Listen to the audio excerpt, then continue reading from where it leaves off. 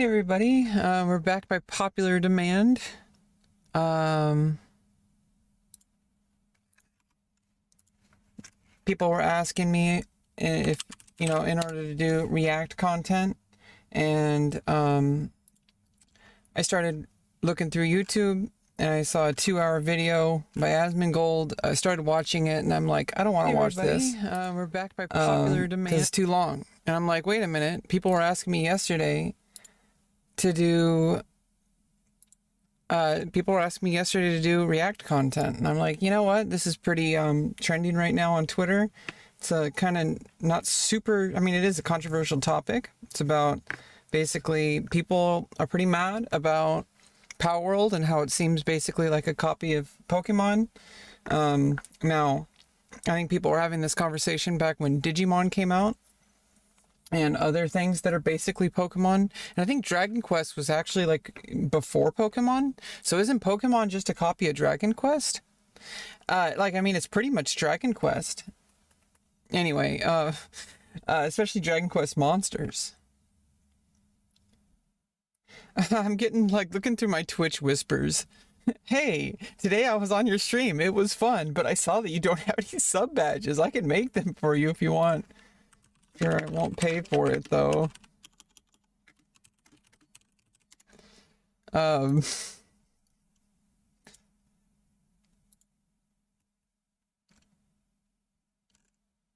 Someone's uploading a video on Instagram for me named Step Bro.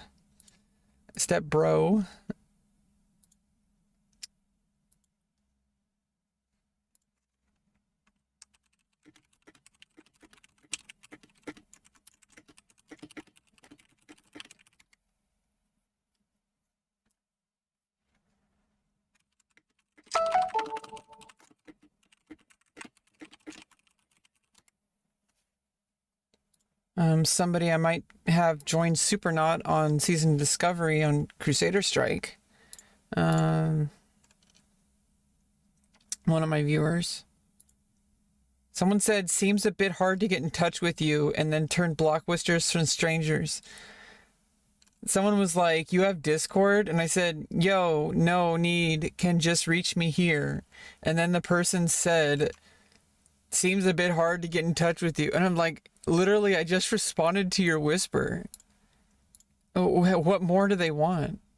Someone says, hello, are you streamer on Twitch? Obviously, if this person whispered me on Twitch, and then this person put on block whispers from I don't understand why these people do this.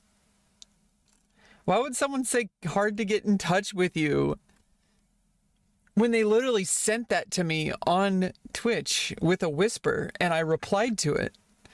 That's like the opposite of hard to get in touch with. I don't get people. I honestly don't get people. They're crazy. Anyway, we got our snack. I got carrot sticks. With some hummus I made. It's just some chickpeas mixed with some tahini, which is like, basically sesame seed peanut butter. And some garlic and lemon juice. And we're ready to watch some YouTube.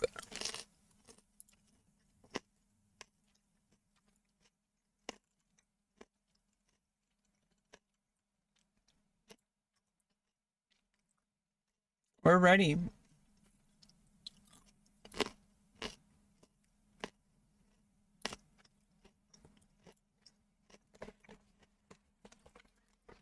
React content mode.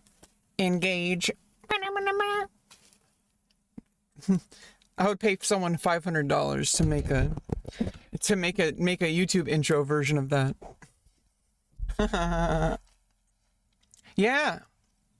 We got something to react to. So basically, there's a situation with people pissed off about, and this goes into a bigger conversation about AI and people talking about AI art being basically copyright infringement. Now, I don't agree with Asmongold on his view on AI art, because I think when you add the level of a machine literally taking millions of people's artwork and then superhuman level ability to recreate art, that takes away what makes humans human. I really do feel like this is an ethical discussion that will happen in our lifetimes. It already is, of people needing to decide where our values lie and whether unregulated use of AI is detrimental for society. And I think regulation of AI is a very difficult topic. Freedom of speech is a difficult topic. I know it seems really simple, but not all speech is free. And everybody knows this, even if they argue against it. There are certain things that are just illegal. And I think with AI, there needs to be some regulation, I think. But what those regulations are, that's a matter of discussion. And that's probably people who understand the law more. And also, I think there is a more spiritual discussion. You just found my channel today? Well, welcome, Daniel. We're going to take probably 8,000 hours just to watch a 2-hour video. So, bro, like, grab a healthy snack. Last night, and I was reading some of the posts about myself, obviously, and some people are fucking pissed. Ooh. Like, I feel like I made people more mad today than I have in probably like a month, which is that's a lot. Probably. So if nobody knows Asmongold, he's the guy speaking. He's pretty open about his opinions, and anybody who's watched even like a small amount of his content understands that he does not give a flying fuck what people on the internet think about him. So anybody who thinks that they're going to bother him with a tweet is so fucking delusional. I have no idea how to help these people.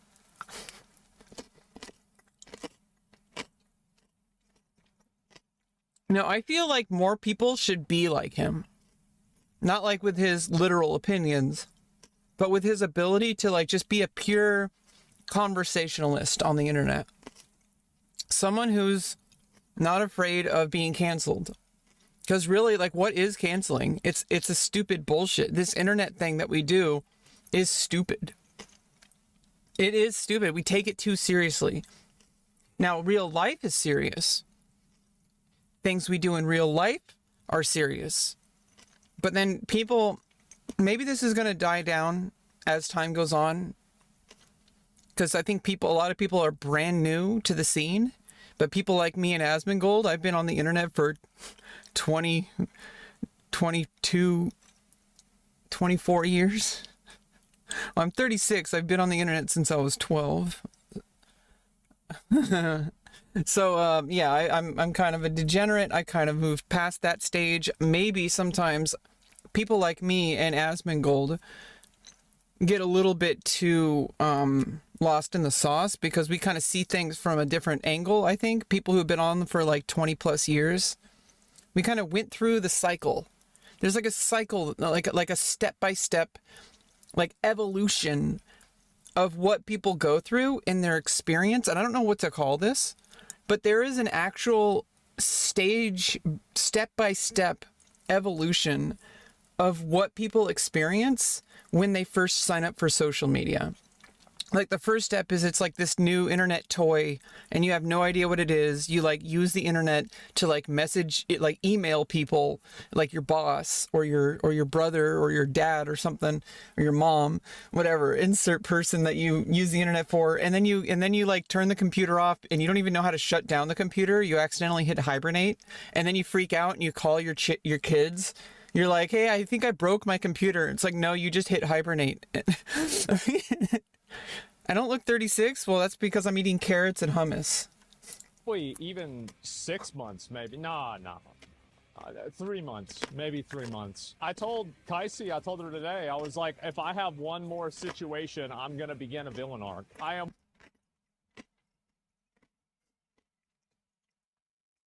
also feel like I have to address this whole situation.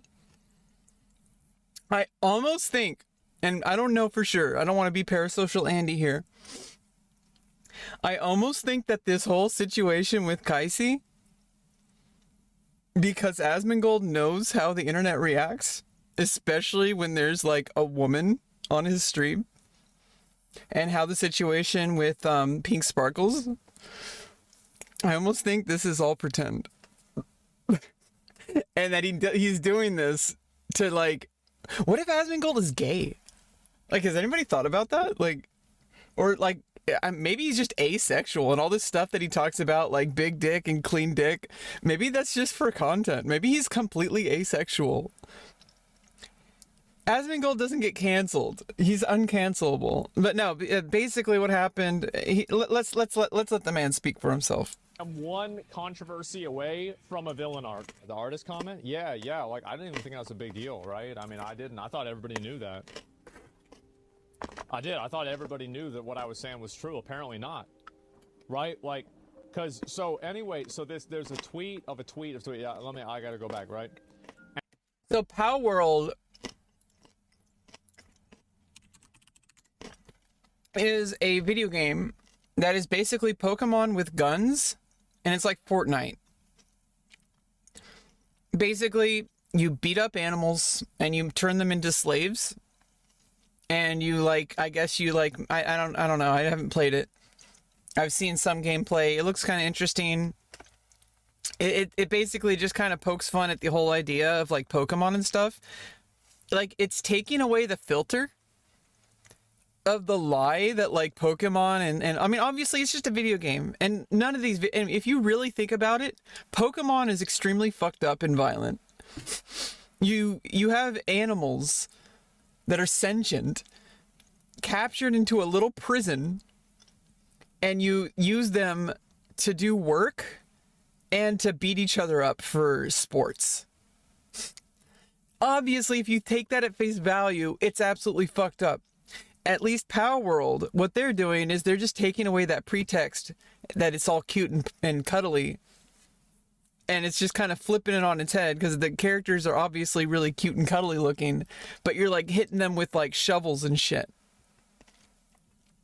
Yeah, I don't know. I can't afford an editor as on my budget. So anything that you would do, I'm not going to stop you. I don't know you well enough to add you as a trusted user on my channel. So whatever you would do, you'd have to start your own channel. I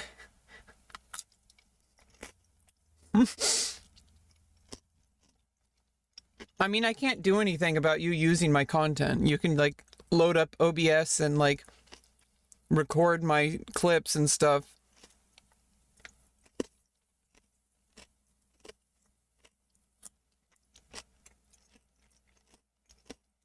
But basically, it's kind of I think somebody needed to do this. A game developer finally did it. They turned Pokemon basically into exactly what it is already, which is it's really fucked up, and but it's just a game. Like, there's tons of games where you like kill people and shit.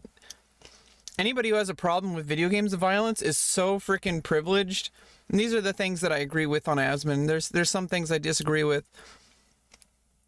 His approach to things, him considering himself to always be right, for example, and a lot of the time he is right, but there's also little subtleties. Being correct doesn't make you right. And also sometimes things are a little bit less straightforward than they might seem.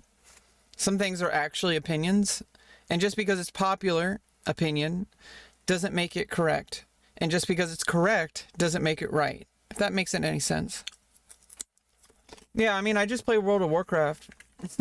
I don't know about these other games. There's no point in playing them.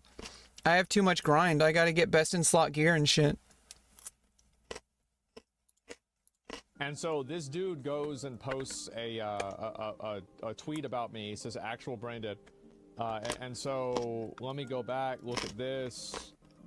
So unbox people so that Bro has like absolutely zero fucks to give if he literally opens up Twitter and just scrolls down live on stream.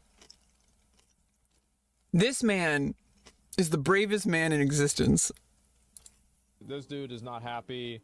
Let me see if I can find where he went and they said this. And so for some yeah, I don't look 35 because I'm 36.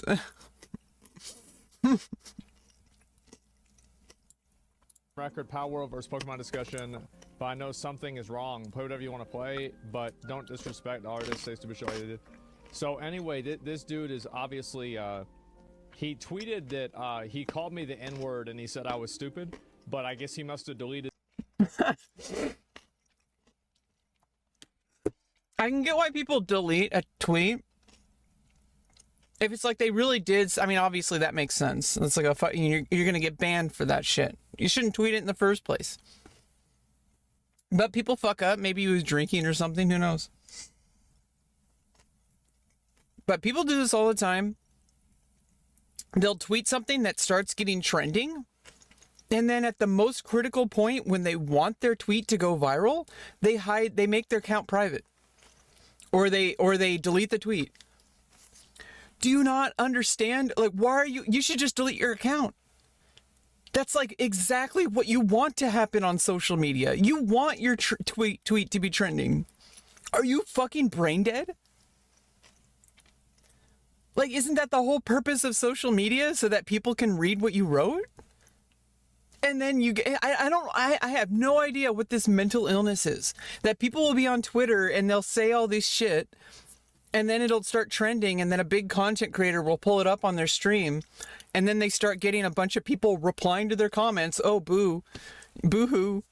You actually had a successful tweet. And then when you had the most successful tweet, you then delete it. What is wrong with you?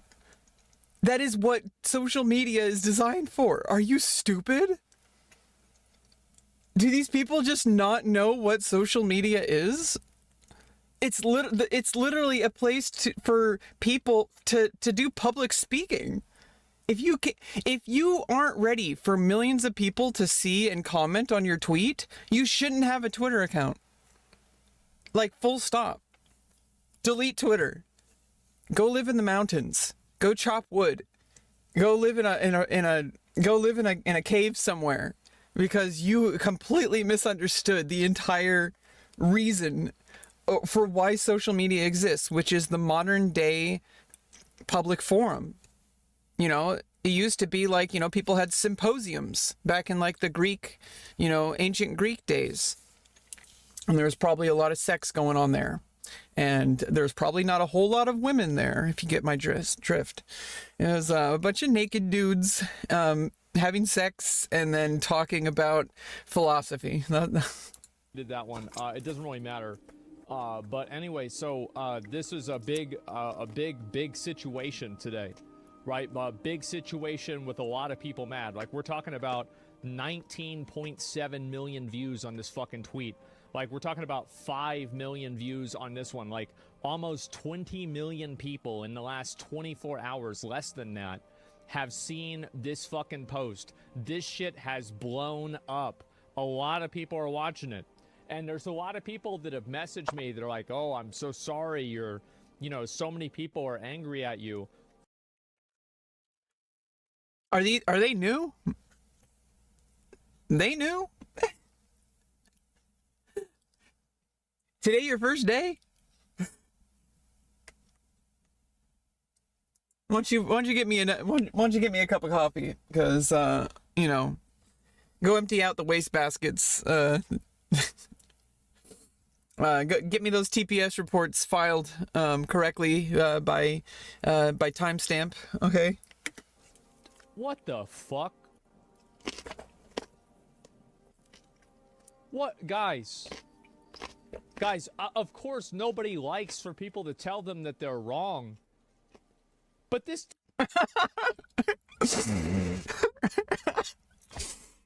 Okay, the funny part is, you can't blame Asmongold for having as much confidence he has. I think it makes great content, and honestly, I think it does strengthen his arguments. Because if you're going to have an argument about something,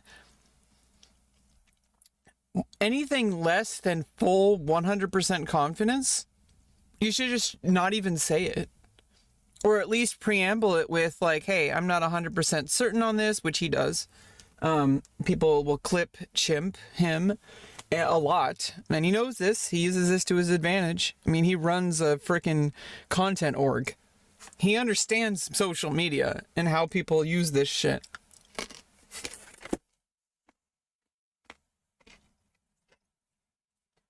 But just because you think you're right doesn't mean everybody should think the same way as you. And he said this himself too, like, going on the internet and trying to get everyone to agree with you is the most absolute, like, fruitless endeavor you can possibly have. And it's like, obviously he knows this, but it's like maybe he just doesn't give a fuck. Obviously, if you really think about it, you really can't do much else than just speak your mind. Now I wish he and many other people, because he kind of represents a very significant type of population on the internet, would kind of open their minds a little bit to a wider world, and not a whiter world, like some of his viewers, to a bigger world where maybe their opinion isn't as straightforward as they think it is. There's so much internet now. Yeah, it had 3 things: email, porn, and dancing babies. Well, there was like hamster dance. There was Numa Numa guy. And you know, that's when things started to expand in the early days of the internet, when people started to test around the art form. Started with the dancing baby, and before you know it, Chris Crocker. This doesn't fucking matter. It's a fucking tweet. Who cares? And this in the days of the early forms of artwork, you see Asmongold ranting about something that nobody cares about. Needless to say, there are 2,000 clips ready to be played of Asmongold in his natural habitat. Chill out. Everything. Wouldn't it be really fucking funny if I turned out to be Asmongold's editor this whole time? It's fucking fine. Yeah, I got food. I went to Shake Shack. It was really nice. Spent some time with my dad. Like, this is not like guys. I don't need to be protected. I don't need to. Everything's fine. Okay, I'm good.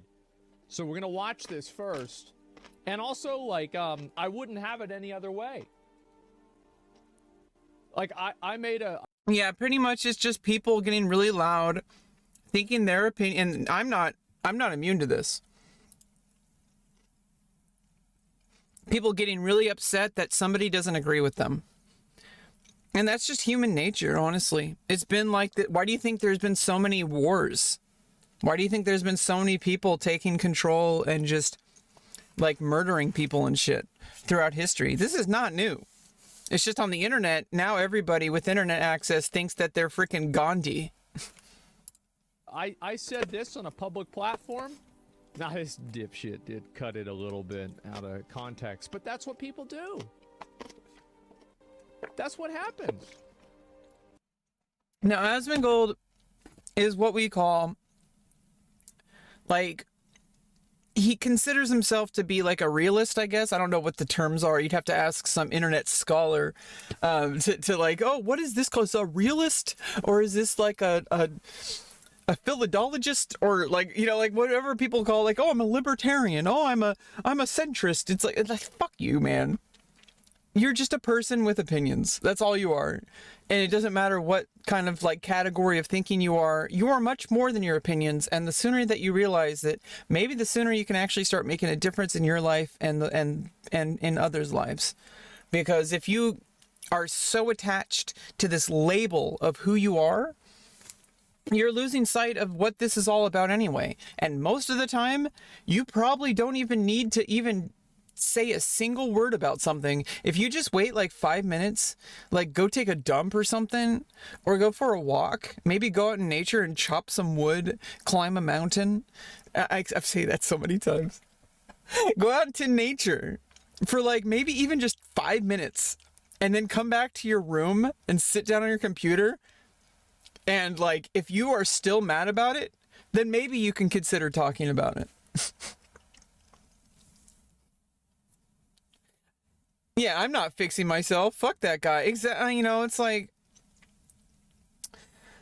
thing about Asmongold is he doesn't understand that, like, or maybe he does, but I think some people don't understand that by refusing to like look at things a little bit differently and like maybe consider the fact that you might be wrong or at least be missing the mark. And by sticking to your guns so much at the expense of other people, maybe at some point, if enough people are telling you that you're wrong, I mean, you shouldn't give a fuck, you know, if random people think you're wrong or whatever, but if people say, hey, like, there is a serious problem here, real people are being harmed, I can understand with that. And also, like, you know, that's why I think there's hope for him. I think he's a pretty reasonable person. I was really kind of upset for quite a while about him because he seemed like a huge enemy. You know, I don't know his, you know, I don't need to know his exact, like, you know, whatever his exact opinions are about trans people, for example. I know in the past he didn't really think too favorably of us, and I think he just thinks everybody on the internet is mentally ill. I don't think he claims to not be mentally ill, but like the thing is like I think he started to, you know, actually look into like what scientists say and shit like that. Like recently he was talking about like, oh, she said something about trans people, about J.K. Rowling or whatever, and he's like, why do I care what J.K. Rowling thinks about trans people? She's not a scientist. And then obviously his viewers are gonna fucking have a heyday about that. A lot of his viewers are very transphobic, which is unfortunate because I really wish people would just kind of like calm down a little bit and maybe just like, maybe their opinions about trans people wouldn't be so important to them if they just calm the fuck down a little bit. Maybe they're making it something more than what it is. Like, you know, like if you just really look at the situation and like listen to the scientists who've like researched gender and like researched transgender medicine, all the things that they think they know about trans medicine are probably really fucking wrong. But they're just like, oh, but I have an opinion, freedom of speech. Blah. It's like, okay, yeah, nobody's saying you don't have the ability to speak your mind. But if you're going to close your mind to other ideas, you know, at least he's like kind of calmed down. I think he's like kind of seen reality a little bit more. Now, I don't know if he's like you know, I don't know. I would say like, I think at this point, I would say Asmongold would be considered an ally. Within the context of him and his community, because, you know, his community, I have no idea, and he's recognized this. He's not responsible for his own fucking community because there's all sorts of different people who show up to anybody's Twitch stream or YouTube channel, and you're not responsible for 100% of your audience. And also, like, you know, they're all, you know, like he has no obligation. But it's not about like whether or not you have an obligation. It's just like, you know, maybe like sometimes like you got to watch what you say because you might be wrong. And if you're wrong and you're spreading misinformation, you might be causing harm to people, especially when I mean, honestly, there's nothing, it's not like the end of the world. It's just yet another person spreading misinformation about trans medicine or whatever. But like, there's a whole lot of like fat shaming. There's a whole lot of like kind of like LGBTQ shaming. And this happens not just Asmongold, like XQC will do this. They'll see you know, an overweight person on stream and immediately like, you know, it's like there's absolute lack of empathy, an absolute lack of like, hey, like maybe this person is not doing too well and that person has tried to lose weight in the past. And now that on top of that, everyone seems to feel like they're very unattractive and that you feel like you're a useless person and that nobody will ever love you. I don't think anybody in this chat like has any room to speak, because I'm betting like they're probably a lot worse off, and you could look at them and their lives and probably say like a million different things about how fucked up they are. But either way, just because it's like correct doesn't mean it's the right thing. Like maybe have a little bit more compassion. Obviously he's an exaggerated version of himself on stream. I feel like maybe he's changed his mind about this in recent years, and maybe it's just because he's trying to protect his ass because he's like an owner of an org. I have no idea. Your kindness is only exceeded by your kindness. Okay. I like to think the best in people. In the end of the day, he's still a human being, unless he's an AI. But even let's just assume for the moment that he's not an AI. He's an actual person. Even people who are like my enemy, people who want to see, even people who want to line up trans people and have us shot, they're still human beings, and they got there for a reason. I honestly think human beings are absolutely fucked up, and we have to do our best to fight our natural tendencies, because if we don't control ourselves, we do some pretty fucked up shit. And I just think that, like, Asmongold's kind of grown on me a little bit over the years. I used to be really against him. I used to really, and obviously he doesn't give a fuck. Like, you know, he doesn't know me. He doesn't care about, and if he did, he doesn't care what I think. Yeah, the Vulcans. We need to stop waiting for some magical alien being to come and fix everything. We need to stop waiting for AI to save humanity. We need to save humanity. And if you're not willing to speak up about it, you're not under any obligation to, by the way. It's almost a fruitless endeavor. Nobody is going to listen to you, and the people who listen to you are basically going to be in the same boat you are. But it's all we can do. All we can do is talk. All we can do is start a conversation, and that's all we've ever been able to do. And that's how we got. I mean, you know, we had to fight wars over things, but hopefully, I think as we evolve, hopefully we'll need less and less of that. And maybe the internet, if we didn't have the internet, imagine how many actual wars would be going on. You know, there's wars going on now, but imagine how much worse it would be. Like if we didn't have the internet and people just, like, everyone for themselves, how much like freaking, like, just people out in the streets, like Grand Theft Auto. Like, imagine, like, if we didn't have the internet for people to use as an outlet, imagine how fucked up people would be. And that's pretty much how life used to be, like hundreds of years ago. It's like people basically treated the real world like the internet. At least now we have it on this, like, kind of safe space. It's like literally just digital space. I don't even have to smell Asmongold's room. I can watch him for hours. I don't have to smell him. Fuck. I mean, that's the way it is. And so, anyway, people are gonna talk about it. Like, I wouldn't have said it. I didn't want people to hear it. And that's what I was saying earlier. Why are people so fucking, like, backwards?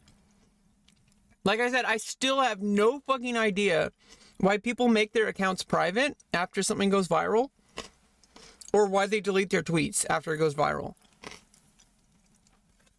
I can understand if you want to redact something. You're like, hey, I got new information. What I said was extremely insensitive, and I want to apologize for it. But if you don't feel like you have to apologize for it, keep it up there.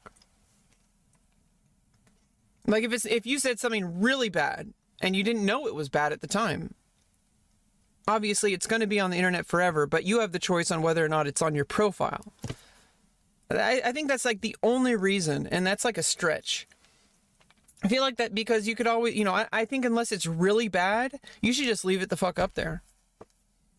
You know, like, who cares? Like, there's a timestamp on it. People can know that you've changed. You know, how you think about things. It doesn't mean you're backpedaling, and sometimes you do backpedal. And I think you need to have the humility to admit that you've changed and you've grown as a person. Because if you just stick to your guns no matter what, even after you've changed your mind, even after you've, like, received additional information, you're like just like an ostrich putting your head in the sand. Don't worry, I'm probably going to repeat myself like 10,000 times. So let's go ahead. We're gonna watch the clip.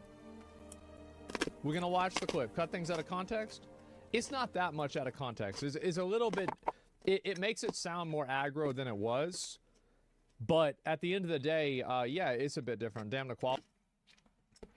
So if you always say things in a way where even if people took it out of context, they would at least still get most of what you say, then that won't really matter. Yeah, this is a 2016 webcam quality. All right, here we go. All right, so to expect me to draw a moral line, I have to perceive a difference that I consider substantial. And I do not consider the difference substantial. I was talking about the difference between procedural generation and AI generation, like generative AI. I feel like they both functionally do the same thing, and I don't see there being a large moral difference between the two things. Yeah, exactly. It's better to light a candle than curse the darkness. Because then you're at least doing something about it. Unfortunately, not all of us are in a position of power to be able to change the world. The vast majority of people aren't. Most people are 100%, like basically 100% powerless. I'm definitely powerless. But I have power over my own actions, and I have power over my voice and what I say and what I put out into the world. And I choose, rather than try to snuff out everybody's candles and say that what they're doing is wrong and that it's pointless, because a lot of people will do that. They'll go out there and say, why are you lighting a candle? It's not going to light up the whole room. But if all of us lit a candle, maybe we'd be able to see the way out of this cave that we're in. Instead of like snuffing out everybody's candle because it's pointless is what your opinion is. Oh, it's pointless. You may as well not even try. If you tried, we'd have 2 people instead of 1. And if 2 more people tried, we'd have 4 people instead of 2. 8 people, 16 people, 32 people, whatever. That's what I was talking about. And I also talked about it in the context of people copying. So, like, for example, like you saw like the parallels between like the Pokimane. Yeah, take candle. Damn kobolds. Or no, what are they? What? Yeah, damn kobolds. Pokemon and the Dragon Quest and, Pokemon and Digimon. Like, I don't view there to be like a large moral difference between an artist using other art as inspiration or to basically create something that's another version of what the original artist made. I don't view that as a tremendously morally different thing versus generative AI creating an aggregate of art by using a million pictures.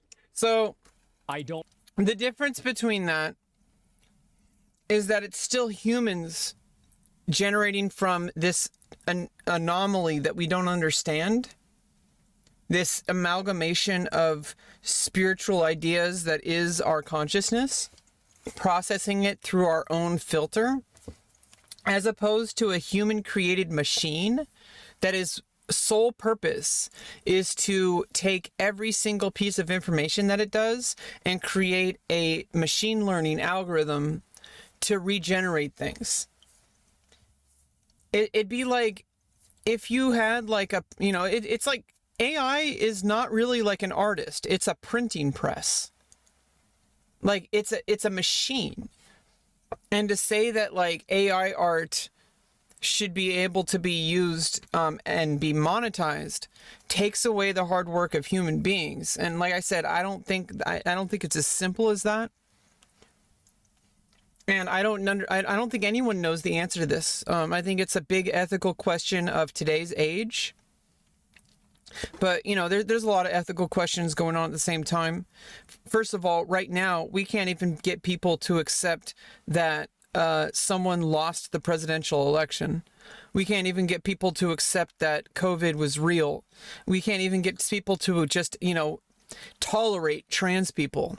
Although 76% of people, think that we should have our health care and that it's not up to people, it's not up to the government, it's up to the patient and the family and the doctor.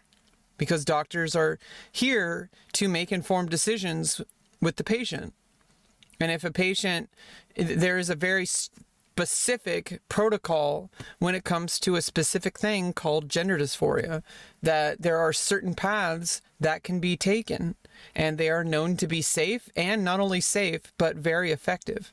And people just don't want to listen to science because they have an opinion about trans people. They might have a very religious opinion.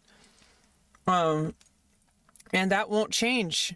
And if they're going into a discussion with the intention that they're not going to change their minds, that everybody has to agree with them, like, there's no point. Like, you can't change that person's mind. The task then becomes, how do we protect ourselves from these people? Maybe eventually they might turn around, and we have to show not tell, because they're clearly not listening. They won't listen to science. They won't listen to doctors. They won't listen to us.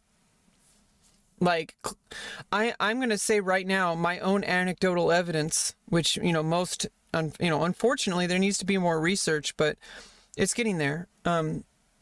Most of the experience of trans people is very anecdotal, but overwhelmingly seems to be pretty damn positive. But people will scrutinize it even more because they want this to be unhuman. They want this to be wrong. They want this to be something that they can be angry about. They want something that'll prove to them, and even no amount of evidence will help that, because they will take the absolute worst case,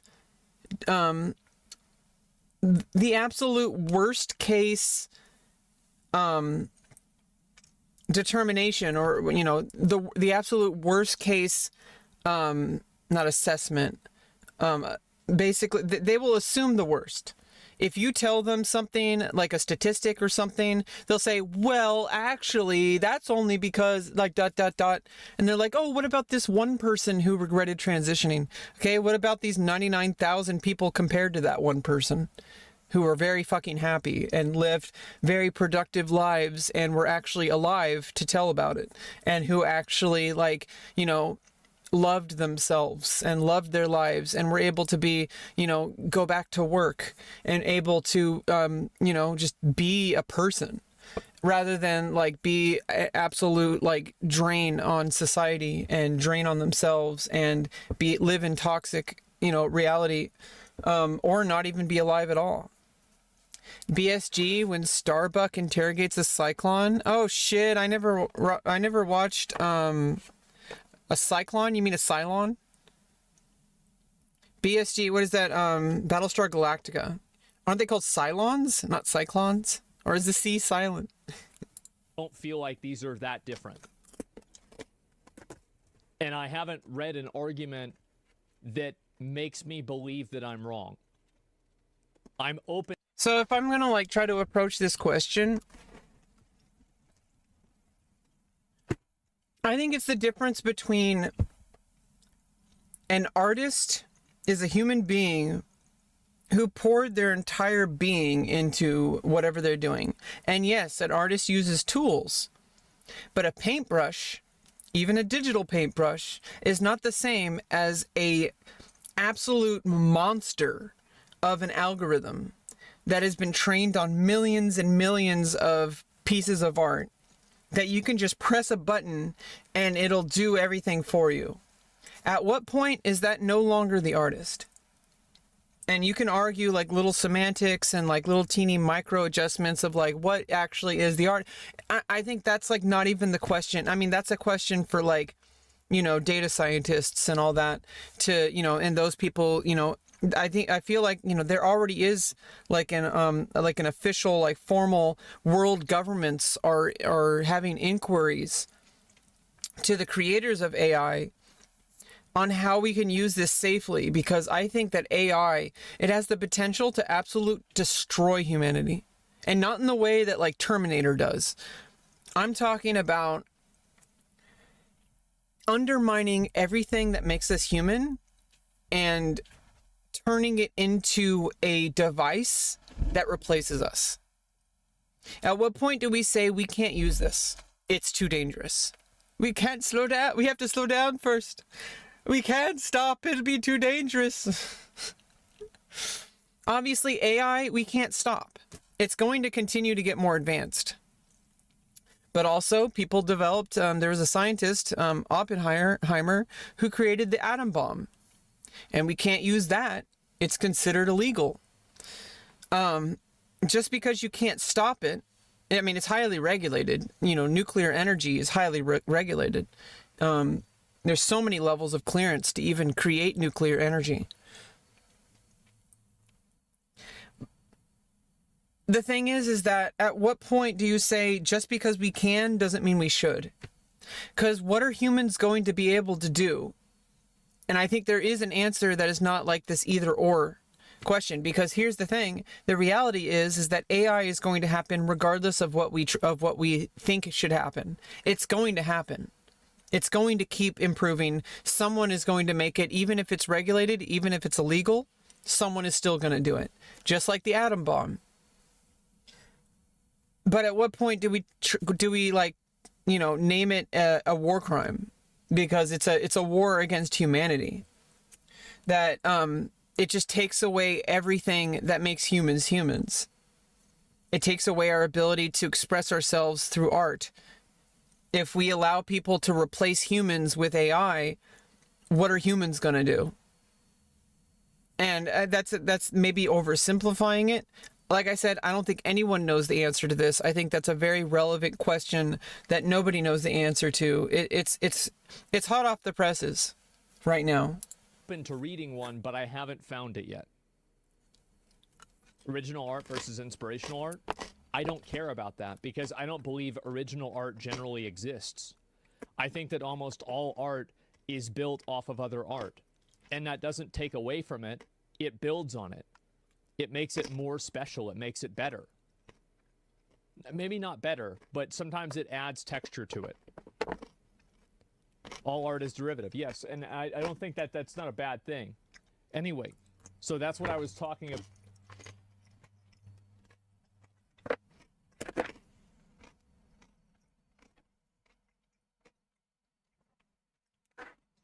I think that's a completely separate point. And of course it's true. But that being true doesn't mean it applies to this specific situation.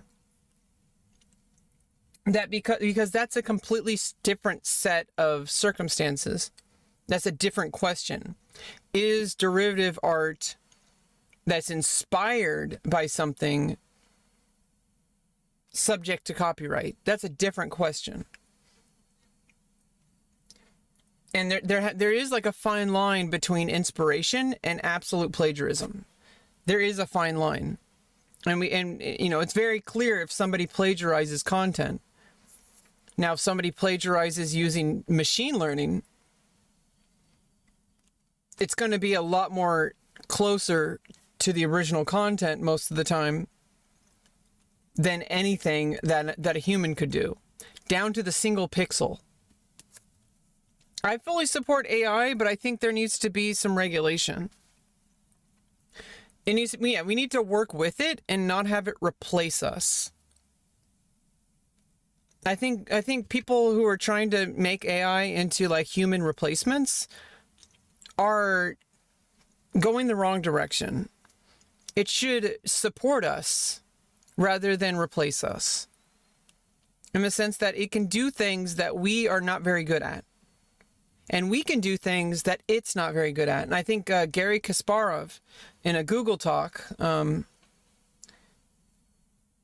me see if I can find it.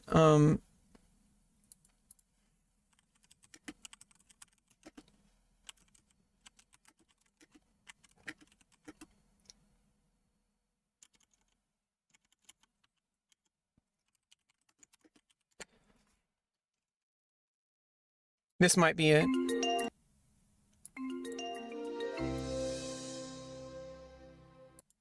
Around the website. That's basically the whole video. About in the clip. We'll keep going. Do you guys? No. Right. No. And that's really what matters. I don't think a lot of people do. And the truth is that I don't think that society at large sees a large difference. The reason why I don't think that people see a large difference is that I've never seen a large-scale consumer shift to where consumers are purchasing something that is more inconvenient or more expensive because of the way that it's produced. Now, some people do this. I'm not arguing that nobody does this. So he does this a lot where he says just because it is the way it is, that makes it set in stone. Because there needs to be human intervention in certain things, or how else are we ever going to solve it? And this is where the entire like anti-woke movement, whatever that means, it's ridiculous. People think that adding a main character who is black or who is female or something like that, or who is disabled, is somehow woke because they're used to seeing only people that look like them. But that's ridiculous because that's not how reality works. And people say, oh, nobody wants to watch a movie about somebody who weighs 400 pounds as a main character because people want to see attractive people. Well, this whole idea of who is and isn't attractive has been brainwashed into you by media. And maybe if you take a step back and realize, is this person really unattractive? Or are you just like brainwashed to see things a certain way? You just made me do it, Pfizer pill.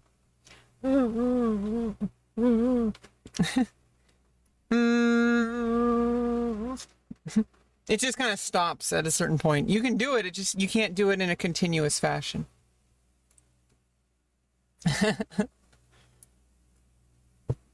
Yeah, I mean, black women are beautiful. White women are beautiful. Asian women are beautiful. Like, all women are beautiful. Everyone is beautiful. But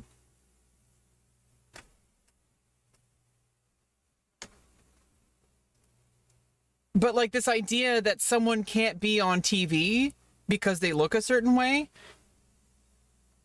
like that's been brainwashed into you.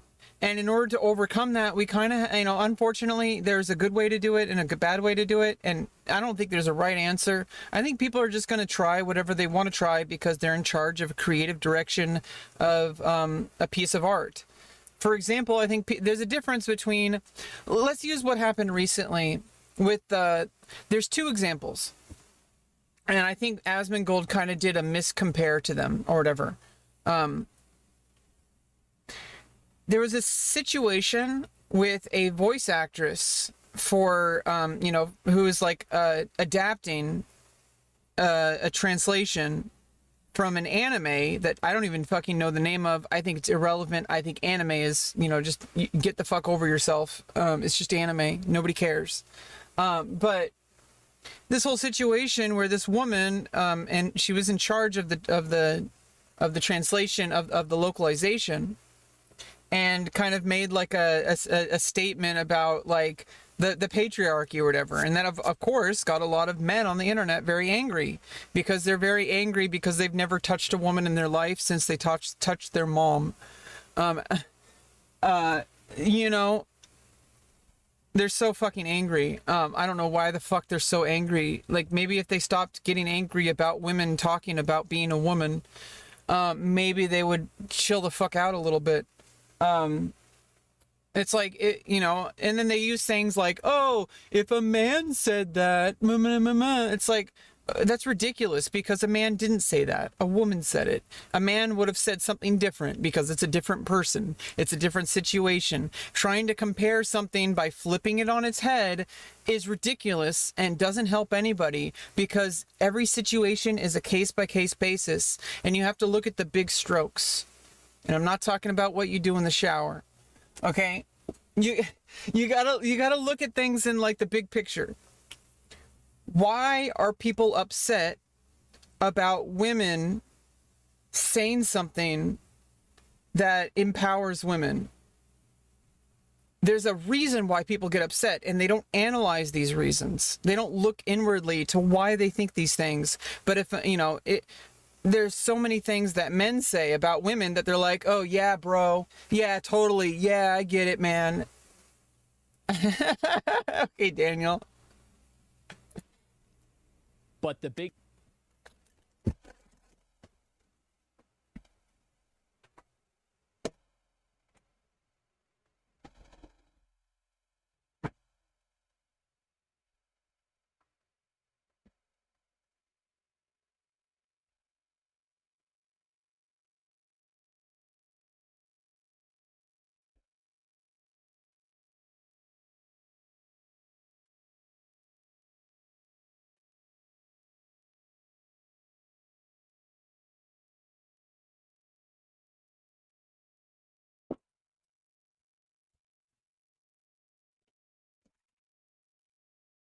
Oh.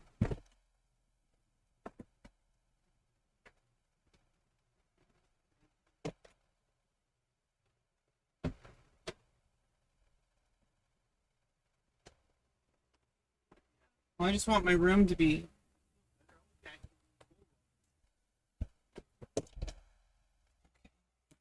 I need more hummus. Got celery.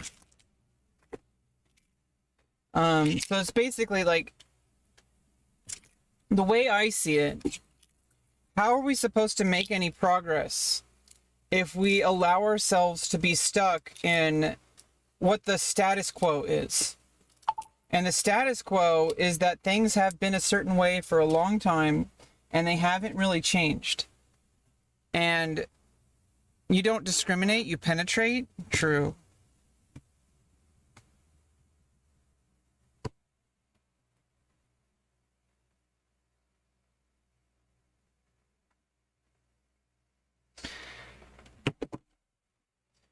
That you can go in circles infinitely saying I'm right and you're wrong, and then you get to the point of like, well, I have the right to my opinion, and then it becomes no longer about having a discussion. It becomes basically a shouting match of, why are you trying to silence me? And it's like you've completely lost the plot. Like, you made it about whether or not you have the right to say what you're saying, rather than let's talk about why you said what you said. And I highly, like, I don't understand why people get stuck in that. Like, just move the conversation forward already. Like, don't get stuck in that cycle of, well, you know, the Constitution says, blah, blah, blah, blah. It's like, okay, the Constitution says a lot of things, but we've had discussions to be able to amend it. For example, freedom of speech doesn't imply certain things.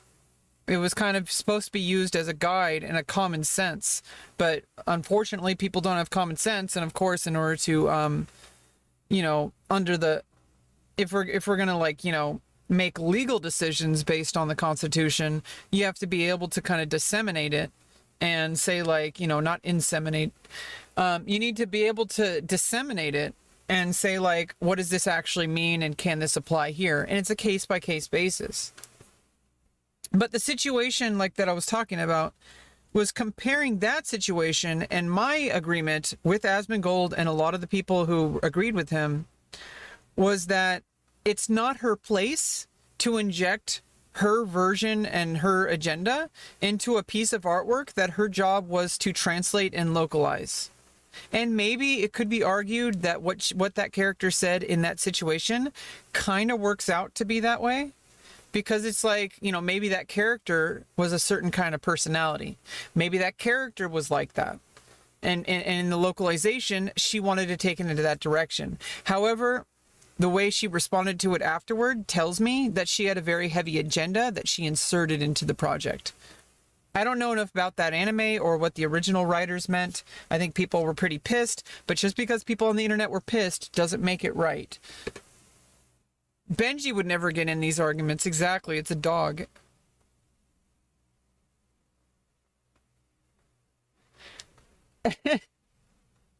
Well, you know, Benjamin Franklin didn't want to mess up his makeup. What are you talking about?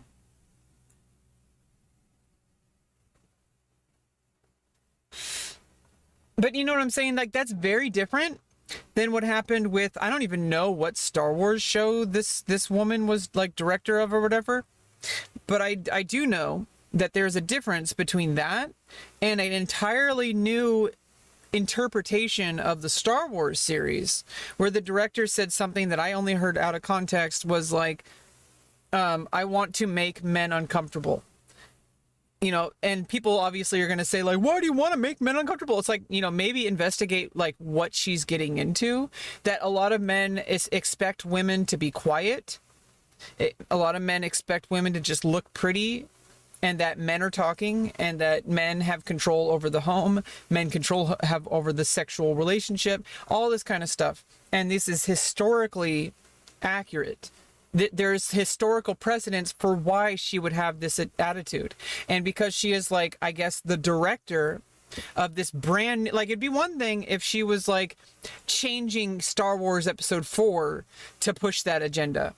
But if it's a new series and you have creative direction of that, it's your call. It's very different than the anime situation, which is an already established story that you're then injecting your opinion into. It's different when you have a story that you're creating from scratch and you want to have a certain message that you're sending. And if you do it well, you know, then it'll actually, like, you know, get across to people in a way that isn't preaching to them, which I think as soon as you start preaching to people, you kind of lost yourself in the sauce. And that's where, you know, there's a difference between protesting and public speaking and essay writing and creating artwork that spreads your message in a way that isn't preaching to people, because those are two different things. None of them are bad, but the goal of entertainment is to entertain people. Sometimes it's to educate people, but most of the time it's to entertain people. And if people aren't entertained, they're not going to watch. And if they don't watch, you're not going to be able to push your agenda. And in the end of the day, you have to figure out that balance. And obviously, I think more people should really investigate internally why they think the things they do. That's one of my core beliefs, is I think that people should investigate why they think things rather than whether, because I think there's plenty of logical reasons why what you say could be seen as common sense and why what you say or believe could be seen as true. There's lots of valid reasons why these things could be justified, why your certain beliefs. But what I'm saying is it's more complicated than that. It's not about being right or wrong. It's not about being correct or false. It's not about who has the better argument. It's about why, like, what happened? What information did you consume? What to draw the conclusions that you got to? And if a lot of those reasons don't really, you know, kind of add up to a specific agenda from somebody, generally it's because of mass market consumption. I don't know, you can take that as you will. But it's because there has been a steady, like, agenda. There's already been an agenda of basically saying that women have to be a certain size, a certain weight, have certain breast size, have a certain skin color. Women have to, like, not be in men's way. Women have to, basically just be incubators and take care of the household, which if you even take each of those single statements, particularly the one that women are expected to give birth to a man's offspring and take care of the household, well, that totally undermines lesbian women. It totally undermines trans women and trans men, for that example. For that matter. Because it basically assumes that women are only here for one thing, and that's to please men and to, take care of a man's family. That might be your values, and she might share those values, and that can work out in a shared value relationship. But just because some people agree with you doesn't mean everybody should agree with you, because it takes away humans' autonomy over their own lives, and it's beyond legal rights, because obviously women have legal rights, black people have legal rights, and for the most part, except there's unfortunately a battle going on in the United States where some states are trying to take away trans rights to even use the bathroom, for example. Some places are trying to take away, but that out of the equation, trans people have legal protections too. More so than in a lot of places in the world here in the U.S., especially depending on the state you are. California, for example, probably the safest place for a trans person to be, as far as freedom goes, as far as having legal equality. But just because you have legal equality doesn't mean you have true equality, because there's social inequities. And this is all people who are talking about, like, feminism, who are talking about LGBTQ rights, who are talking about Black Lives Matter, all this kind of stuff. That's the only message that people are trying to say. What do women have to do with Palworld? Because the core argument here that I'm dissecting right now is that because you have an opinion, that means everybody else should have your opinion. And I gave follow-up examples that expanded on it because you can only go a certain direction before you hit a dead end. And sometimes you have to zoom out and look in a different direction and see how that applies to the current situation that you're talking about. Does that make any sense? Am I crazy, or does that make sense? That's just because you're talking about something that's quote unquote unrelated doesn't mean it's unrelated. You can take something and then bring it to the current conversation. That's what an essay is. That's why you take examples and you quote them and then you discuss them. Because they may not apply, they may not have originally been about what you're saying, but they could be used to illustrate an example to get your point across. So that's why when people scratch their head and say, what are you talking about? What, that has nothing to do with Palworld.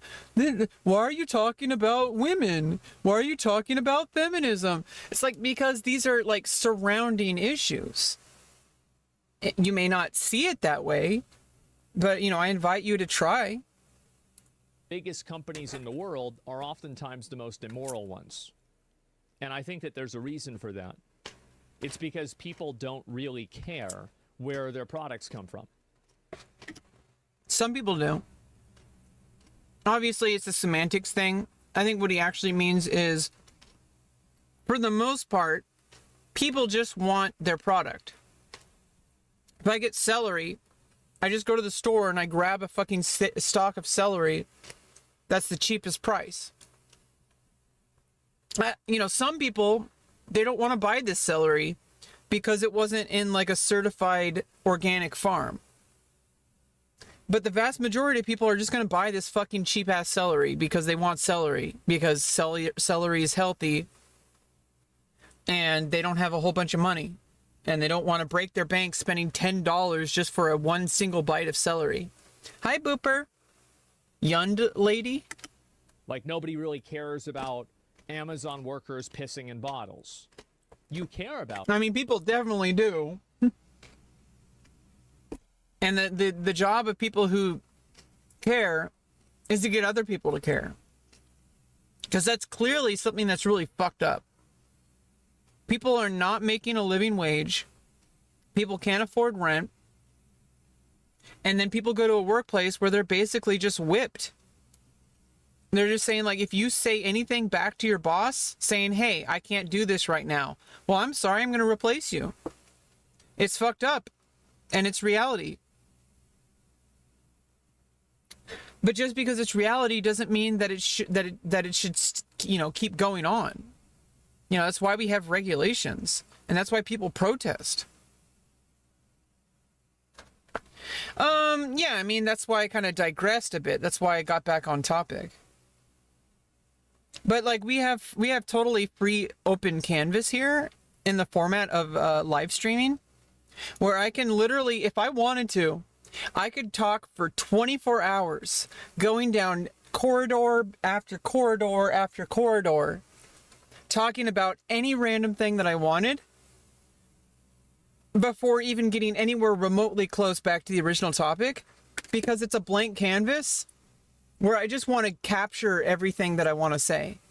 If that makes any sense? Like, if you're an artist and you wanted to start a painting, well, what if you started something that's unrelated to that painting on a different canvas? You could always go back to that original canvas. Or maybe you have a big enough canvas that you can do something on the other side of the canvas and then go back to the original side of the canvas later. He got canceled? Not. Yeah, exactly. It's laughable. It's laughable that anyone would think that he cares about getting canceled. Now, clearly, he can capitalize on being canceled. He knows how the internet works. He knows how people are going to respond to him. And I think he does care. I don't think it's possible for a human being to not care. But whether he cares in the way that most people care, that's a different story entirely. about it. But would you want to pay twice as much for Amazon Prime to fix it? No, probably not. And the same thing's true with phone batteries. Because that's an inefficient solution. That's not an effective solution. So clearly that argument is logically sound, but that's not the only way to solve that problem. There are other ways, and we might not know all the ways. We have to list all the different ways. And those can be enumerate. There's legal precedents to investigate these companies like Amazon. Probably going to be infinitely more effective for Congress of multiple it is an international company, but at least in the United States, we could have a United States Congress interrogate or investigate, have a hearing and formally investigate these companies to make sure that they're not violating human rights, because they are violating human rights for profit. But they're using the legal system. They're not technically, like in a lot of the cases, they're not technically doing anything wrong. Now, I think making people piss in bottles, I'm pretty sure that's pretty damn illegal. Workers are required to have access to bathrooms. Workers are required to have a certain amount of break time. There's a certain limit to how much workers can lift, for example, or how, there's all these sorts of different things, but there's obviously legal loopholes. And just because it's legal doesn't mean that it can't be investigated and changed.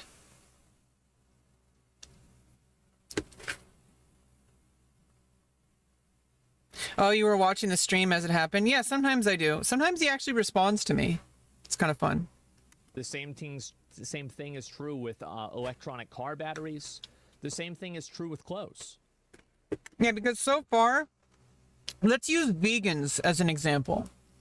This is a perfect example. Vegans are the perfect example of how not to go about your solution to solving a problem. Vegans' argument, first of all, a lot of vegans will say because it's healthier. Vegans, and especially like people who are like, like PETA and stuff like that, their argument is that we need to eat vegan in order to stop animal cruelty. Oh, you're a vegan? Awesome. I love vegan food, and I think vegan's really healthy. But some people, and I'm not saying this is you, but some people, they choose to be vegan because they think that animal cruelty is wrong and they don't want to support animal cruelty. Now, that's their right to do. But to go on a crusade to transform people into your way of thinking by making an argument that if they eat vegan, they're going to stop animal cruelty. It's like saying if you download NordVPN, you're going to stop piracy. Only Shark VPN can do that.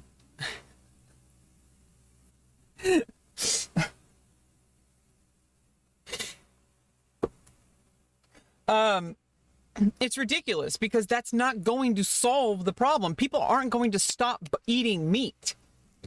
Trying to get everyone to be vegan when only a certain small percentage of the world is vegan by choice. Some people are vegan by not by choice because of just the reality of the food situation, that it's cheaper and more effective and safer to eat vegan in certain places of the world than it is to manufacture like other products.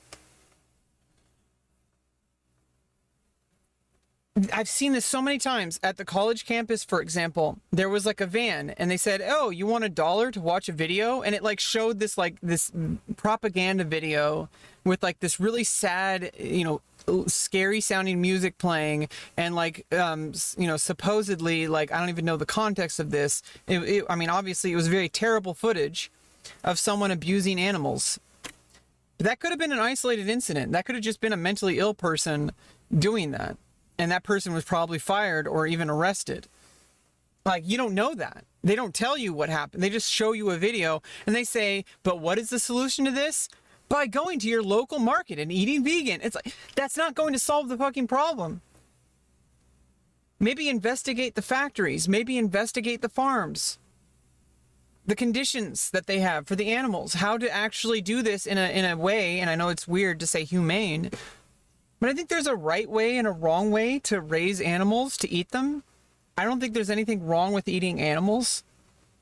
I think there's something wrong with, like, you know, mistreating animals in order to do that. And that's already regulated. It could be better.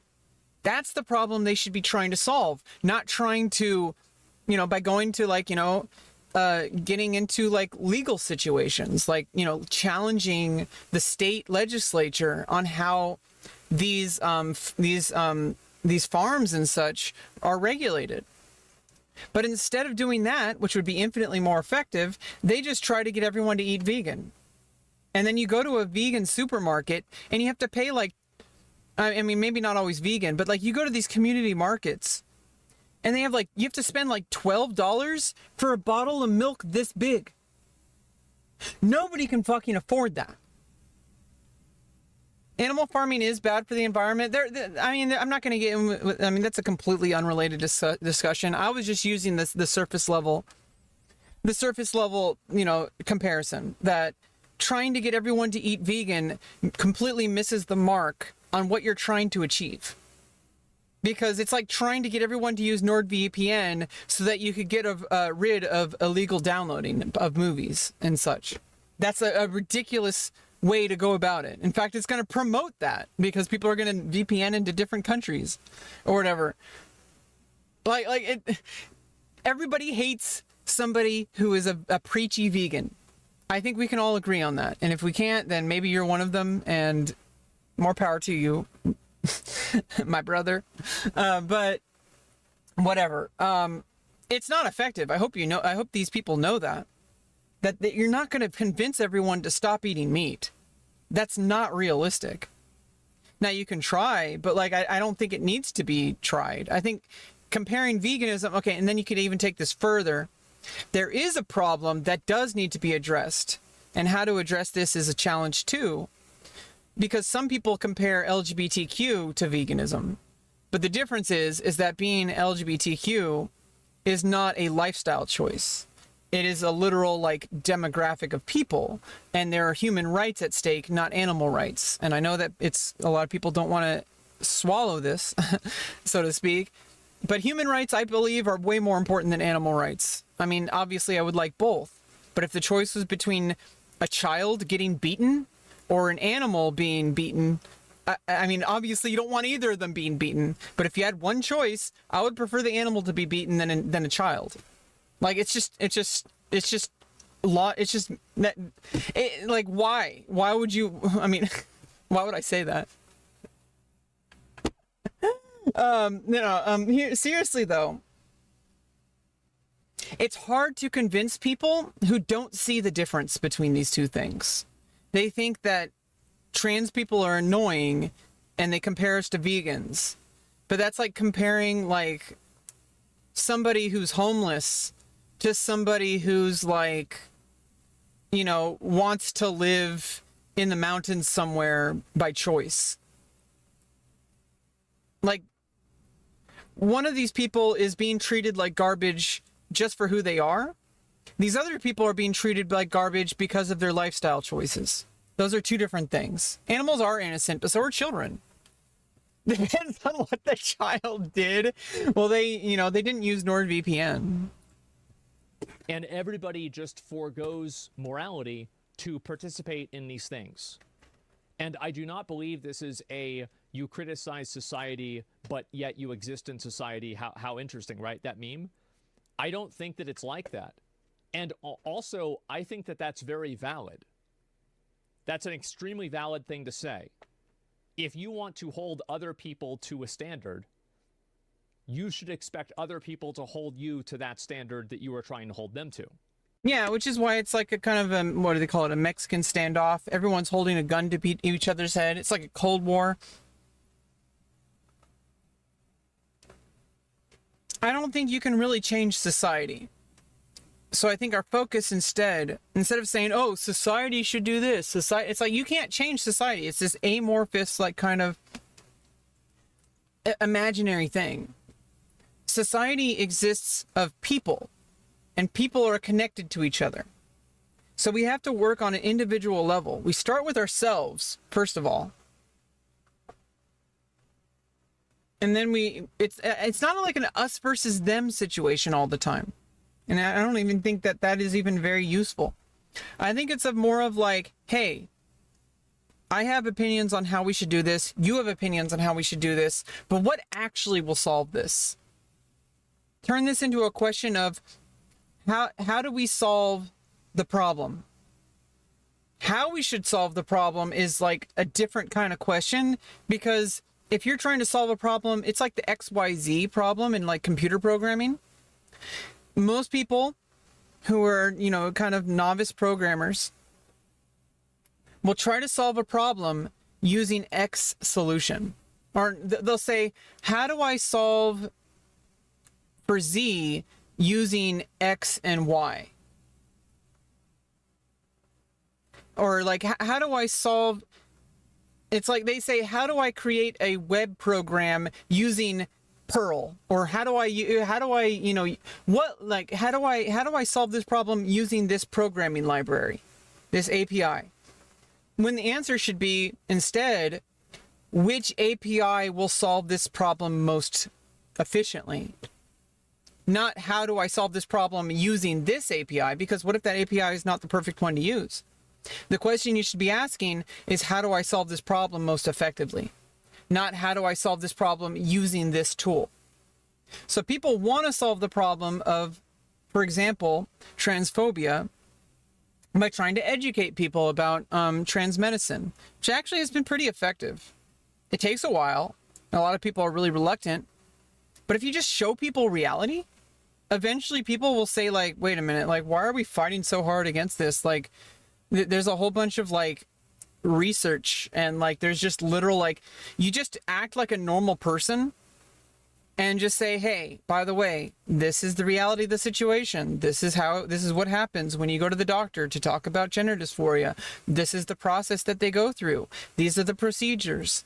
These are the risks, and these risks are, nobody goes through this without being fully aware of what they're getting themselves into. There's been significant research on this. These are all the doctors and all the scientists who have researched this and who have peer-reviewed these studies. Here are people's real-world, real-life accounts of how transgender medicine has saved them. And instead of like trying to say like, oh, you need to accept us this way or you need to accept us that way, that's a completely different problem. Because at first we need to just be able to live. And if we can't have access to our medicine, it's very hard to live. And that's become the problem right now, is we just need to live. We're fighting for air. The quality of the water, is irrelevant if you're drowning in it. Maybe you should get out of the water first, and then you can say maybe the water needs to be clean. Right? Orchiectomy? Yeah, I've had orchiectomy, and I'm going to have my pussy surgery in 2 months. Yeah, I'm really happy. It was going to happen in November, but it got delayed. Yeah, it was frustrating. I was actually really freaking out for a while, but I've talked about that before, and yeah, it's really difficult, and I'm seeing people like, I'm like, I see people on my social media, like on my Facebook feed that I know, and they're like going to the hospital and getting their surgery and stuff like that. And I'm pretty, I'm happy for them, but it's like, when's it my turn? And it's going to be my turn. And then someone's going to be, envious of me, so it's just it's a continuous cycle. But at no point, like, do you see what I'm saying?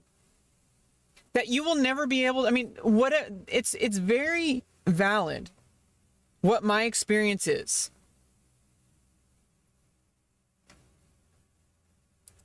It's been about 18 years that I've been waiting. So yeah, you're blocked, Tobias. Yeah, fuck off. Yeah, people telling me what I should do with my do you see what I'm saying? Like, this is becoming the problem, where people just think that they get to have an opinion about my existence. The fact that they even think that that's something up for debate, that's the problem. And that's and the thing is how do we go about helping people to stop doing that? I feel like that's the proper course of action. Likewise, as far as AI art goes, for example, how do we actually go about answering this question to the problem of, is AI art ethical? You know, how do we answer that? How do we solve this problem? How do we go about exploring this idea to find solutions? And, you know, it's like you have to be open-minded enough to explore things that you might not think at first are the right course of action. You have to actually label what the actual questions should be. You have to be able to label what answers you're trying to find. Because if you don't know what answers you're trying to find, you're basically just, you know, taking a dump in a dark room in a random location, hoping that there's a toilet underneath you. Why does everybody else have to carry your flag? And so that's my point. And so I don't think that consumers really care about this in a general sense. Are there consumers that care about this? Of course. Is there a market for them? Of course. Is it infinitesimally smaller than the market for consumers that just want to consume the cheapest, best thing? Of course. It's made with AI. I'm completely okay with that because it was fun. The evidence It is doesn't that matter. Nobody really the cares about lead this. developer has been very positive about AI in the past and made an AI game We're gonna play called this, by the way. AI Art Imposter that lets Yeah. an AI artist draw a picture. Yeah. And so that was like one of the Yeah, games. we're gonna be playing this week. Yes, just generally has been much more positive about some of the benefits of AI rather than Yeah, basically, people accuse the CEO of the company that made Palworld of using AI to make Palworld because he liked AI. So they basically just made up an accusation and are just running with it. Well, of course, people on the internet are going to do that. They're going to say things like, oh, well, this person did this thing, therefore it means this thing. It's like they just like slippery slope everything. That's what people on the internet do, because most people on the internet are like, you know, in the privacy of their own room somewhere, and they think their opinion matters. And I heard recently that the person who originally made the accusation has apologized. I actually don't know. I don't think the game was made by AI. I think what he's talking about is procedural generation of graphics, like the world generation. And that's probably what it is. Where video games are doing this nowadays, where instead of designing levels, they're just letting like a procedural generation of the levels. Well, you don't know nothing. If you knew nothing, you wouldn't be existing. You wouldn't have identified as a username, you know, as Daniel. You obviously know a lot of things. than what is the normal sentiment amongst artists and you know, I guess general Twitter population, which is that you know, AI I don't know what's up with the audio. Why is it all skipping and shit in the video? is bad and it takes jobs from people. Well, AI and the sentiment from artists. This is the part that's going to make people mad. Opinions don't matter. It just doesn't matter, because what matters is the opinion of the people that are buying the product. Yes. Like, it doesn't, like, your opinion on it, like, just because you do it doesn't, like, nobody cares. Yeah, I mean, everybody has their own reasons why they do something, you know? It's just like there's this concept of, like, when you write a novel, you can't control how the readers are going to receive your novel. In fact, all you have control over is the product.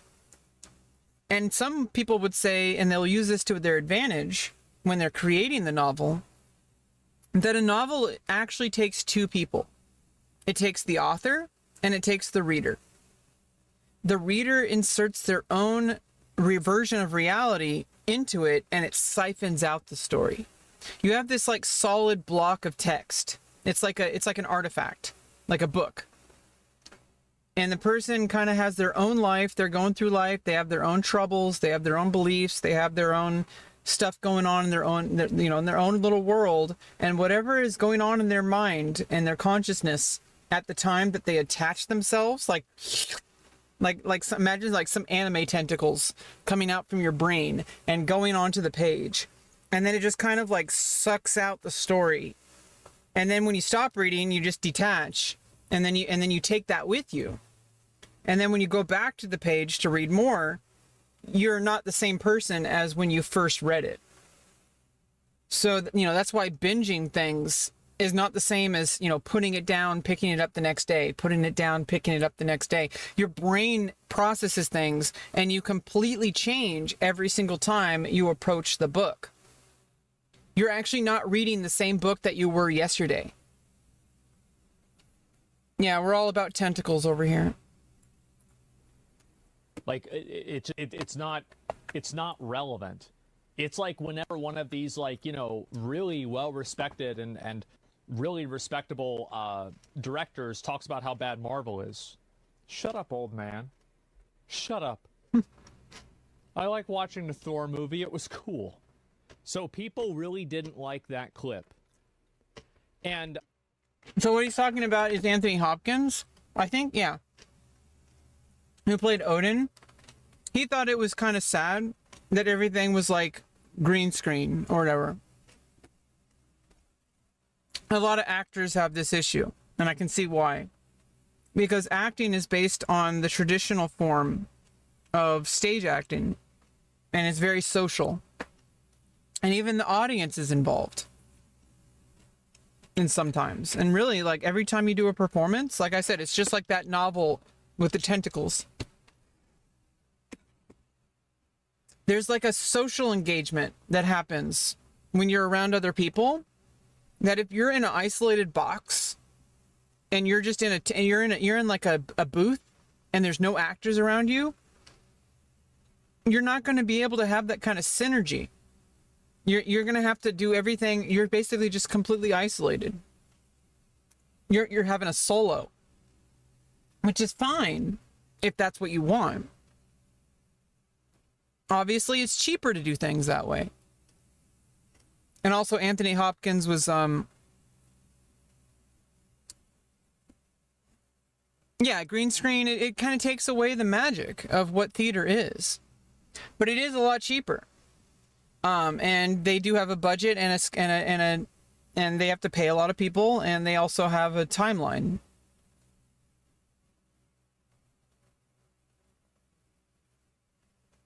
His name's not Gandalf. His name is Sir Ian McKellen. Most of your schooling on the laps of beautiful women?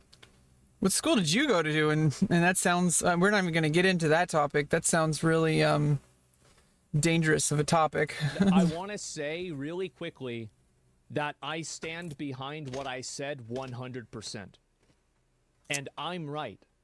And the emotional outbursts of man-children on Twitter over the next day or two will subside, logic will prevail, reason will wiggle its way in, and people will see the truth of what I said. Well, the truth of what you said is that it doesn't really fucking matter, and everyone's going to forget in like 2 hours when the next thing on trending on Twitter. It doesn't mean you're right. I mean, you're drawing conclusions based on a limited set of information, and your conclusions might be false. You're just because it's sound logic doesn't mean it's correct. Like, you can say, oh, it's raining outside. Oh, I stepped outside and then it started raining. Therefore, it starts raining when I step outside. Like, that's sound logic, but it's not correct. And the best thing about it is that I can prove it. And that's the good thing about the truth, is that I don't have to bully people off. Like, I can read arguments from people that disagree with me. Yeah, I don't like the whole bullying bullshit. And this is from any side of any argument. Going in and like attacking people's character, harassing them, doing campaigns of hatred, all that kind of shit. That's fucking stupid. Fighting fire with fire. Like, come on. We're just on the internet and we all just want to have a good time, hopefully. And if we want to try to, have a conversation, have a conversation. Don't derail into chaos. And I can prove them wrong. These people can't prove me wrong. They can post a picture of my room and say my room is dirty and so I'm wrong. Sure. Yeah, that has nothing to do with it. The question is, what are you wrong about what? You might be right about something, but that might be the wrong thing to focus on. There might be other things to focus on that are more relevant than the thing that you're arguing. It could be a complete red herring, which is like something that is a distraction from what really matters. It might not, obviously we might not know the questions to ask. Maybe that's part of the conversation. We can say, what actually will be the most meaningful course of discussion? What, are we answering the wrong questions? I think that's a really good question to ask. Well, I mean, that's one solution. Exactly. You don't necessarily have to travel. I mean, that's what I'm talking about, is like trying to find the way to solve the problem rather than trying to solve the problem in a single way. Because you might never be able to travel faster than light, but there might be other ways to get what we want, which is to travel long distances without needing to do that. Maybe there's things that we never even thought of. And if you don't ask these questions, if you don't explore these things, you miss out on like so many opportunities. Yeah, I mean, it would probably suck to live in space, but we might have to. Maybe not in our lifetimes, or maybe definitely in our lifetimes. It's not a matter of if you want to, it's a matter of human survival. There's a lot more space than there are habitable planets, is all I'm going to say about that. If we can figure out how to live in space, the human species can survive. Because in 500,000 years, Earth might not be around anymore. In fact, like, if we don't do anything about it, there's going to be, at some point, some kind of supernova. Now, if we can find out either how to stop Earth from being destroyed, or we can find out how to remove ourselves from that situation into a safer location, either on a similar planet that's like Earth, or in space, on a non-terrestrial, like in like a space station or an asteroid or something. I have not read Hyperion. Or you can do that, but I'm still right. You can say I'm a loser, you can say I'm ugly, you can say I fell off, you can say anything that you want. But that doesn't change the truth. And that's the best thing about it, is that it doesn't matter how mad you get, it still doesn't matter, it still doesn't change anything. Well, I mean, it's your opinion that what you're saying is true. I think it's too general. It's hard to argue against something that's so nebulous. Is procedural AI or AR generation of a video game, is that a good or a bad thing? I think that's a little bit too general of a question. I think there's a lot more specifics that need to be used. I don't think procedural generation of a world is that bad. Because in the end of the day, you're just trying to make a video game with a very expansive world that people will enjoy.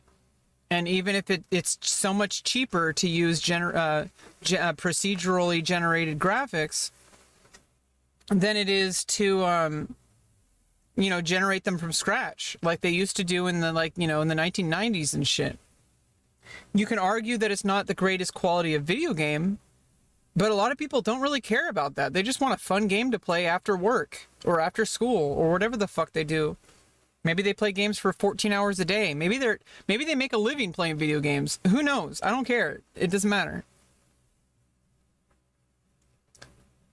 Yeah, I mean, space is not going to adapt to us. We need to adapt to space. Because space is fundamentally antithetical to human life. We evolved on a terrestrial world with a very specific set of conditions. And so, we need to make sure, and what humans do best is we adapt. And if you really want to get into that, as far as, for example, people say it's not natural that trans people exist. Well, then why are we here?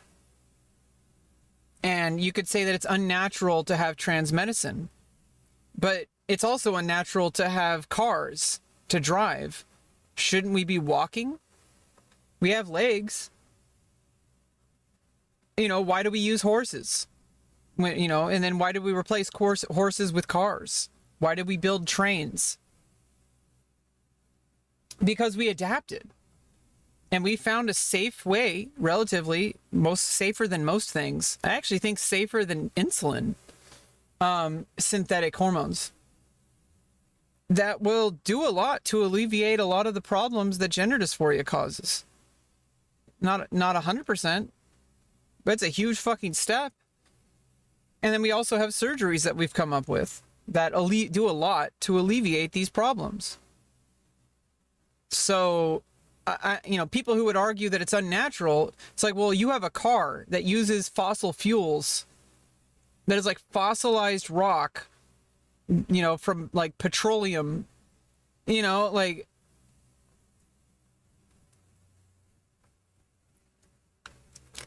anything can lead to cancer, Kevin. This celery could give me cancer. Your computer can give you cancer, your phone. And the thing is trans people, as an example, and I didn't want to make this into a trans conversation. That's something I know really well because I am trans and I've researched the topic. We've existed forever in different ways because for the longest time, we just didn't have medicine. We didn't have surgeries. People had to, you know, transition socially, and we were ostracized in a lot of Western culture. We were actually...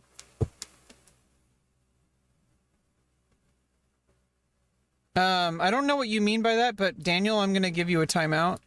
Please don't talk like that. Please don't use weird terminology that is... You know, just say trans people. Don't say, like, words like that. That's weird. It makes me sound like... It makes you seem like you're hostile. Maybe that's not what your intention is, but that's what it comes across as. It comes across as hostility, as that you see me as subhuman, as a you know, using some weird word that nobody uses. Adeptus Mechanicus in half robots. I mean, that would be really fucking cool. You know, but like, here's the thing, is like, what if you could literally get into a chamber and change your entire body's chemistry and biology to be as if you were born assigned the same gender that aligns with your identity? Some people would say that that's not natural, but if it makes you happy and makes your life worth living and you could be a productive member of society, then who the fuck cares? It's not your decision to make. And if it was safe, it was like, you know, and transgender medicine, for example, is extremely safe and it's been well researched. It's been researched since the 1930s, actually. Yeah, we're going to be space-faring beings. Like, well, what if we overcome the detrimental effects of gravity, of lack of zero-G, for example? What if we adapt space to fit our needs so that we can live as our own forms rather than adapting to space like some kind of slug creature? Because that's the opposite of what humans don't evolve by changing our biology. We evolve by using technology, which in some ways makes us evolve, in a lot of ways makes us evolve faster. We created weapons like swords, for example, or spears. We didn't develop stingers like scorpions or any of those other kind of creatures. We didn't develop like sharp teeth. We developed the ability to create things out of tools that are available to us. And I'm going to only bring this up. I don't like bringing this up because it's not related, but also it's like it heats people up in the wrong way. And I know people don't want to agree with it, but it's true. They just don't want to see it as the same as everything else that humans do. Trans medicine is the same as anything else humans do. It is taking technology and science and adapting it to suit our needs. That's it. And it's no different than anything else that we do. And it's safer than a whole shit ton of things that we do. But people want to warp it into this weird political agenda that it's not. And that's the reality of the situation, and you will eventually come to that conclusion if you open your mind enough to actually look at reality. And so I want to talk a little bit about what I said again, and I'm going to go through it. Is that T1, Michaela? I guess it is. Let me go back. I'm going to read this real quick. The people that are buying product. That's Like, right. It doesn't, like, your opinion on it, like, just because you do it doesn't, like, nobody cares. That's right. And I want to extrapolate this. So almost all art has relatively no intrinsic value. Like, if you're at a... I know his take on this. I'm gonna, you know, I can reply to now, but I'm gonna let him say. Basically, it only has value that the individual applies to it. And his argument before, where I heard his opinion on this before, is that some people, like that lady on that weird irrelevant right-wing news network, Sky News or whatever, commenting on the kid that actually beat Tetris, which is a phenomenal accomplishment, especially for someone so young. Finally beat Tetris, saying that he's wasting his life, saying that he should do something, find something better to do with his time. Yet people will praise people for doing something like playing football or playing tennis or playing chess, for example. But there's literally no difference in, like, the effect. Like, these are just different things that people do. Obviously, someone watching like, it really doesn't affect the world that differently from each other. It means the world to somebody who looks up to that person. They see a basketball player and they're like, that person succeeded, I want to succeed too. Maybe not in basketball, but it'll inspire them. But you can't control that interaction. That's a side effect. But what you can do is you can just be the best that you can be at whatever you do. And if that's Tetris, then fucking play Tetris.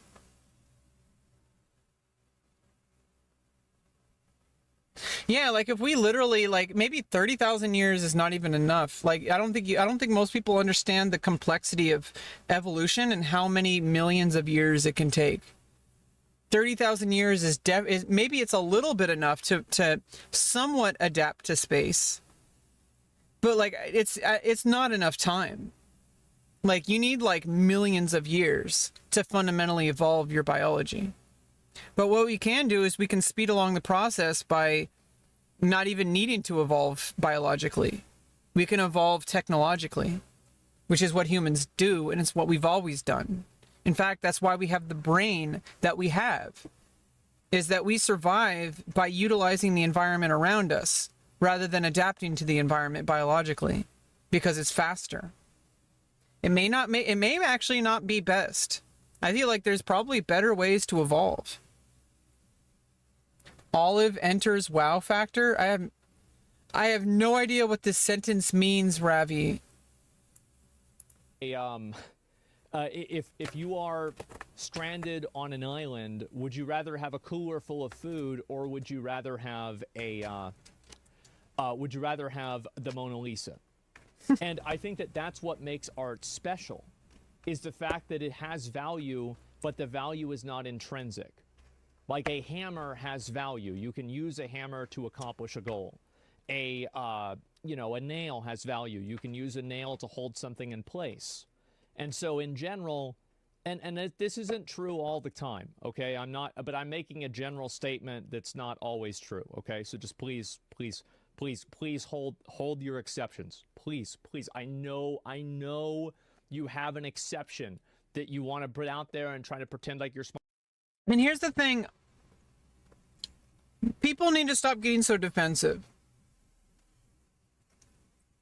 Someone timing you out on their stream doesn't mean that you're a bad person.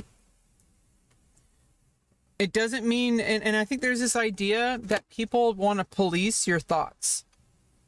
That's not what's going on. It's that here on my stream, I have control over what happens in my chat. Everyone does. And I'm not exempt from this. If I'm in someone else's chat, and I have been banned from other people's chats because I'm a little bit too much to handle sometimes.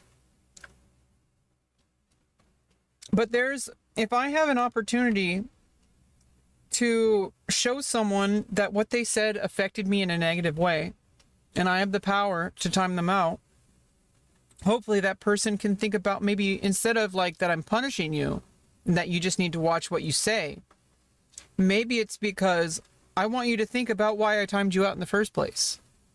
I can't control if you do that. And if someone continues to be a problem, then I just ban them, because I'm not going to be able to teach them. I can't. But what I can do is I can lead by example. You can lead a horse to water, but you can't make it drink. I'm not going to beat around the bush. I see things from a very bird's eye view, especially as a streamer. I've seen a lot of people come into my chat and inject their opinions, especially about trans people. And I know they're wrong. They may not believe it, but I've seen the tendencies. I know the red flags. I know what to stop. I know what to nip at the bud. And it gives somebody an opportunity, when you warn them or when you time them out, to tell me which kind of person they're going to be. Are they going to be somebody that insists on free speech, or insists that they're not a bad person, and then they get further defensive? And I'm not going to enable that. I'm just going to ban them, because they're going to get it sooner or later. If they feel offended, that I'm offended. And it's like, it's not about being offended, it's that what you said is harmful. And it's like if somebody came in here and started talking about like murdering people, I'm going to be like, yeah, let's not do that. It's the same thing. Obviously you have freedom of speech, but not here. I get to jail. First of all, it's against terms of service sometimes. It's not even about whether or not it's like against the rules. It's that it's against my core values. And this is my stream. I'm pretty open. I allow a lot of dissent and a lot of conversation. There's just certain things that I put my foot down on.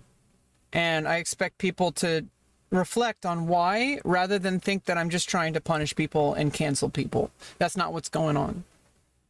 You can think whatever you think, but I invite you to try to think differently. Not like to think my way, but to think why I might be upset. I might be unreasonable. That's totally possible. But there's at least a reason why I got upset, or why I thought that it doesn't belong here. And maybe I just invite that maybe if more people just took a little few seconds to think why this happened a certain way.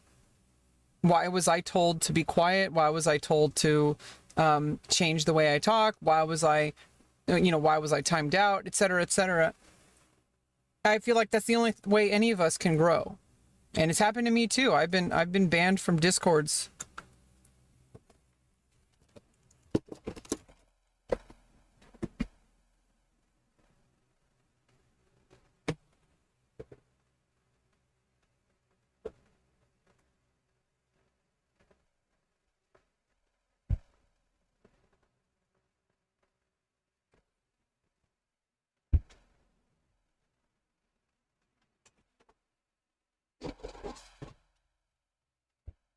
I mean, I've been banned from Asmongold's Discord as well.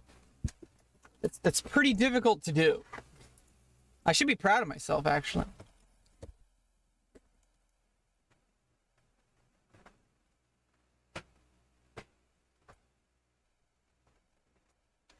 No, but I mean, all seriousness though, like, the reason I got banned was because I kept going in circles about my mental health issues, and I kept repeating myself, and just kind of getting upset a lot, and I spammed and also because the mods didn't want to have to go through 50 different messages every single day about the same thing, and they got tired of it, so they just banned me from the Discord. I don't think it, obviously I don't really necessarily know how to be any different. I just I'm going through a lot of stuff, and I don't know what to do about it. Except for talk about it. But generally, I think things have been better lately. Basically, I can't really use Discord because nobody really, maybe people care, but there's really nothing anybody can do. Oh, you're on estradiol and testosterone blocker?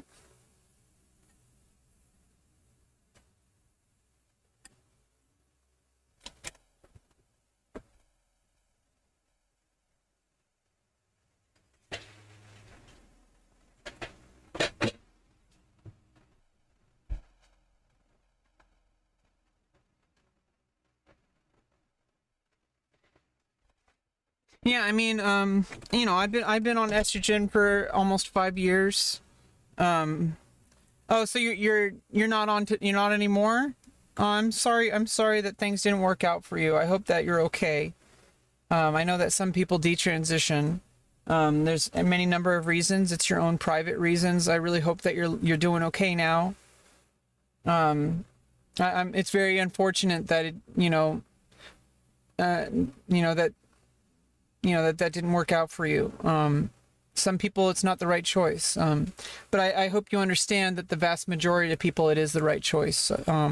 There's people out there who think that because there's a small percentage, and it's about 1% of the trans community, 1% of the trans population, which is a significant amount of people. But you have to understand, if 99% of the trans community,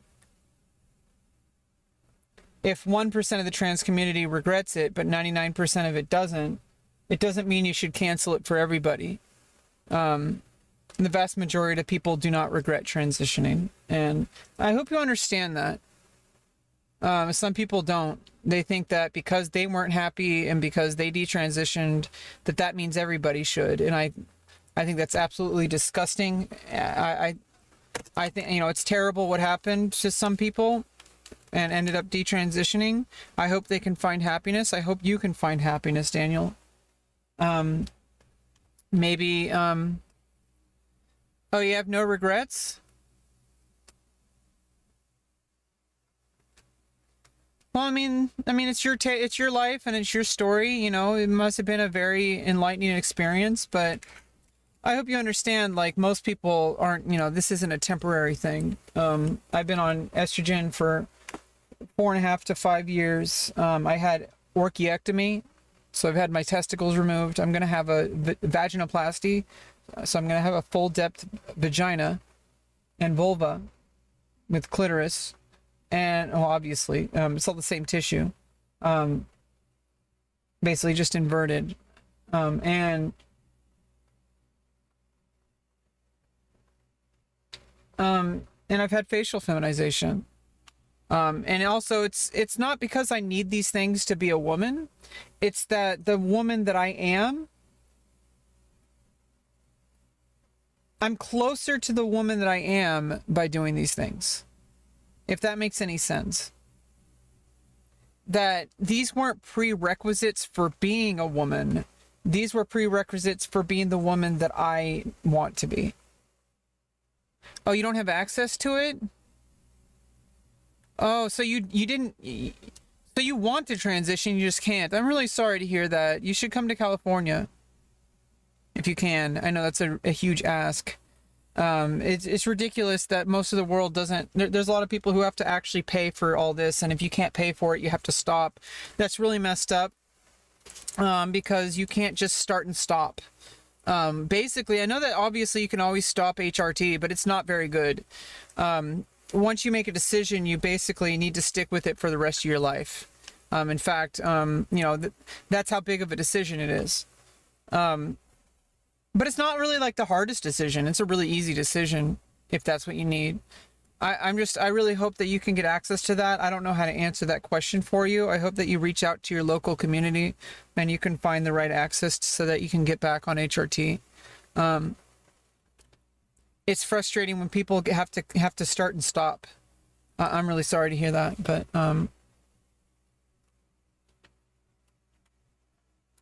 Smart. I know you have an exception. I do too. But I'm talking about in a general sense.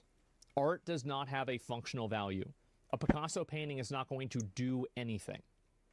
yeah, like what he's talking about, like he said, if you had the choice between a bucket of food, a cooler full of food, and you're stranded on an island, and a Mona Lisa, everybody's gonna, except for an actual crazy person, who's like completely like lost their ability to even reason properly, and is just hitting things with rocks, for no reason, is going to choose the food. Even that person's going to choose the food.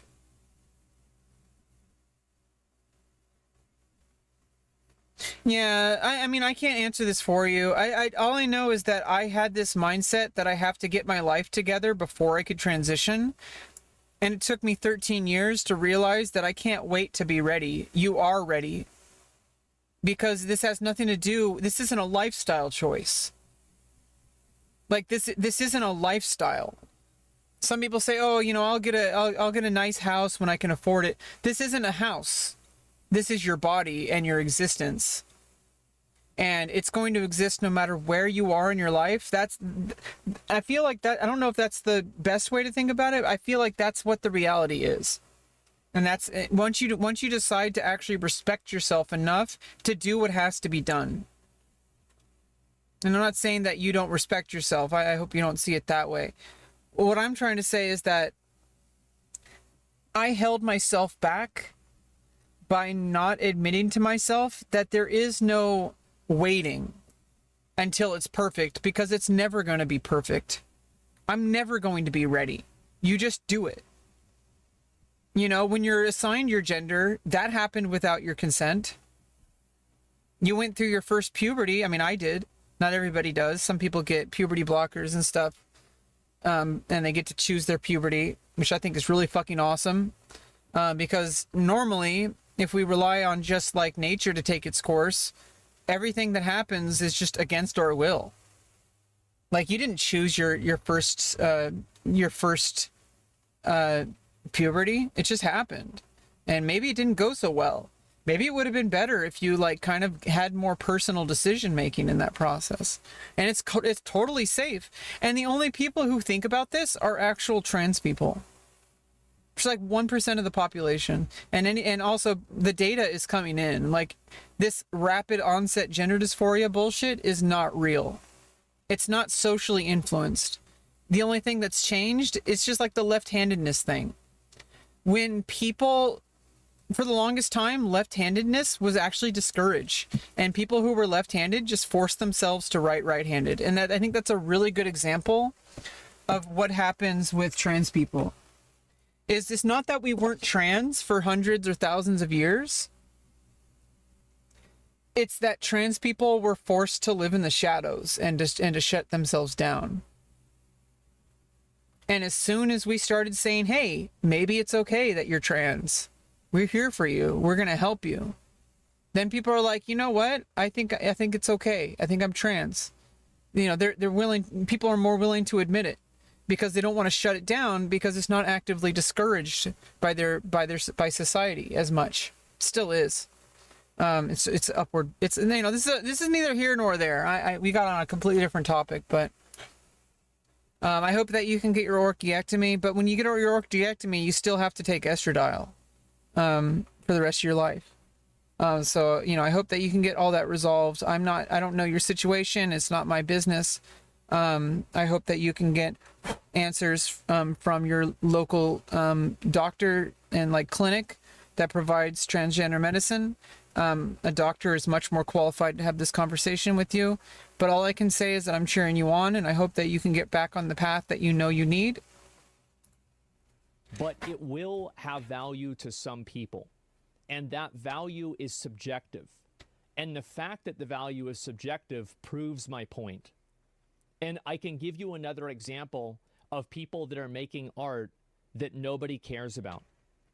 Now, you can scroll down on this tweet, and most of the people that are being very angry are people that are making art that nobody cares about. Yeah, that's usually the case. What happens is people are mad that people don't like their thing, and then so they find every single thing that, like, basically, like, they're mad about. And they'll say, like, this is why I'm a failure, is because everyone's doing AI art. I'm a failure because Asmongold's taking all my viewers. I'm not a good streamer because everybody else is more popular and I'm not. Like, it's basically, it's just like taking away your own responsibility for the situation and projecting it on some other issue that has nothing to do with you, and you're internalizing it and getting angry about it because you're making it personal. And it's not personal. People have different opinions about what art makes good art. And if, in fact, if you look at a lot of angry people on Twitter, especially, or YouTube, a lot of the people who comment weird shit. Okay, this person is banned. Yeah, that's not true. I'm not the one who's going to help you. Please go read a book. You know, that other person. Yeah, see, it's like there's a line I draw, Daniel. Like that other person was clearly not somebody who's welcome here. You know, they're at a different stage of the learning process, and I don't have to be the one to hold their hands. But what's going to happen is people, whenever I see people like that, I bet you if I went into Kevin's profile, he's not going to have any original content. All of his videos are going to be like videos that he's liked and put on a playlist. It's all going to be some bullshit like right-wing content or like, you know, dude bro content, like some kind of, hey, adult diaper. It's probably going to be some kind of like, it's probably going to be some bullshit like Andrew Tate shit or like, you know, lift weights at 5,000 hours a day to be a real man kind of content. Like that's probably the type of person that user that I banned is. Oops. I bet you that person has absolutely zero value, that, you know, not that person that I was talking to about, the person I banned, probably has absolutely zero value to add to any conversation from the thousands and thousands of hours that I've spent in front of this camera and microphone. That person has absolutely zero time in front of a camera and microphone. And that person thinks that their opinion matters. Or you can go over to Twitch and you can go down to, let's go down to, I don't know, World of Warcraft, and let's scroll all the way down. And you're going to find people. Is he going to find my stream? that have 1, 2, 0 viewers. And yeah, this is a perfect example, by the way.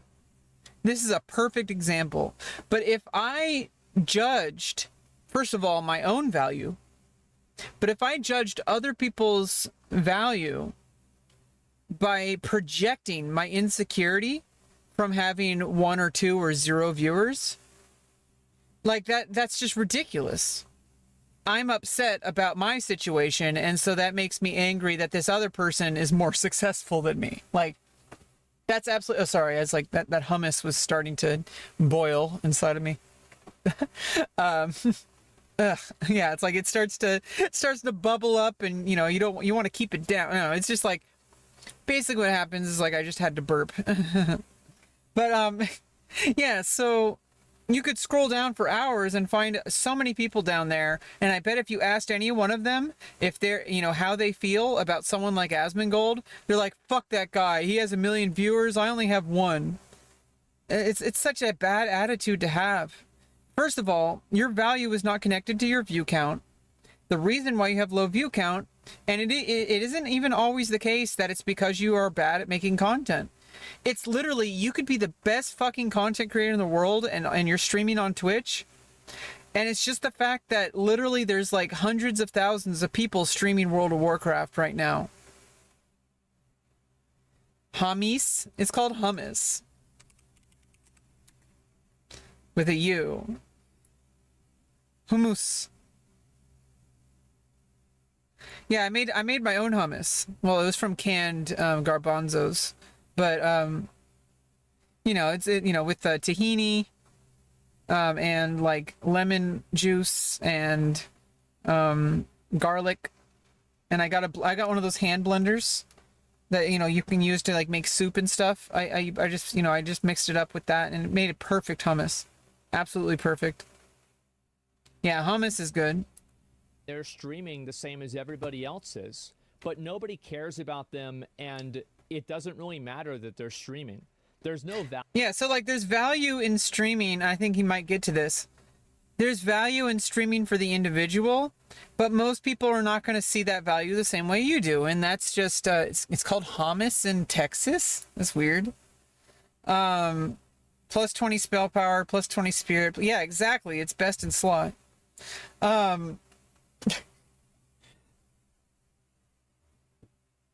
I don't know if that's true, Booper.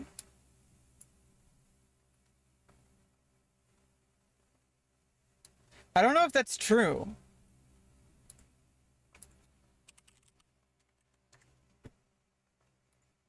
Is hummus spelled hummus in Texas? Hummus is not spelled hummus in Texas. It's spelled hummus with Hummus regardless of the location. Term hummus does not appear to be a recognized spelling for hummus. Oh, you mean pronunciation? That's homicide. So like people say it hummus. Like, oh, I'm gonna have some hummus. You know, like hummus. You're talking about how people pronounce it. So the people pronounce it hummus in Texas. They're like, oh, I'm gonna have some hummus. Maybe that's just a Texas pronunciation of things, generally. Yeah, I don't know. Value to this stream. I'm They're not sorry. going to make any money. Now, maybe they will in the future. But whenever they do in the future, the reason for that will be because people see value in them. That's because the artist... Yeah, so like, this is generally why people are really only successful on Twitch if they're successful elsewhere. For example, if I became a porn star, maybe I'd be a little bit more relevant on Twitch. But I'm not becoming a porn star to be a streamer. I'm just streaming because I like streaming, and I don't want to. And I'm gonna become a porn star because that's just who I am. I'm a fucking porn star, and that's gonna happen once I start working on it. It might not happen overnight. I guarantee you, at some point I'm gonna be a fucking porn star. You give me the right resources and enough time, it's gonna happen, man. I guarantee it. You haven't seen even 1% of what I'm capable of. is empowered by the people that consume their content. And it doesn't matter if it's a picture, it doesn't matter if it's a video, a stream, or anything. Yeah, you'll probably get banned. I mean, I don't know, knowing Blizzard and how they ban, like, they banned someone for having the name Camel Toe, but they didn't ban someone for having the word schlong in their name. I mean, I guess they just like dick better. So maybe if it was homicide dick. Or homicidal dick. Yeah. Maybe that'll be allowed. But if you just do homicide, they'll probably ban you and have you rename your character because it's like, oh, it sounds like homicide. But if it had the word schlong in it, These things have value because other people say they do. Art is fundamentally subjective.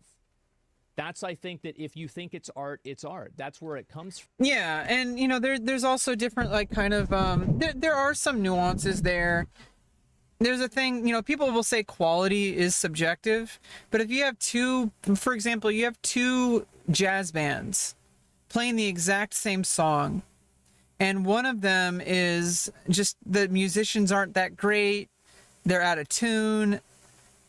They're playing the same exact song, but one of them is better than the other. So there is some objectivity, and you know, I guess it's just objective. Like it's subjective, but it's more objective than other kind of tastes. Like if you had two similar quality of musicians playing the same song, you might like one more because of a certain stylistic difference than the other because they have a certain stylistic difference. But if it's like you get this two people and one is just lower quality, then people are probably going to have an objective opinion that one's not as good. Like a high school band compared to a professional band. One's going to be better. From. The reason why that's true is the same essence of the reason why I'm saying what I'm saying. So whenever... Oh yeah, Booper, you were the one who named someone Camel Toe. Yeah. You got banned for Camel Toe, but our guild member has schlong in his name, and he hasn't been banned. You're probably not going to get banned for nipples. I say an artist's opinion doesn't matter on their art, it's because whenever an artist says this is worth $50 to me, and somebody else says no, it's not, the artist can still try to charge $50 for it, but yeah, it's worth $50 to someone. I mean, people will pay tens of thousands of dollars. I know it's like a kind of a money laundering scheme. People will spend tens of thousands of dollars or even millions of dollars on a fucking painting that someone fucking just like, they put paint down their pants and shit themselves to get the paint onto the canvas and then called it art. And someone will pay $1 million for it. So it's worth that much money to somebody. Nobody has to buy it because that value is decided by the customer. That's the way it works, is whenever you go to market with a product, you have to meet the customer's demand. Damn, and now we're getting into like business books. Yeah, like there's definitely a thing, like it doesn't matter what your product is. I forgot which book I was reading. I think it was one that I was reading recently. It was about like how to, it was like,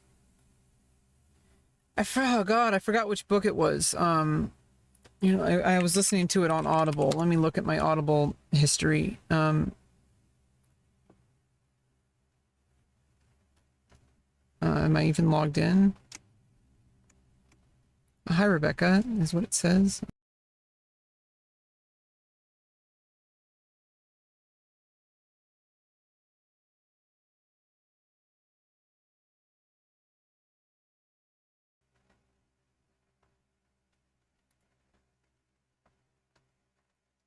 Right.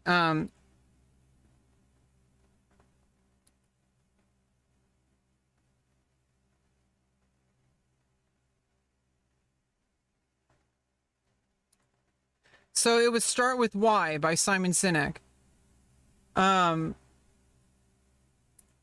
So Start With Why, basically he was saying like, basically as long as people are willing to pay for something, like, I mean, he was generally talking about like, you can have two of the same exact kind of businesses or companies, but the ones that succeed started with the question, why am I doing this?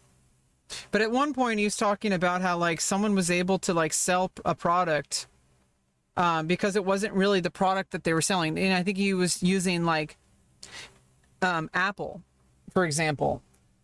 That Apple isn't really about computers. That's what they make. Like that's what they manufacture. That's what they sell. But when you buy Apple, you're not buying the product. You're buying the lifestyle that you are a Apple product user. It doesn't even really matter what you're buying. People who are they've already bought the idea that there is a philosophy of Apple products that is a certain kind of aesthetic. It's a certain type of lifestyle. It's usually for people who have a lot more money. They've already bought it. Because they were sold to the idea of Apple. It has nothing to do with like, you know, obviously they make products and they appeal the products, but that's almost like a second thought. Like that's almost like a second thought. Like that's just like a matter of like, you know, procedure. Like, oh, we need to have a new product. So here's the product that, you know, and here's to like reinforce the kind of company we are and why you continue to work with us, why you continue to buy our products. You know, the customer, you know, that they really know what their customers want. And really the price to make those products is way less. And they might convince people otherwise. It's really not, like it shouldn't cost thousands of dollars more than like any other PC, but like they have all this proprietary hardware that they got to set the price on, and people will pay for it because if they want an Apple, they have to pay for it. But you can buy like a Windows PC for like a fraction of the cost. You know, like you can get a working laptop for like $50. It's perfectly fine, and you can live the rest of your life with a $50 laptop to send emails to people and to do work, to do whatever you might need, unless you're like a, you know, a streamer, you need like a gaming PC, whatever. That's a semantics. What I'm saying is like, if you get an Apple laptop, you're spending like $1,000 at least. You know, you get the same product, and then you're going to be stuck with Apple, and you're going to have to like, if it breaks, you can't fix it yourself, or you void the warranty, all that kind of stuff. There are $50 laptops.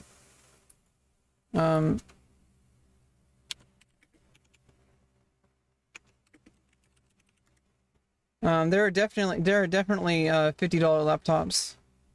See, like right here. Yeah, there's a $50 laptop right here, Chromebook.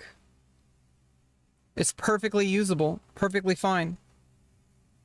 If you don't need to do gaming, if you just need to do like email and like, you know, text editing, like if you're like a computer programmer or like a writer, or you do any other kind of work like spreadsheets and shit, $50 laptop right here, Walmart, boom. But you know, Apple laptop, you're gonna be spending $1,000, and that's like, you know, $700 MacBook Pro. And here's a cheap one, $300. That's a cheap one, and it's refurbished. It's not new.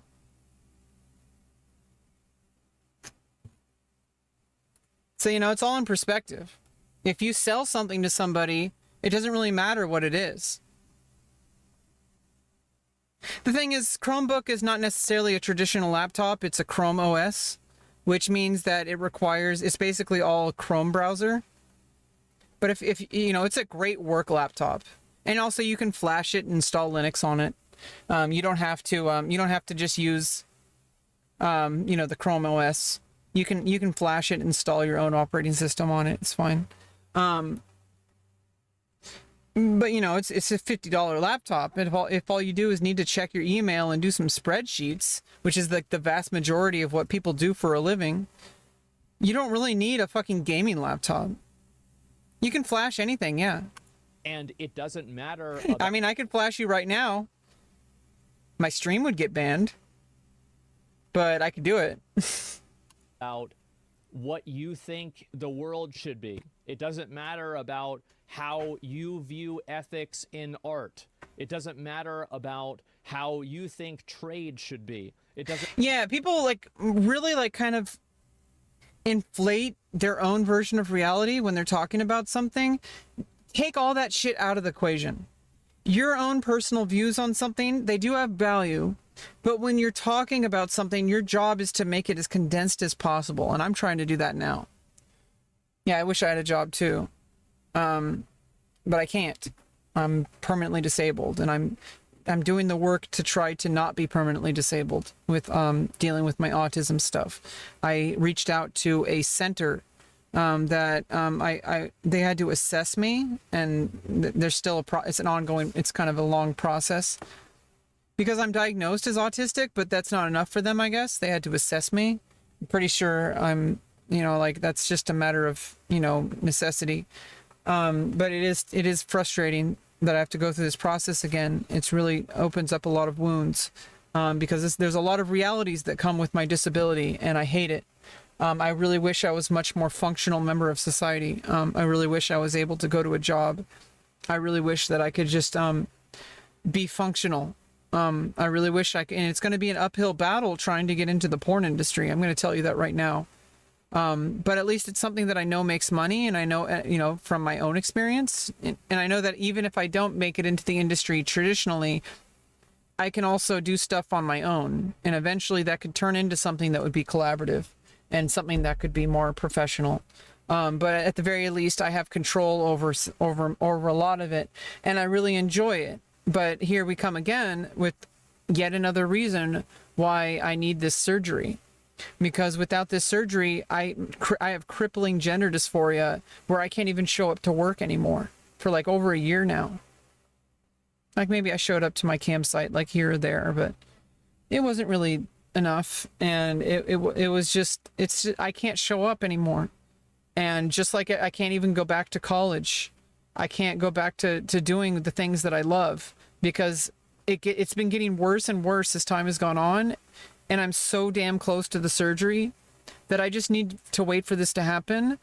And then I have a really fucking uphill battle to climb because it's not going to be easy. I have to do things that I've had to do in order to get this surgery and all the medicine I've had. I've had to overcome the biggest challenges of my life because this is required to live. And I'm not even joking. I'm not exaggerating. I need this to live. And yet another example of, you know, not being able to show up to work is a pretty big fucking deal. And yeah, it changes my branding, but that's not like really that important.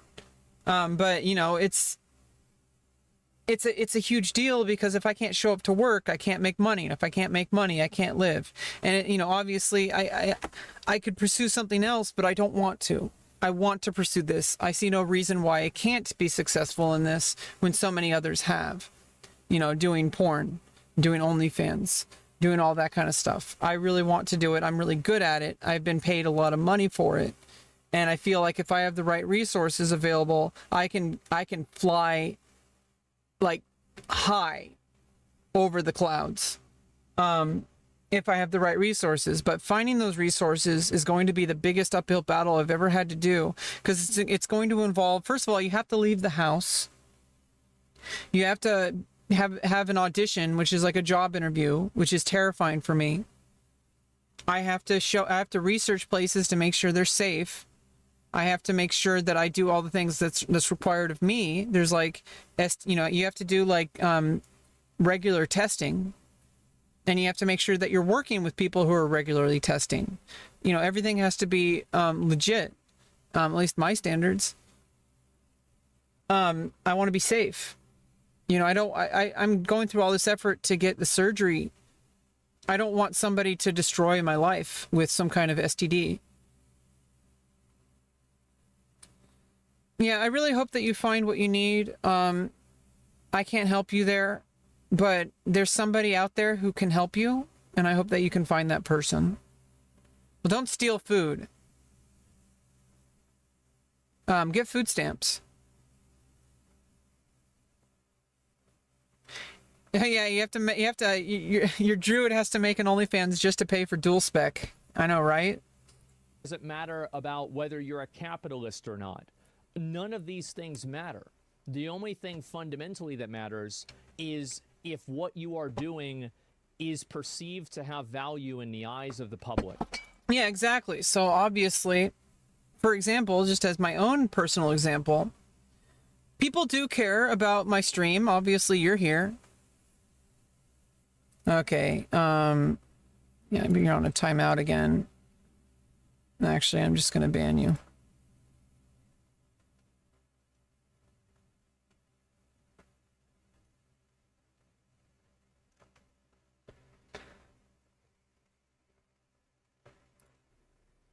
And not the public, excuse me, in the eyes of the person you're selling it to. Yeah, the eyes of the consumer. I'm pretty sure that's I already got the gist of what he was saying. Basically, it's like me. Like, a lot of people might think that I don't have what it takes to be a porn model. But you know who does? The people who have given me over $1,000. I have at least one viewer who has given me a total of $1,000 over the course of probably only a few months of showing up to my campsite. And that's not even including OnlyFans. That's not including my other viewers. So clearly I have something there. Clearly I have a product that people want to pay money for. Some people might not think that it's worth anything, but those viewers certainly do. And that's all that matters. I know it, you know it, everyone knows it. And the truth of that is proven every single day. It's proven every single day whenever somebody makes a video game and nobody buys it. It's proven whenever Riot shuts down Riot Forge because nobody bought the games. Do you want to know why a lot of those people got... Well, I wouldn't want to say nobody, but generally there's a certain numbers game that if enough people buy the game, they're going to keep making it. If not enough people buy the game, like this happens all the time in Netflix, right? There's so many people who are upset, including myself, when our favorite show gets canceled. But, you know, Netflix does this thing where they say, oh, well, you know, this had 100,000 less viewers than this other show. And so they're like, we're not going to fund this anymore because we want to make money. That's perfectly fine for their decision to make. I don't agree with it. I think it's a shitty decision because there's plenty of people who enjoy those shows. In fact, it goes into the millions of views. So there's clearly people who watch it and who want more of it. but Netflix is just doing this min-maxing game that's pissing a lot of people off, but clearly they don't give a fuck because they're still making money. That's all that matters. I mean, you could disagree with it, but it's still, you know, it's what they care about. They want to make more money. And people will disagree with it, saying that it's losing them money, but they have no evidence to back that up. In fact, the opposite is true. They're doing it because it works. Got fired, it's because of you, and it's because of me. And the reason why is because we didn't buy and support those games, because we didn't care about them. And because we didn't care about them, they didn't make any money, and they got fucking fired. And that's the way the world works. Now, I understand that there's a lot of people that are angry because I'm saying this. Don't shoot the messenger. Yeah, exactly. Like, you're angry, but not because of him, but because you're angry at the situation. But, you know, at least, you know, take it for what it is. Like, if you're angry at the situation, that's fine. You know, but don't shoot the messenger, you know, is what he's saying, you know. Messenger. Or do. That's fine. But the reality is that I'm still not wrong. And this reality... You're not wrong in that very specific sense. You know, it's not about right or wrong, or like who's right or who's wrong, or who's, you know, who has the most facts or whatever. It's not about that all the time. Sometimes things are multiple things. I don't know if that's a reasonable thing to say. It seems pretty reasonable to me. But things aren't black and white. The only thing that's black or white are the colors black and white, and even those aren't literally straightforward. White is like a, you know, light, you know, our perception of light is very nuanced. There's an objective reality, and then there's our subjective reality with our limited biology of what the cones in our eyes are able to perceive. So when we see the color white or the color black, it might not actually be white or black. You know, there's nuance. It might be like a yellow, but our eyes can't tell the difference because we don't have as much perception. You know, reality is going to be different than what our perception is. Our eyes might not be able to detect those small differences. Might be completely invisible to us. We would just see it as white, but it might just be eggshell. Reality will be proven every single second of every day until the end of time. And so I don't want to sit down and this is why it doesn't bother me that a lot of people are unhappy about this, because I know the truth of what I'm saying, and everybody else will sooner or later.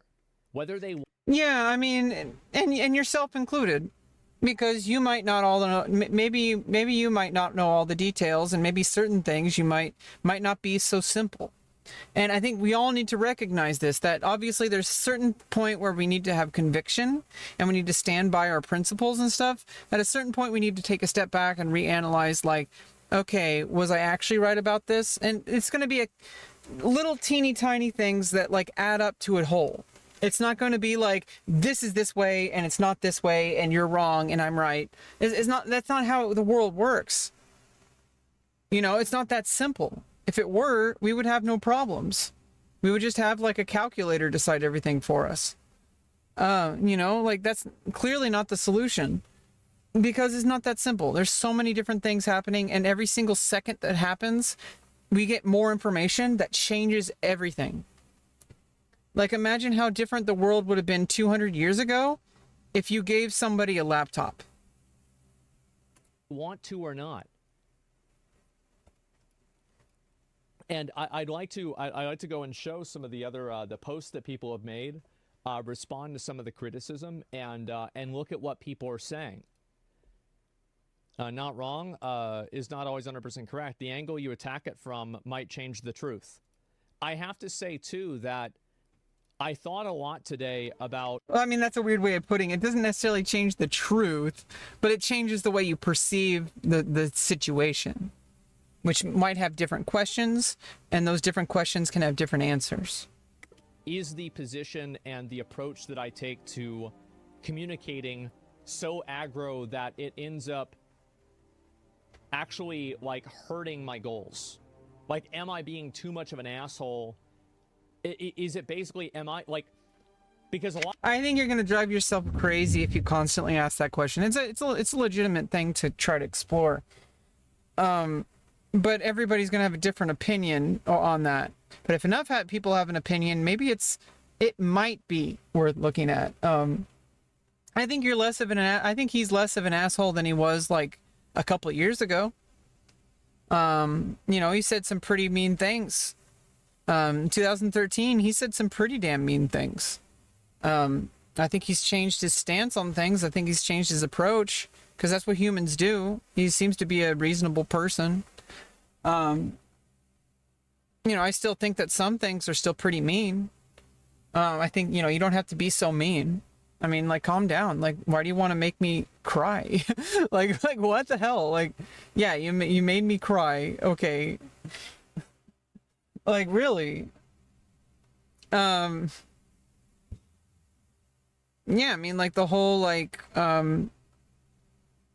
basically, like, you could, it's like, I'm gonna get to the bottom of this. Like, in 2013, his stance on trans people was that, you know, this is in keyword, this is in 2013, so put that in perspective.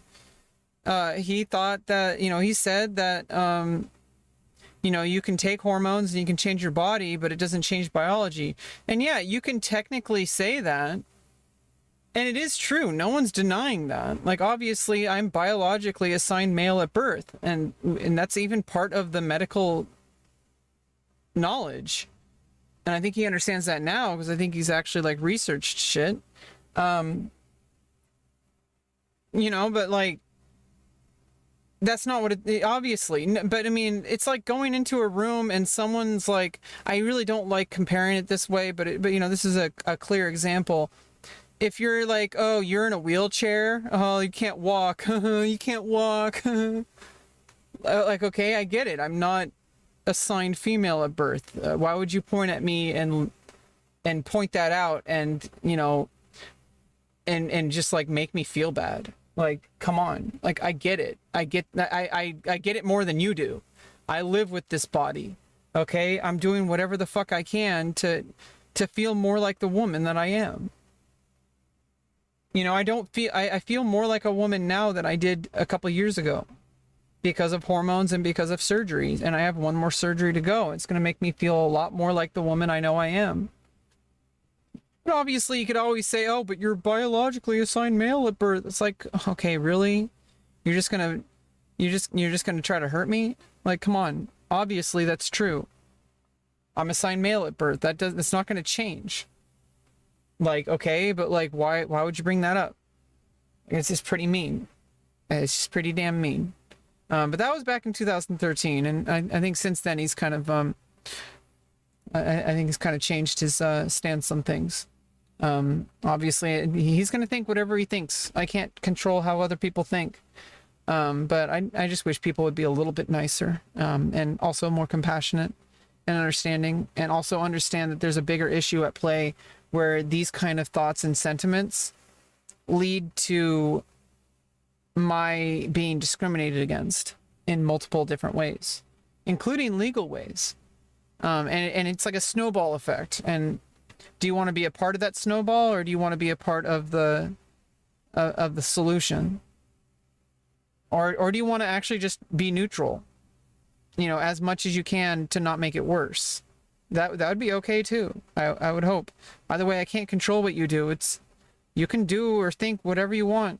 You know, I can't change that. It's not going to affect me. I am who I am. I know who I am. I'm a beautiful woman. I'm intelligent, and I don't need your approval, because you don't get to have an opinion about my existence. Science disagrees with those opinions. And in fact, I don't even need science to approve that, but it's on my side, because I know who I am, and I'm a much better person than I was, and I feel better, and I think I can be a more productive member of society. And it opened up my sexuality. It opened up my things that make me happy. It allowed me to explore my body. Even without the surgery, it still allowed me to feel happier in my body, to be able to do adult content, which is something that I thought I would never want to do. And I found out I love it. But then gender dysphoria gets in the way, and now it's yet again something that's taking away something I love. And I'm about to fix that. And it's going to be a long process. There's recovery, but I'm doing what has to be done because I don't lie to myself. So anyone who thinks that I'm living in a delusion, they have no idea how wrong they are. Like, I am the most grounded in reality that you can possibly understand. A lot of people say you're right, but I hate you, right? Basically. And so it's like, is this an effective tool for me? Like, am I communicating in the most effective way? And I don't know the answer to that yet. I'm not sure, but Yeah, I mean, you can't constantly second guess yourself, man. I mean, you just keep doing you. You're great, but and you're on the right track. Like I said, you've been doing way better than you were before, where you were just like outright, like, you know, outrage culture, kind of like, you know, just putting fuel to the fire because you want to see the world burn, kind of thing. Like, I feel like that's just the kind of kid he was. He's talked about his childhood before. He's the kind of kid that just like would take a rubber band and fling it at people. I would guess. Am I wrong? Am I wrong? I feel like he's the kid in the classroom that just starts punching people for no reason, and he doesn't even know why he's doing it.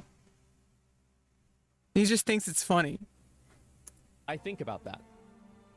I don't think that I'm wrong in what I said, but maybe if I said it in a different way, more people would have resonated with more people. But in another way, I'm saying it, and now a lot of people are mad, and more people are addressing it. So I don't think that it's really like I'm right and, you know, they're wrong or whatever. But I think about this because what do I fundamentally do? I fundamentally, like, what I do is I communicate to people. And so I think about, you know, is my mode of communication actually becoming counterproductive? Well, now you're getting lost in the sauce. But I mean, that's good because you're focusing on what you do for society, which is you're a commentator, you're a public speaker, you're a writer, and you may not see it that way. That's literally what you do. You're just in the modern age. You're using technology to speak to the public. If we were like hundreds of years ago, maybe this wouldn't be the case for you because this technology allowed you to do this. Maybe hundreds of years ago, you would have just lived on a farm and just kind of died, you know. But, you know, hundreds of years ago, people who were willing and able to become public speakers, there's a lot more barriers to entry. There's also a social, like, political thing people had to do in order to be taken seriously. It's much more criticism and like much more problems to be overcome in order to be accepted in the academic community. And in order to actually get access to these things, you had to be like in like an upper, like a more well-off, like, financial class. Like, you know, there was like a whole bunch of socioeconomic things going into just being a public speaker. You know, if you didn't have any money, you didn't have an opinion for the longest time. You had to be a certain echelon of society in order to be taken seriously. And it doesn't mean obviously some people, you know, were able to rise up because they were just that compelling of public speakers. But that's what he is. That's your job. Your job is to provide value using your words. You're a wordsmith. And it's an honorable profession. It's what people have been doing since the dawn of time. There was somebody, even when they were just grunting and people had rocks, there was somebody who had a bigger rock and instead of, you know, but saw that because that could lead to problems. Maybe they said, like, to themselves, they saw a big rock and they said, oh, well, I can go over there and knock out the person from the cave over there and take that person's cave. And then they dropped the rock and then instead stood on top of the rock and told everybody that we can, like, you know, live together. You know, we don't have to kill each other. We can both have caves and we can trade resources. That they, you know, you might have better soil and you could grow food or something like that. I might have more access to tools that can, like, you know, kill animals or something. And then, like, you know, you might have access to more firewood or something like that. You know, like, somebody had to communicate that instead of just taking everything they wanted, there must be a better way where you can, like, you know, barter system. You can say, I have this for trade. If you give me some of your food, I can give you the tools that are required to hunt food. because I don't have enough people who are good at hunting, but you do. But you don't have people who are good at making tools. I do. So if I give you this tool, you can give me food, and we can split the resources. And it's a fair trade. And there might be somebody who figured out how to create like an agricultural system, and they can sell to both of those people for tools and food, and meat. Like they can sell like wheat or rice or oats or whatever the fuck. Like these kind of things just happen, and that's why communication happens at the very basic level. If you didn't need to communicate, you wouldn't need to. You wouldn't. Communication comes from a need, and if these things are that important to you, it's coming from a place of need. And I think our job as people is to find the reason why we feel the way we do about things. Because if we just go at our first instinct and try to chase things, especially on Twitter, that have nothing to do with that core problem, and this is what I was talking about earlier when I was working on that storyboard for that story I was working on earlier. What drives everybody is a core purpose. That everybody has something that keeps them driving towards a goal, and you don't always know what that goal is. You don't. You might have an idea, but it might be an offshoot of an offshoot of an offshoot. Meaning that you might be very passionate about something, but you're passionate about the surface level thing. Like you're passionate about a certain topic like AI art, for example. But really what you're mad about is that you have a hard time succeeding in today's world as an artist. It's not really about the AI art. The reason why you're so mad is because there is something very genuinely real that you are mad about, and it's valid. You're mad that you can't make it as an artist. But if you're not addressing that core value, and if instead you're addressing the things that stem off from that value, you're not going to be as effective. I don't think so, but I do think about this. Effective entertaining. I think that it depends on what your goals are. So, I know he's talked about this before with entertainment. There's also such a thing as education. There's really, and I know Devin Nash talks about this. There's two types of content. And everything boils down to these two things. It might be a lot of nuance. It's an insane amount of nuance. But there's really only two kinds of content. And that's entertainment and education. And the best kind of content does both. It depends on what your goals are. But, I feel like education, what does that actually mean? The reason, you might entertain someone, but at the same time, through that storytelling of a fictional story, for example, you can gain insight into the human condition that someone might be able to relate to, and they will learn something about themselves. And you're not even trying to do it. It's just coming across the work. Or you could create a public speech about what you directly. And some people might not be entertained by that, but they will definitely be educated by it. So yeah, tone does matter. It does. It does matter. And so I need think to water. myself,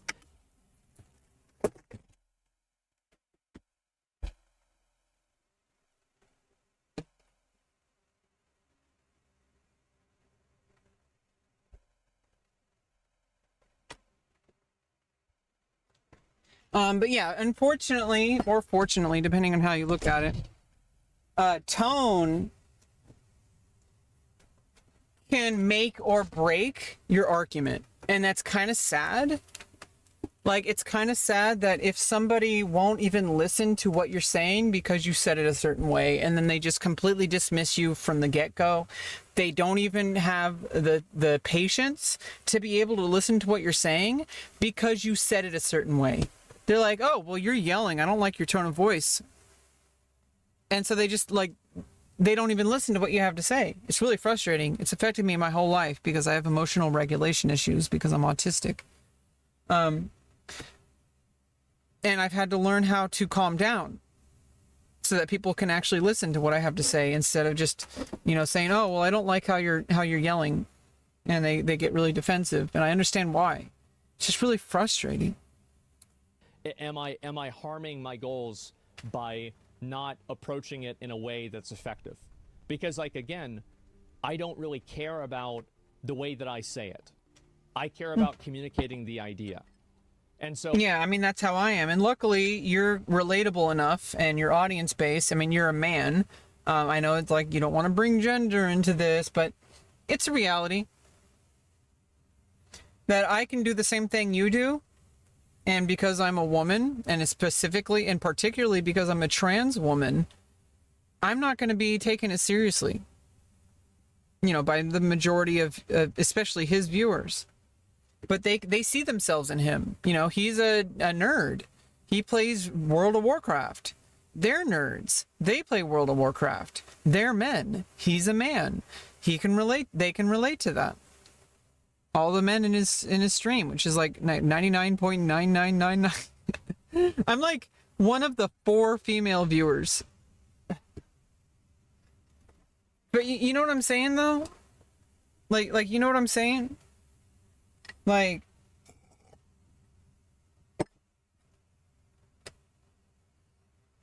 be right back. I need some coffee.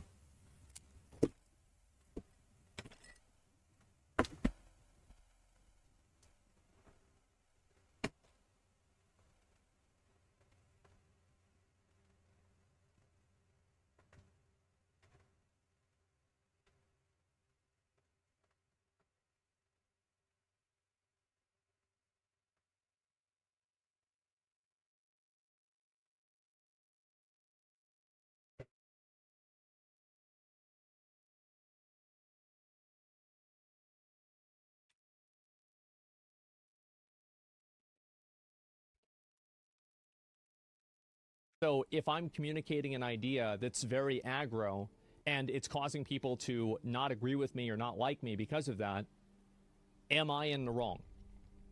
No, it's just you're not being as effective. That's really what it is. It's everybody's job to formulate the best ideas they possibly can. And if you have to sacrifice tone in order to do that, you're going to be an effective theorist, but you're not going to be an effective speaker. And you have to factor that in, that people are going to interpret what you have to say depending on how you say it. And unfortunately, that's just the way the world works, human psychology.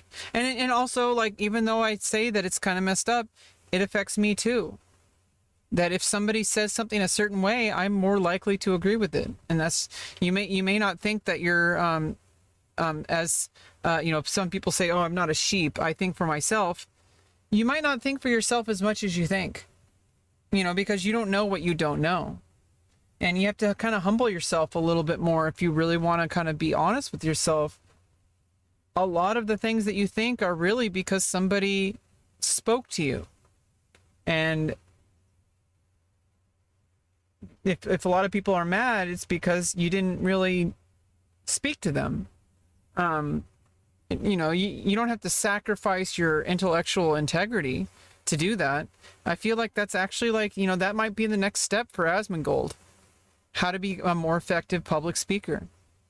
I feel like he has the potential to be a really like kind of a juggernaut in the public speaking realm.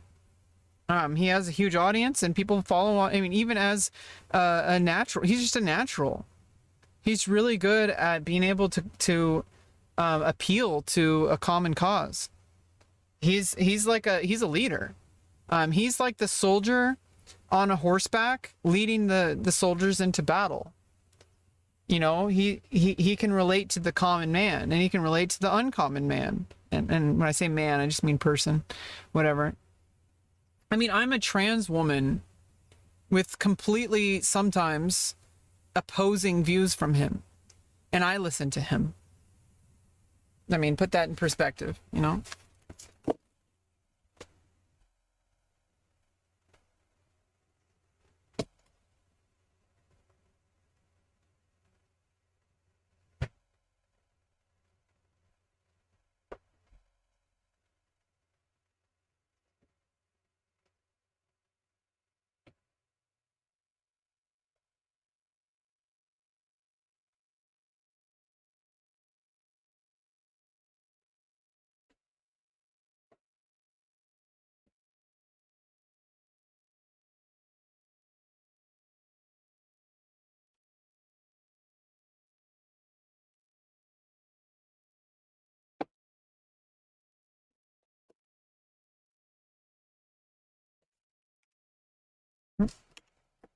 Maybe not factually, but it's not about the facts at that point. And so I think about the effect of the effect of what I'm saying. Yeah, but that's like polishing. You know, it's like you could obviously take a shit and sprinkle a whole bunch of sugar on it, but it's still gonna taste like shit.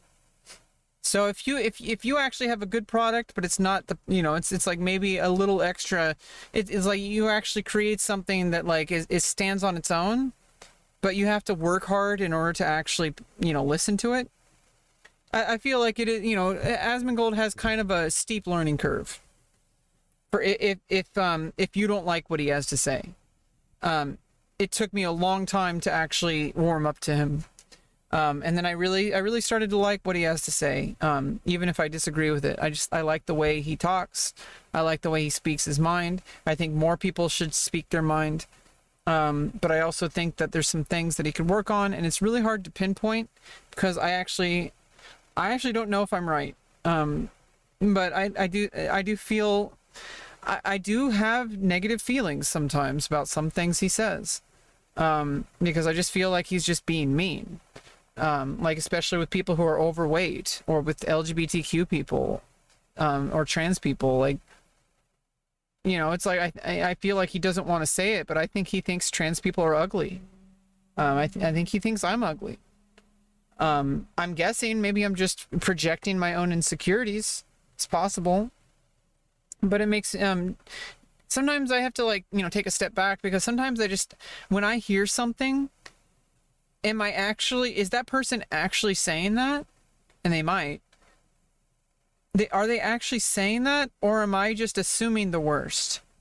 Because I already have those negative feelings, and I just assume that person must be meaning a negative thing. Because I'm expecting them to. Because I'm used to other people having those opinions. And I have to kind of like take a step back and kind of look at what people say from face value rather than jump to conclusions. And I don't know. It's an interesting thing to think about. I'll be thinking about that a lot. So anyway, I do want to throw those people a little bit of a bone because, of course, I think about stuff like that. Anyway, probably depends on what your goals are. Yeah, exactly. And so anyway, there were a lot of people that obviously retweeted this. I'm going to go ahead and just kind of go through. I liked a lot of the posts, and I'm going to just look at all of them here. And so I guess we'll start at the bottom. Okay. The fuck? We got Sonichu? I think that should be everything. Okay, good. Hey, you, JK, I love you. Yeah, no, it's okay. Sonichu. As an artist, most artists practice AI. They don't directly rip, and neither did Palworld. Well, that's for Nintendo to decide, and they can figure that out in court. I personally think that Palworld probably did rip off things from Nintendo directly. I do think so, and I'm gonna keep playing the game. That doesn't affect my... Yeah, I mean, it's possible. Maybe they did, maybe they didn't. I don't really know. But it just looks like a game that someone made, and yeah, I don't know enough about the legal situation, but I'm pretty sure that Palworld has every right to make their game. I mean, look at Digimon, look at Dragon Quest. They're all basically Pokemon, and Pokemon is basically Dragon Quest. Dragon Quest came out in the 80s. Okay, the very first Dragon Quest, it was basically Pokemon. You moved around a character in like a grid, and every now and then a random battle would happen, and then you'd fight a monster, and some of those monsters looked really cute. And eventually in the Dragon Quest series, they even added the ability to capture monsters. And I think that happened before Pokemon. So if anybody should be suing, it should be Enix or Square Enix. It was Enix at the time, not Anus. My opinion of the game, but I do think that I think that they did it. From what I've seen, like I don't know. It looks more like Fortnite than it does like Pokemon. I don't know why. I mean, the whole Pokemon, obviously the characters are very cartoonish, but they're original characters. You can't copyright an idea of like a cute animal creature. Like, they're not ripping off Pokemon, they're just creating like a variation of it. But in any case, like, it looks more like Fortnite than it does Pokemon. It's too close, man. Like, especially like the models, like it's too close. And maybe I'm wrong. Maybe I'm wrong. But like, I'm not the lawyer. I don't need to be. I don't think it's too close. I think once you start drawing lines like that, like you're starting to like really reach. Because, you know, like it's a slippery slope. Because anybody could say, oh, that looks like it's copying Pokemon. Well, then what if somebody else says that this other thing is... What if Nintendo then doesn't stop there? What if they start copyright striking literally anything that has creatures in it? I mean, I know that's kind of an unfair argument, but whatever. You know, like, obviously some things are... It's just like an anime-style monster. Like, look at Digimon. Look at Dragon Quest. Like, you know, 100%, you know, fucking... right about this, or this isn't a legal argument. I think there is like I mean, obviously you'd have to ask a lawyer about this, but pretty damn sure plagiarism does not apply here. This is an innovative derivative content. It is like, how can you copyright? You can copyright the actual like images, but like if you're gonna create something that is loosely connected to it, the same color, or like, you know, that it's like an anime style monster. Like, come on. That's ridiculous. Like, how are you supposed to like, are you gonna sue every single company now? Because there's only so many ways you can make monster hunting, monster capturing games. Okay, like it's like how are you gonna sue is the NBA gonna sue every single NBA game? I mean, I guess they're all licensed, but that's a bad example. But like, you know, it's like, is any card game, like, is Wizards of the Coast gonna sue every single card game that's not Wizards of the Coast just because it has a similar system? Like, that's ridiculous. Like, there's only so many ways to do a card game. I'm just saying, like, this is my vibe check as a person who makes YouTube videos. Okay? Like, this is a vibe check. So anyway... Yeah, trick shot. Yeah, that was pretty cool. I saw that. And anyway, I like that. It's like, this is okay, like this is a vibe. So anyway, yeah, trick shot. Yeah, that was pretty. Like, this is what it boils down to. This is what Pokemon thinks is plagiarism. I can't believe Palworld would blatantly plagiarize another artist's work like that.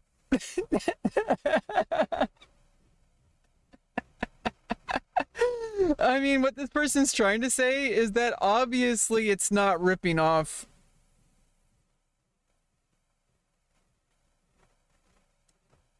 It's just a different thing. Is Pokemon going to copyright every single kind of yellow little rodent creature? Like, any iteration of that? Do they own the entire monopoly over cute creatures that can be used in battle? That, like, come the fuck on. Now, obviously with Sonichu, it's clearly like, it literally is Sonic the Hedgehog and Pikachu. Like, that's a different thing. Like, Chris Chan had no legal precedent. Pretty cool. I saw that. And anyway, so we'll go ahead and we're going to look at this here. And if you're looking at this from a strictly capitalistic viewpoint, you're not wrong. No, it's not even about... What the fuck is this capitalism, communist... Is this a Hassan watcher? Like, what the fuck, dude? Obviously, it's capitalism. We wouldn't have this existing if it weren't for capitalism. What the fuck are you talking about? Like, obviously, the reason Pokemon exists is because of capitalism. And obviously it's in their best interest to maintain a monopoly over cute little creatures that you can capture and fight. Obviously, they're going to want that. Now, should they have a monopoly? That's kind of where the checks and balances come in. Like, isn't that why, like, the oil barons and the well, first of all, there was, like, the train barons, and then the oil barons in, like, the late 1800s and in the 1900s. That you know, we made it illegal to have a monopoly. And you know what? Companies now, the big giant mega companies, do you think there's any legitimate company that is competing with Facebook? Do you think there is any legitimate company that is actually competing with YouTube? They're monopolies, but they're not breaking the law, apparently. So I think we have to kind of like, maybe adjust our definition of monopoly, because there's literally no other way. Obviously, Rumble can come up, but come on. Everybody uses YouTube. YouTube is basically like a number 2 pencil.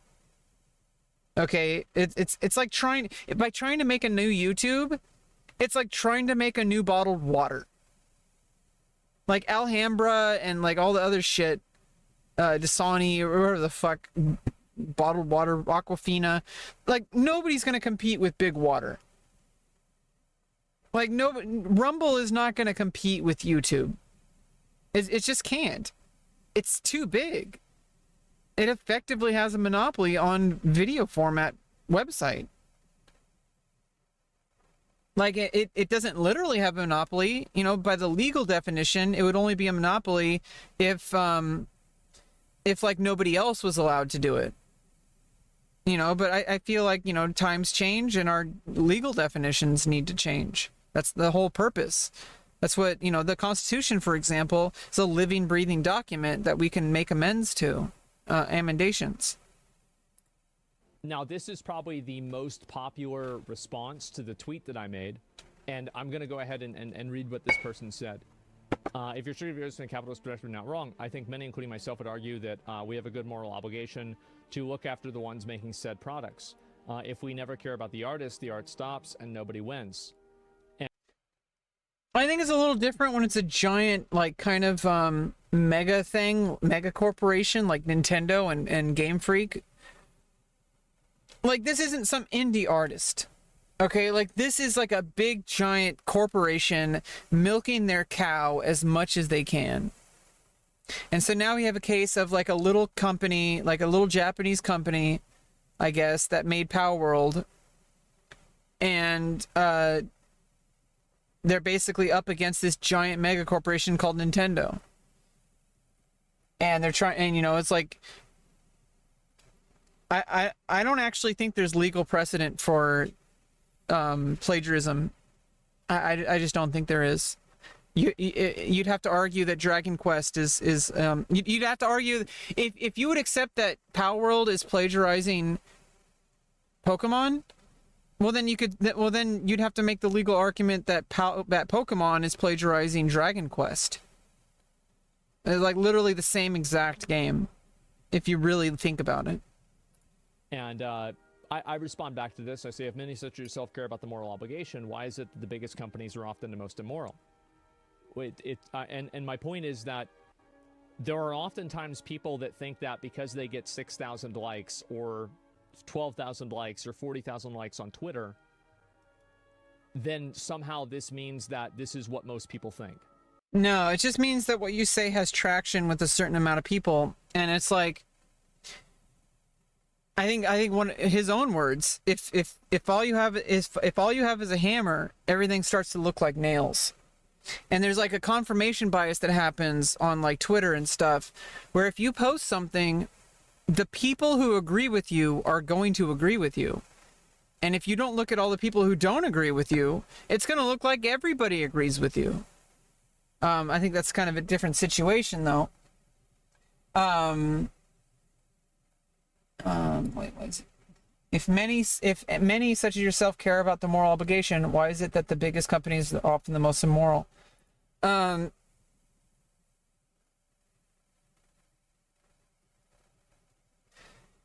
because companies will do whatever they can to make as much money as possible, because that's the entire purpose of business. Now, somebody might get into business for other reasons, but whatever their reason is, their core reason is that they're going to be making money. Because if it's not for just making money, it might be to fund another endeavor. Like maybe they have a vision that they want to bring the absolute best games to the world because they care about their ideas and they want people to be happy. Then your video game company needs money to survive. You would not accomplish that if you weren't successful with the money part. You would fail your mission. So therefore, you need money in order to succeed at your mission. Now, some companies are going to care less about that mission. They're going to care more about the mission of making profit. And if you can legally do something and you don't care about the moral obligations, you're going to take advantage of those legal loopholes. Right now, if slavery was legal, companies would use slavery. And it happens in the world all over the place. There's places where child labor is used. Now, you might not like it, and definitely the United Nations doesn't like it, but it's just a fact that people are genuinely, like people are generally terrible. Human nature is almost by default subject to absolute dog shit morality. But it's, you know, it's like, what are you going to do about it? You can set an example. That's all you can do. You can say, I think this is a better way of doing it, and you don't have to break your moral values to do it. And, you know, obviously there's some morals that people will project on other people. Some people think that having sex before marriage is immoral. Some people think that being gay is immoral. Some people think that being trans is immoral. Like, obviously there's a certain point where it's like you're just having an opinion and you're trying to project it to the rest of the world. You know, have fun doing that, but don't be surprised when people are going to be mad about it. It's not. I think that it's great to look at sentiment, but sentiment is never better than data. And yeah, I mean, it depends on the problem you're looking at, because sometimes data can be misleading, but most of the time data is really all the best solution. Empirical data is going to be, on average, the most accurate version of reality that you can have.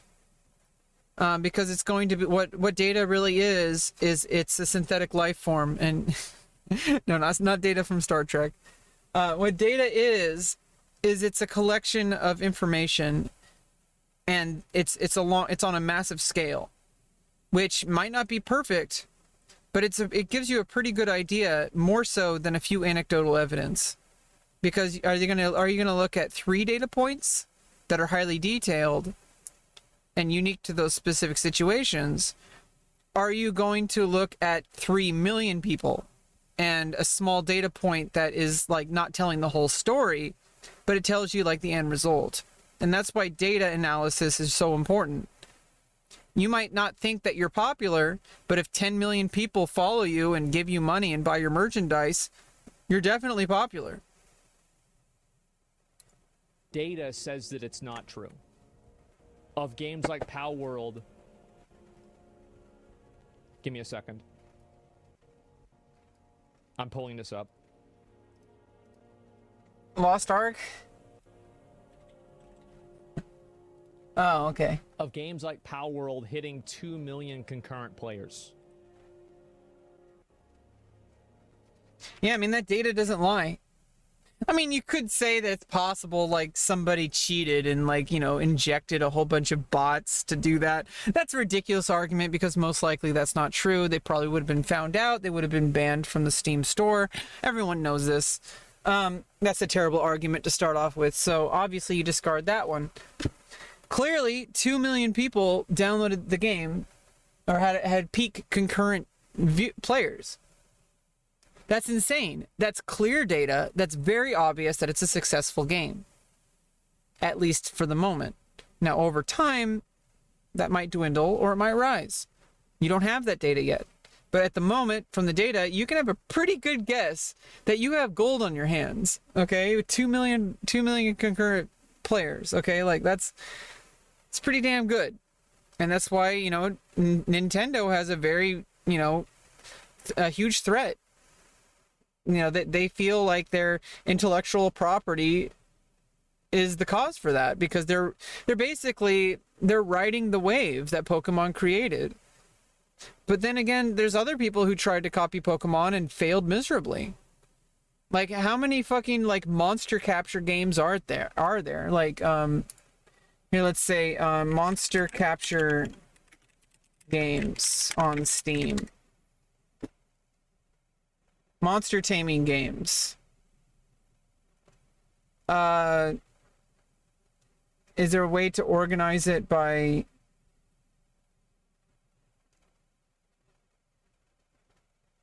like how many downloads there have been, like how popular it is? Top sellers. Palworld, number 1. I don't know why Fallout's here. Oh, that's just okay. That's just general. Here, let the monster taming games lists. Monster taming spotlight. Is there data on data? Oops, data on monster taming games and how many players.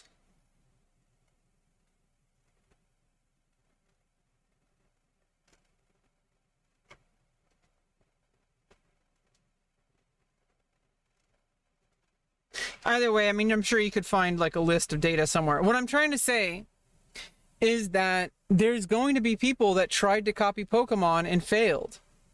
Why isn't Nintendo going after them? Probably because they don't have 2 million people currently playing. That might be a case. That might be a reason. That's right.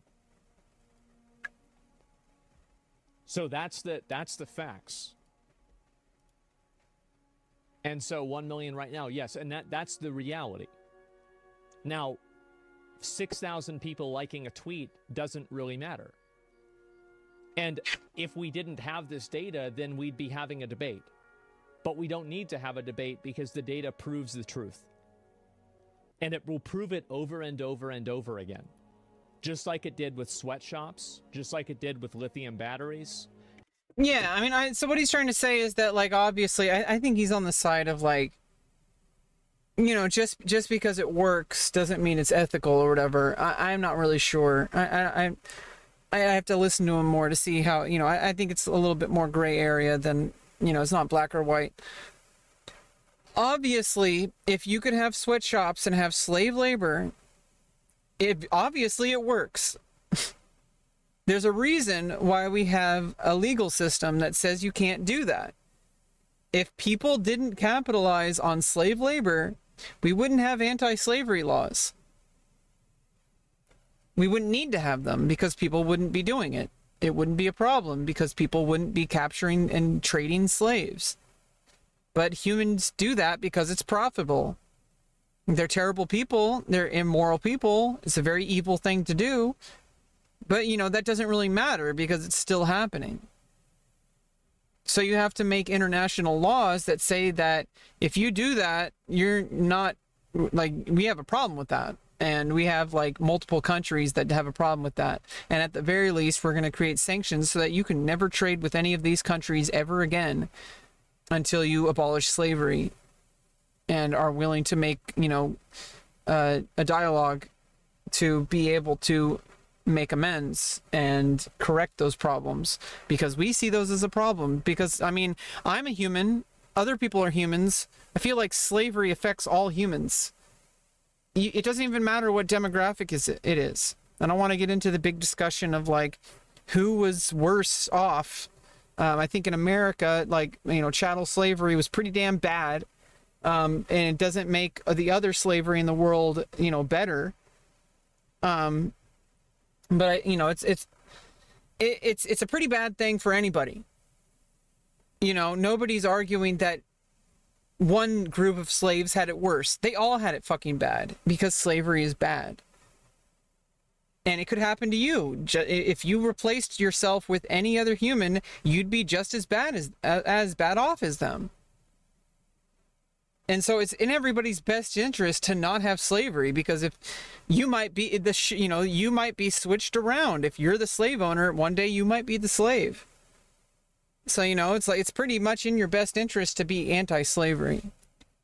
And just like it's doing right now with AI. And in the future, it will be something that we can't even imagine that will be doing the same thing. And so why is the biggest companies often the most moral? Because yeah, I mean, imagine if we could read each other's thoughts. Like, the moral implications of that.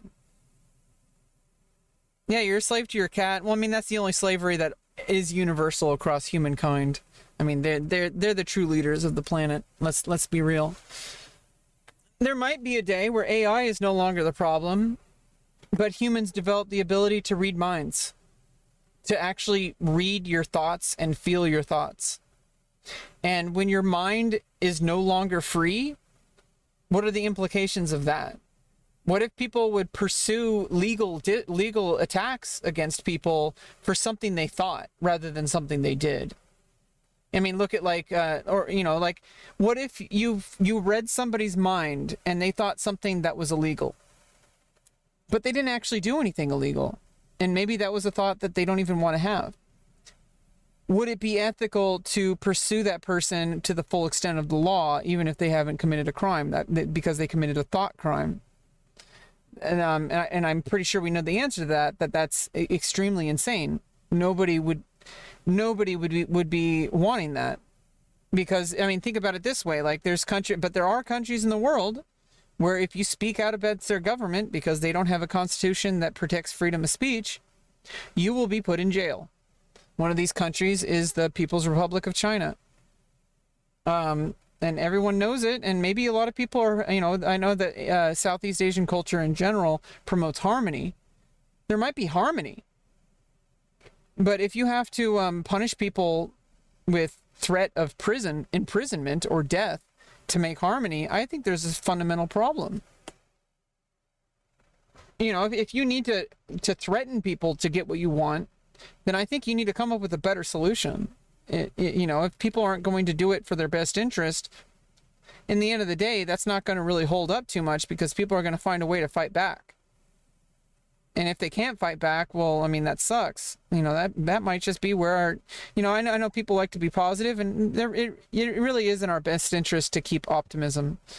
Because if you really think about it, it's completely possible that we might just be fucked, and that, society is just, out in outer space.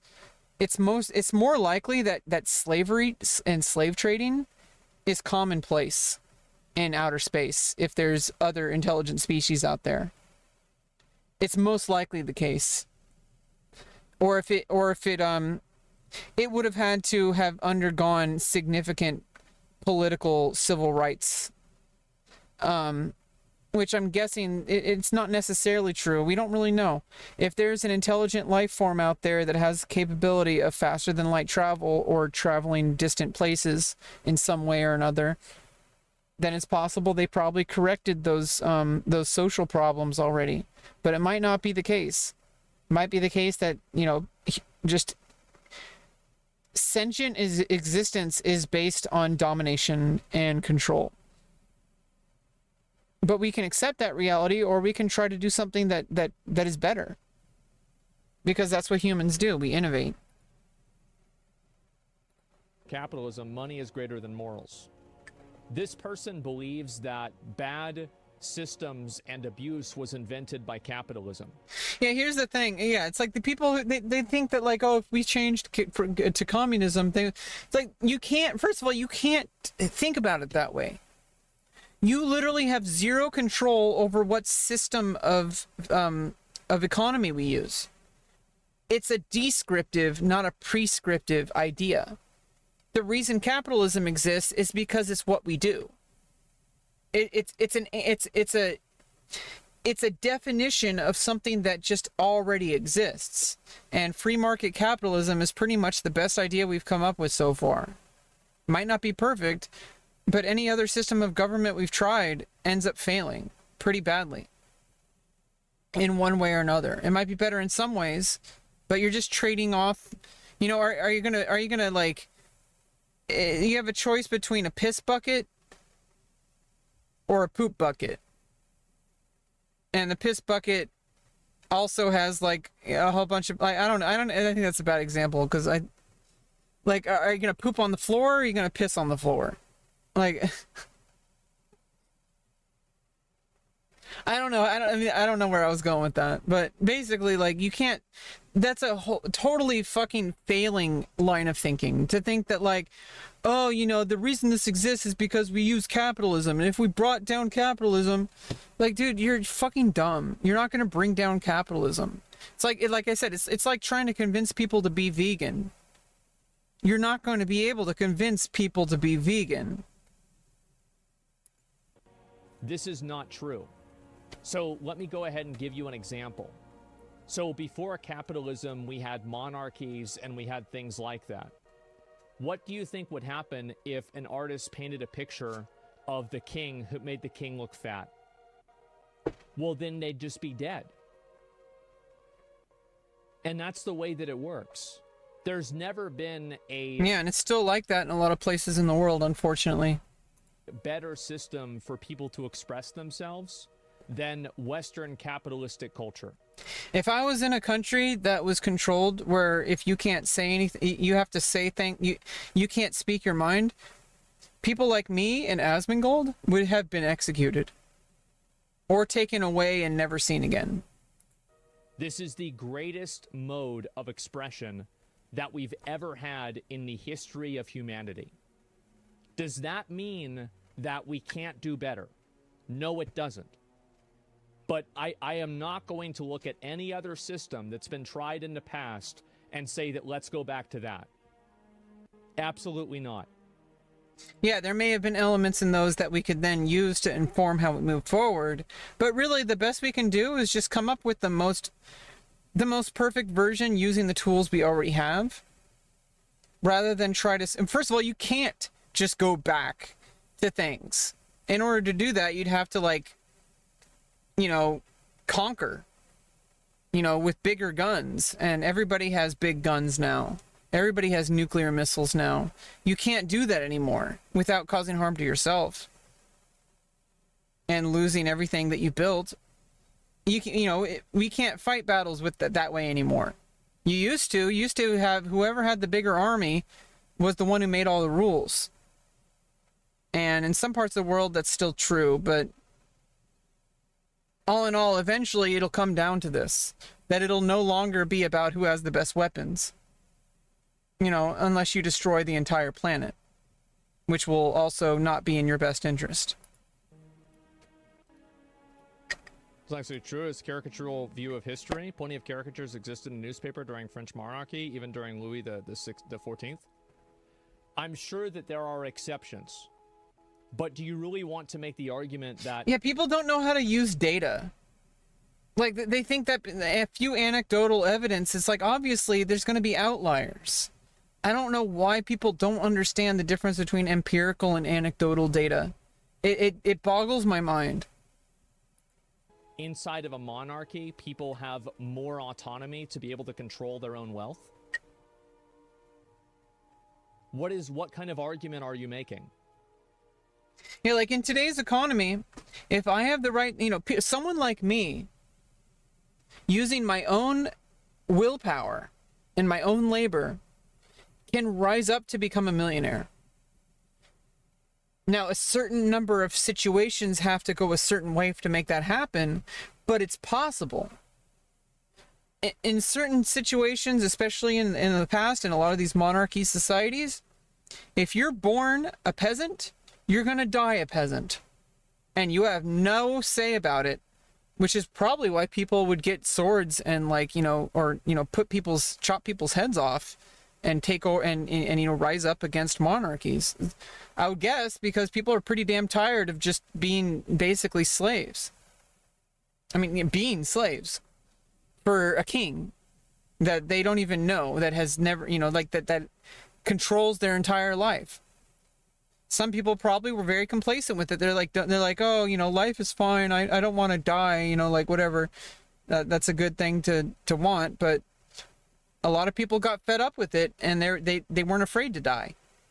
And so they went and they challenged the governments, and they took over, and they became a democratic society. In fact, that's what happened with the United States. Enough people said, we're tired of the monarchy. And so a bunch of people lost their lives fighting for the democratic system that we have today. It's not perfect, but it's better than what we had.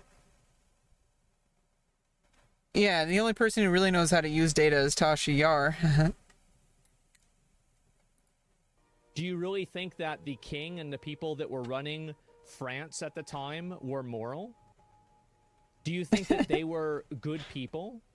Do you think that they treated artists and people that were involved with them in a good way?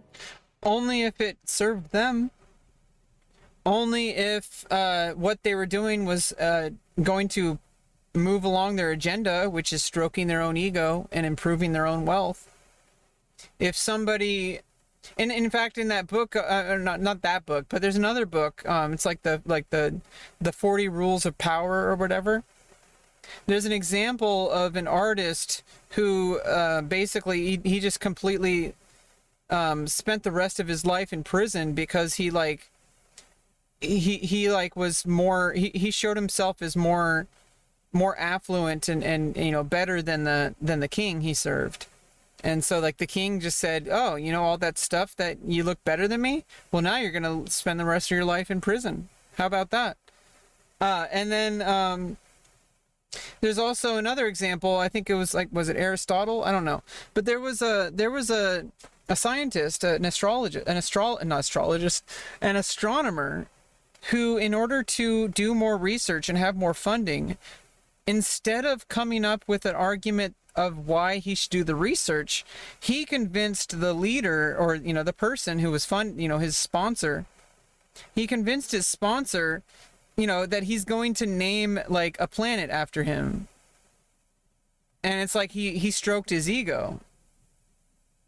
And it didn't even really matter what the scientist wanted. It was about what the sponsor wanted. You know, and then he got what he wanted. All he had to do was, you know, appeal to the person's ego.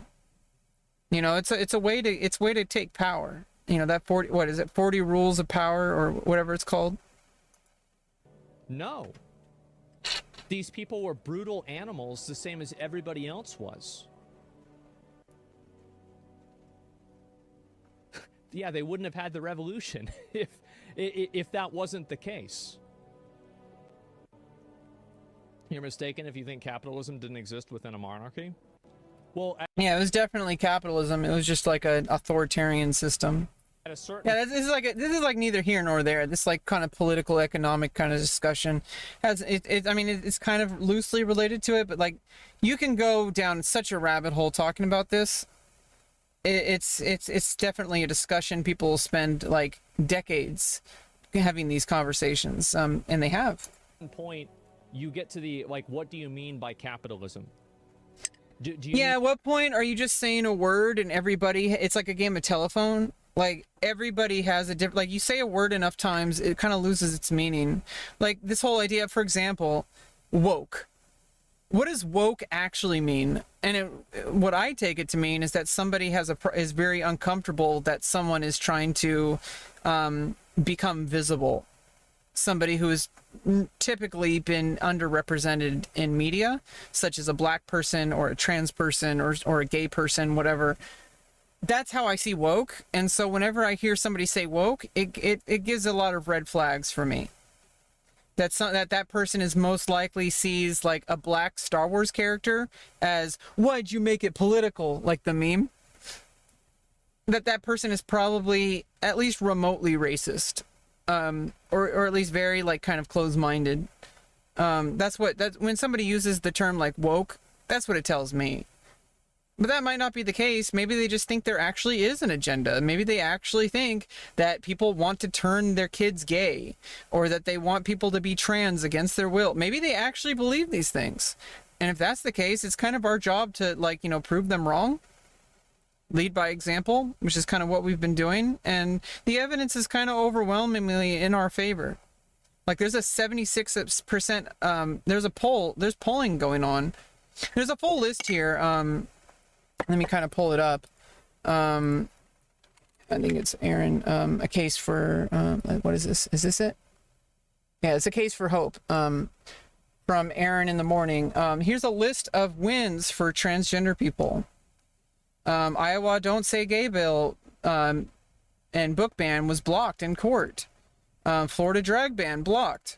Montana drag ban blocked. Texas drag ban blocked. Tennessee drag ban blocked. Montana gender affirming care can't ban blocked. There's overwhelming medical evidence behind trans care, and this is, you know, Idaho gender affirming care ban blocked, citing violations of protections on parental rights. And isn't that a lot of the people say that the parents can have rights, and then they want to go undermine parents? That's the reality. You give people reality, and eventually they'll see reality. It's unconstitutionally targets the transgender community. And this is in California. There was actually a county, I didn't even know about this one. There were policies in California that were targeting transgender people. Ohio trans access to bathroom upheld in major win for bathroom rights. Because people just want to use the bathroom, and it's weird to say that a woman should, who is very obviously identifying and appears as a woman, should go into a men's restroom where she would make everyone uncomfortable. Or a man who clearly has a beard and looks like a man. I know this is like kind of, boiling it down to way too of a simple explanation because it's more about appearance. But if you really think about real world cases, if a man goes into a woman's restroom, it's going to create problems. People are going to feel uncomfortable. But just because that person was assigned female at birth, you're going to say that that person has to use the women's restroom? Clearly, like, it's going to be uncomfortable for that man to go into a woman's restroom. And likewise, it's clearly going to be very uncomfortable for a woman who has like breasts and a very female appearance to go into a men's room. It's just weird why people would like insist that there's some kind of problem. And this is the reality. The overwhelming majority of people, maybe not overwhelming, but like there's a majority of people who agree that it's unconstitutional to target trans people. Natalie Ryan wins right to play disc golf. No right to misgender trans students in the 7th Circuit Court of Appeals because teachers were saying they have the right to like misgender people and stuff like that because they don't personally believe. It's like that, basically like, flip it around. If it was a different kind of thing, and if it was about black people, for example, if someone wanted to call somebody a racial slur in the classroom, there's no way that would fly. But now we're starting to see, like, just because it's a little different doesn't mean it's different. Supreme Court allows trans students to continue to play sports in West Virginia. Texas book ban blocked. Arkansas trans care, all this stuff is being seen for what it is. Is it's discrimination and unconstitutional.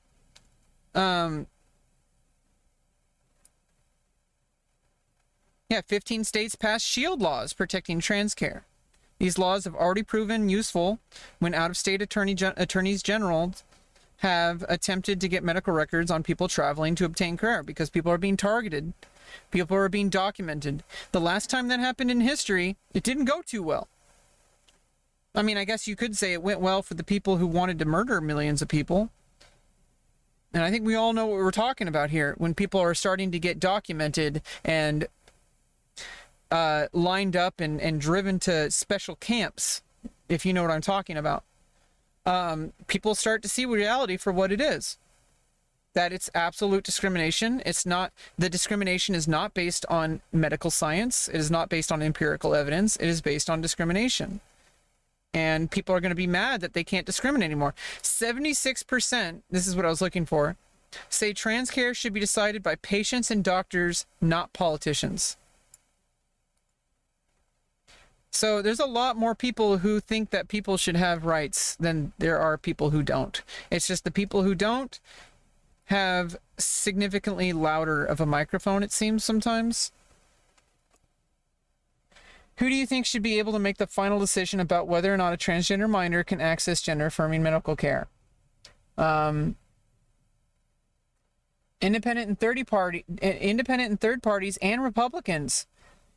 59% of people think that it should be the parents. The elected state lawmakers where the liner lives, only 16% of Republicans, and also like Democrats also believe, this is true. The doctor should not make the final decision. And this is the key word, final decision.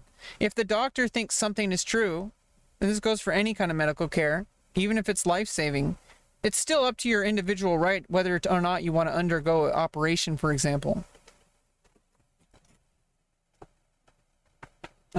Unless there's legal precedent for the doctor to decide. Sometimes that's a case-by-case basis. But, the doctor should not decide whether or not a minor, or any patient undergoes transgender medicine. It's, obviously, I don't like how this, it's included the minor's parents and the child, the child. Obviously, if it's just the child, it's like, I feel like the parents should be involved, and unfortunately, there's not enough parents who are very accepting of their children. But that's why we have,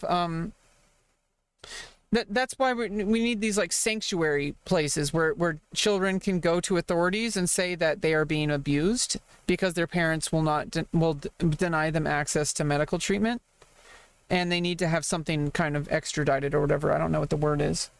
Some lawmakers in Congress have proposed developing and implementing a transgender Bill of Rights. This legislation would protect the rights of transgender and non-binary people under the law by ensuring their access to medical care, shelter, safety, and economic security. Do you support or oppose a transgender Bill of Rights? 46% of Democrats approve, 22% independent, and 5% of Republicans, like, unfortunately, that strongly support. But support and oppose, 72% of Democrats approve, 48% of independents approve, 22% of Republicans. And it's kind of unfortunate, but it's not as terrible as a situation as it sometimes seems. And I know especially the media will kind of like capitalize on the fear. Doesn't mean the fear is wrong. The fear is very real. But yeah, that's... Mean the ownership of private property? Do you mean a free market? What do you mean by capitalism? I think you should define your idea. But that's basically what I was saying. Like, you could mince words all day about like what you actually mean by something, and you really have to get into the nitty-gritty of it. Idea more clearly, and then we can talk about it. But anyway, so yeah. Basically, somebody says money over morals. This is true everywhere. Money is a constant. I don't think money is inherently moral or immoral. I think money is just a resource. And a resource can be used for good things, or it can be used for bad things, and it can also be used for neutral things. I think a question of economy is separate from a question of morality. And morality is a very difficult topic because some people think their moral values are more important than others. And that's the nature of religious wars and such. Like if you go to countries right now that aren't capitalistic, like North Korea, do you think North Korea is prioritizing morals? Well, they're prioritizing Kim Jong-un's morals. No, I don't think they are. It's such an insane thing to say. I can't imagine that people believe this. Dude, how are you going to pick North Korea? Because it's the worst example. And yeah, like North Korea is an absolute prison. It has been brainwashing its own population, subjecting them to an entire, like, forced society that they can't escape from. They outlaw South Korean. If you I think even mention, I don't know if it's about, yeah, if you mention South Korean, like K-pop, like South Korean music, or you listen to it, you will be, I think, put to death, and they punish the entire family for eternity. So if you do something that breaks the law, not only do you go to prison, but they'll send your family to prison. And they'll send their family's family to children, to prison. For the rest of the bloodline. Or at the very least, just the current family. It stays with you. If you break the law, everybody else in your family suffers too. Because they want to discourage people from breaking the law. It's a fucked up place. It is the example that is like, for example, like China is capitalistic in a lot of ways now, right? So, like, can I really use China? I don't think I can. And also, China exists within a global market, which is also capitalistic. So that's why I chose not to use China. Yeah, North Korea is its isolated thing. Or a Middle Eastern country. I used North Korea for a specific reason. So, yeah. And try Cuba. I don't know enough about Cuba to use that as an example. I think Cuba is closer to, at least nowadays, it's closer to America than it used to be. It's like closer to more of a democratic. I mean, maybe I'm wrong, but from what I understand, I think Cuba's closer to American values than it was before in the 50s and shit. To be honest with you. So, I'll give you his response below that. I need to break it to you. Communism isn't some moralistic paradise. Simply study history. Communism is different in every country, but yeah, it isn't a moralistic paradise, but it's better than capitalism. Communism is better than capitalism. You can't even make that claim. You can't say capitalism or communism is better than the other because it's such it's such an amorphous concept. You have to use specific examples, and at that point you're not even talking about capitalism or communism. You're just talking about a system of government, which is separate from an economic system. The economic system is just a descriptive term to indicate a global economy that exists, a free market economy, which is, like, at the moment, I know people don't like to admit it, but capitalism is absolutely allowed the most freedom than any other system that came before it. And it's the most practical, and it doesn't even matter if it was practical or not, because it's just the reality. And could we do better? I think so, but we don't know exactly how to make it better. That's what the discussions are for. But as soon as you get down into like this like trench warfare that people get into over economic systems, where they will absolutely fight to the death for something they don't even understand, it's like you're going nowhere. You're talking about communism like it's some kind of like biblical thing. Like you carry around a manifesto with you every day and you don't even know what communism is. You just argue semantics about like some intellectual from like the 1920s or 40s from Soviet Russia, like, or whatever, talking about some intellectual thing that nobody cares about. Like, and you're on the internet, like, fighting to the death for something that is just impractical and that has like nothing to do with the reality we live in. It's just in either direction. Also, people who are like capitalism trench warfareists. Like it's like fighting over who, like, you have people like fighting over who gets the poop bucket. Like, maybe the situation would be better if you didn't have to poop in a bucket. You know, but instead of trying to find a way to work together to try to find a common solution, which is what most people are doing, especially world governments, as much as they are not perfect, world governments are working together to try to make a better situation that everybody can benefit from. And really, it's because you have to work with the reality that everybody wants a better reality for themselves. And if you work within that, then you could maneuver around so that everybody wins. It's not a zero-sum game. It doesn't have to be, at least. But instead, people are like fighting to the death over whether or not they should fight for some kind of ideal that is so nebulous that it may as well be fighting over whether they get a metal or a wood poop bucket. Obviously, I think a metal poop bucket would probably be better, because it would probably have less bacteria stuck to it, because a wood poop bucket can like fall apart or like mold or something like that. Like, it would just rot and then you wouldn't have a poop bucket anymore. But a metal poop bucket probably has its own problems too. But like, you're fighting over the poop bucket when you should be trying to plot your escape, right?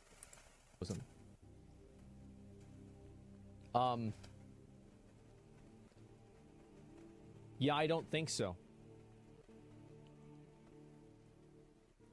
Yeah, I really don't think so. Cuba's blocked by the US? Yeah, exactly. And so that's why, like, it's very hard to say, like, what Cuba's economy is or isn't. Yeah, this is insane. Like, I think that at the point where a person makes an argument that communism is better than capitalism, like, is it okay to just disregard everything they're saying? Kinda, yeah, because like basically they're just so stuck down a rabbit hole, I don't think anybody can pull them out of it.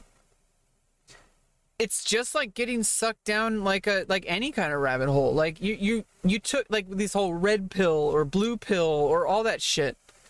Yeah, he should be a raid boss, totally.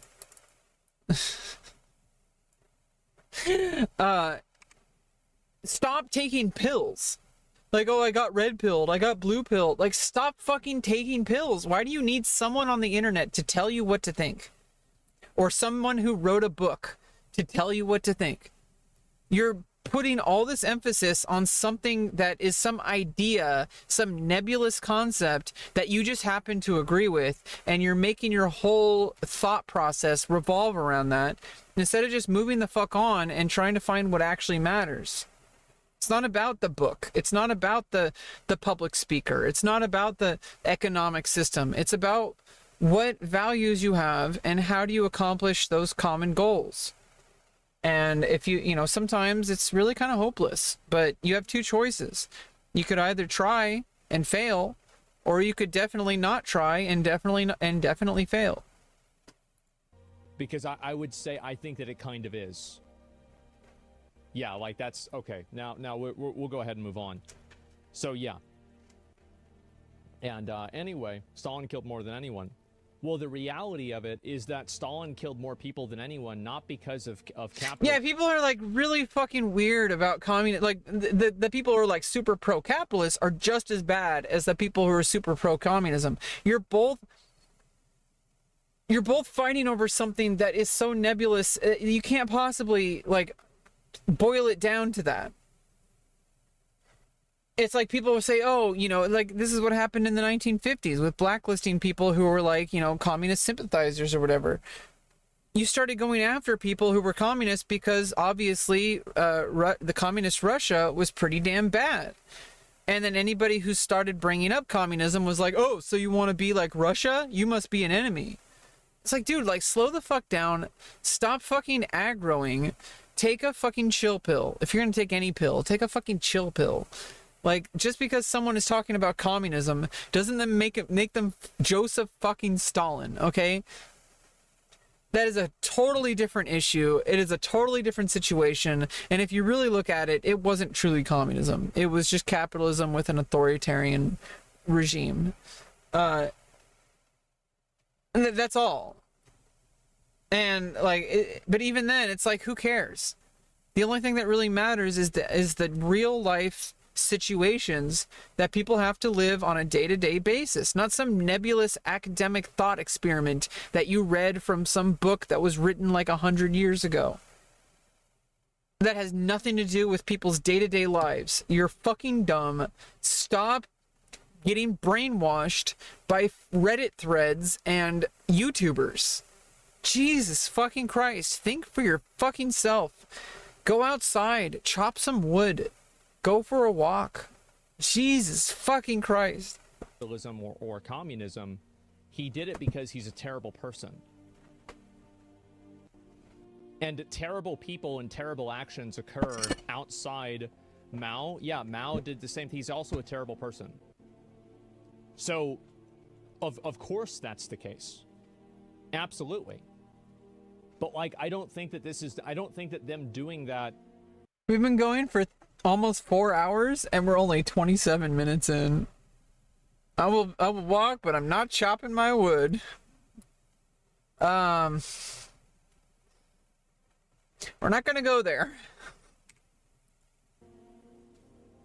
Like, countries will do that. I guarantee you countries have done that weren't communist.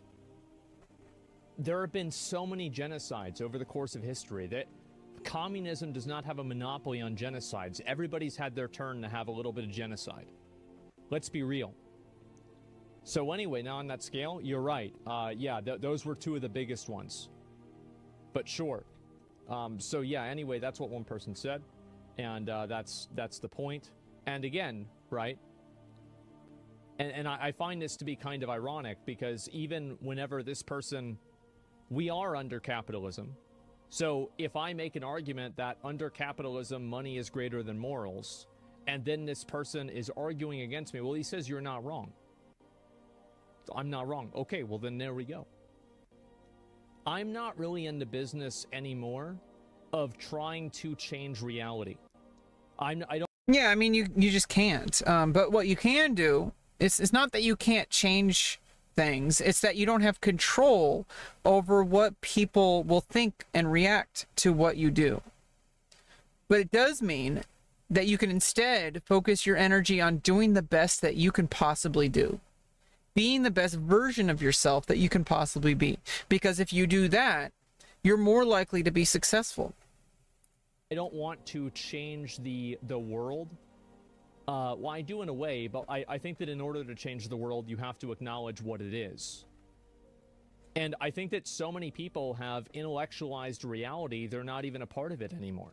Yeah, like you got lost in the sauce. Like if you all you do is like read some 100-year-old book and talk to other people who read that 100-year-old book, and you never talk to anyone else, and everything exists in a vacuum to you because you're like, oh, I don't judge the world. I live in a vacuum because intellectual honesty is about being as true to and neutral as possible, and I only have to apply things to its own merit, and everything has to be exactly what it says it is.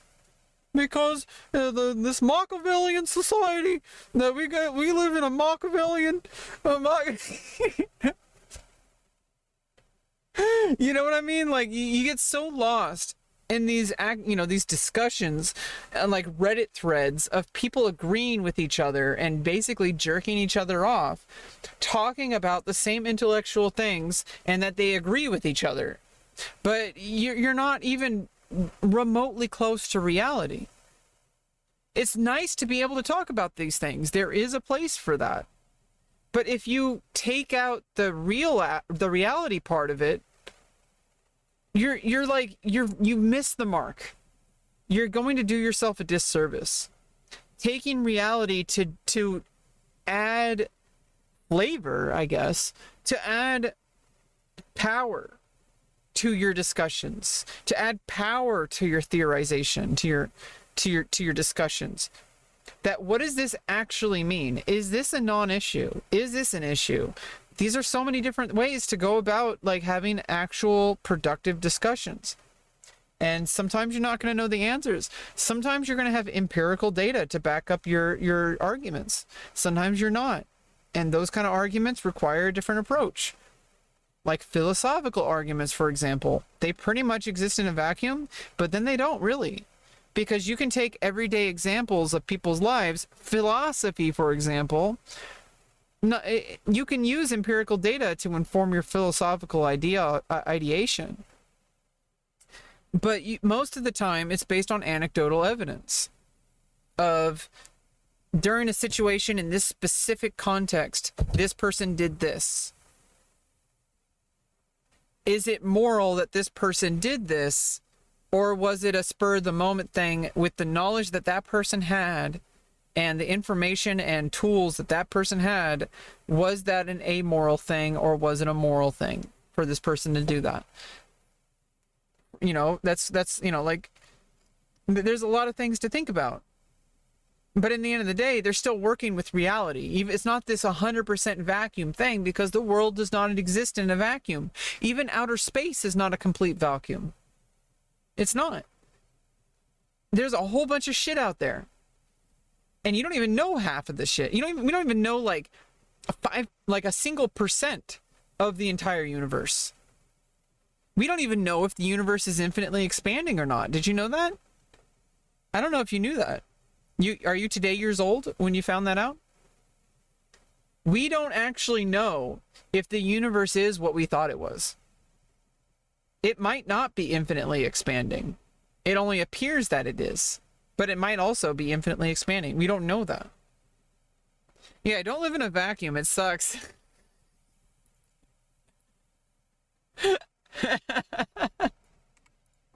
They've done this so much. There's so many levels of abstraction away from just the simple truths of reality that they don't even live in the same world that you do. Yeah, you've gotten so far that you're just like, you may as well, you kind of need to like take a few steps back and like, kind of like, get back to reality for a bit because maybe you went too far. And that's the problem.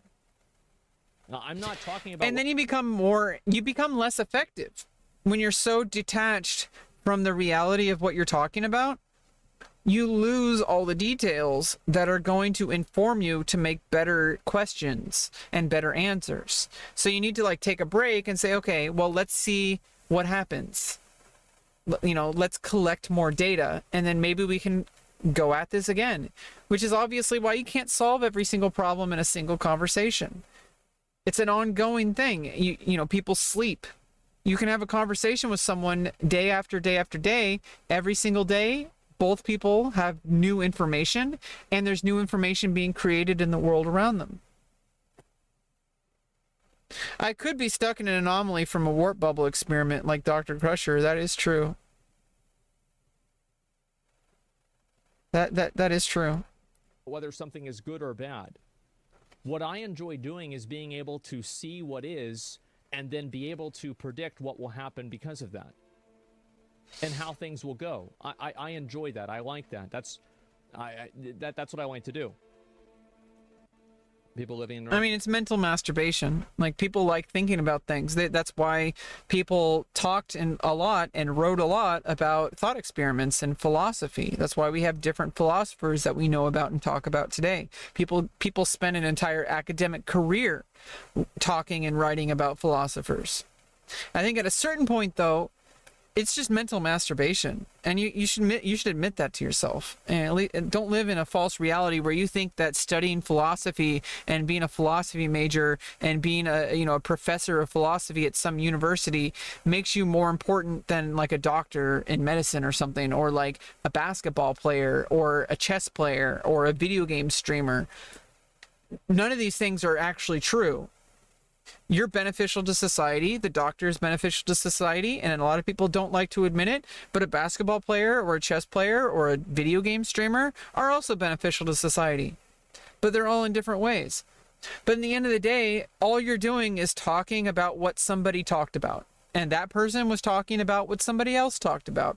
And that person was probably talking about what somebody else talked about. And it's just a bunch of people circle jerking each other. Everyone knows this. Like, everyone knows deep down that is what you're doing when you're studying philosophy. You're not, and you're not smarter than other people just because you read a book that somebody else read and that you agree with what that person said. You know, oh, I'm intelligent because I believe exactly what this person told me to believe. Or I agree with this book because this author I read agreed with this. Or I disagree with that because this favorite author of mine also disagreed with that author. It's like, it's just a bunch of people talking.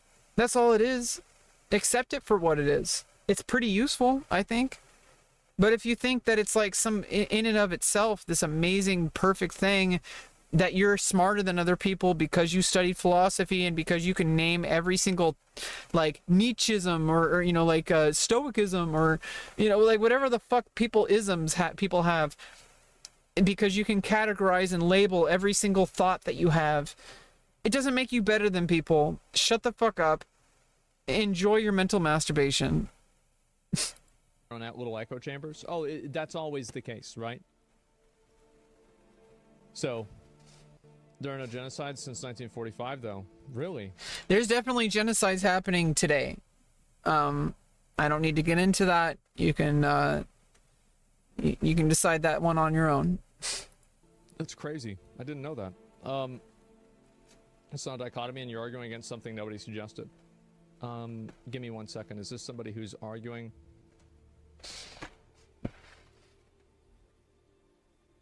What is this? Wait, no, they didn't bring up communism.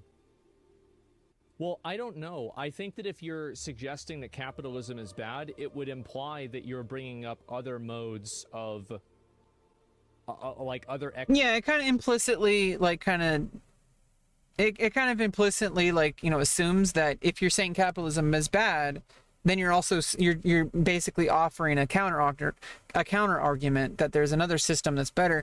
Not necessarily, though. You could just be saying it's bad, and that's like in and of itself, that's a statement that you could say. Capitalism is bad. Windows is bad. Apple,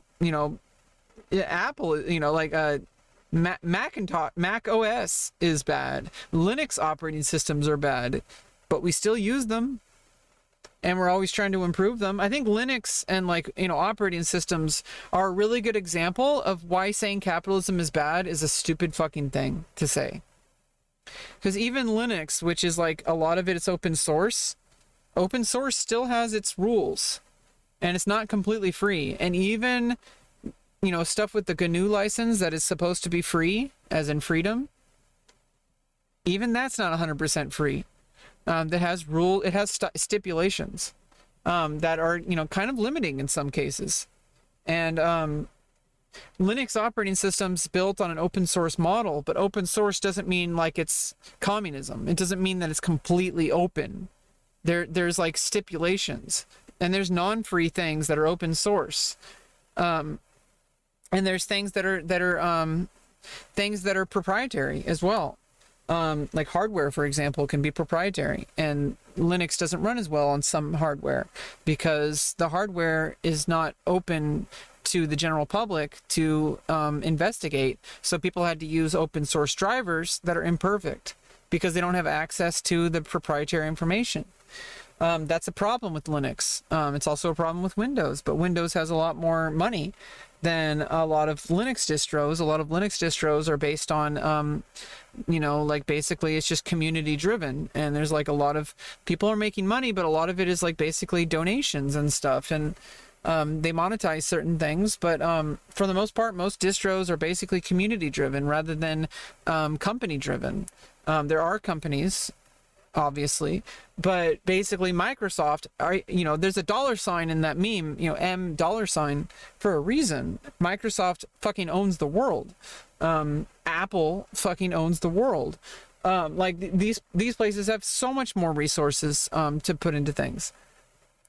So obviously you could say that, like, and I'm not even trying to use Linux as like an example of like communism or whatever. They're all capitalist. But like basically,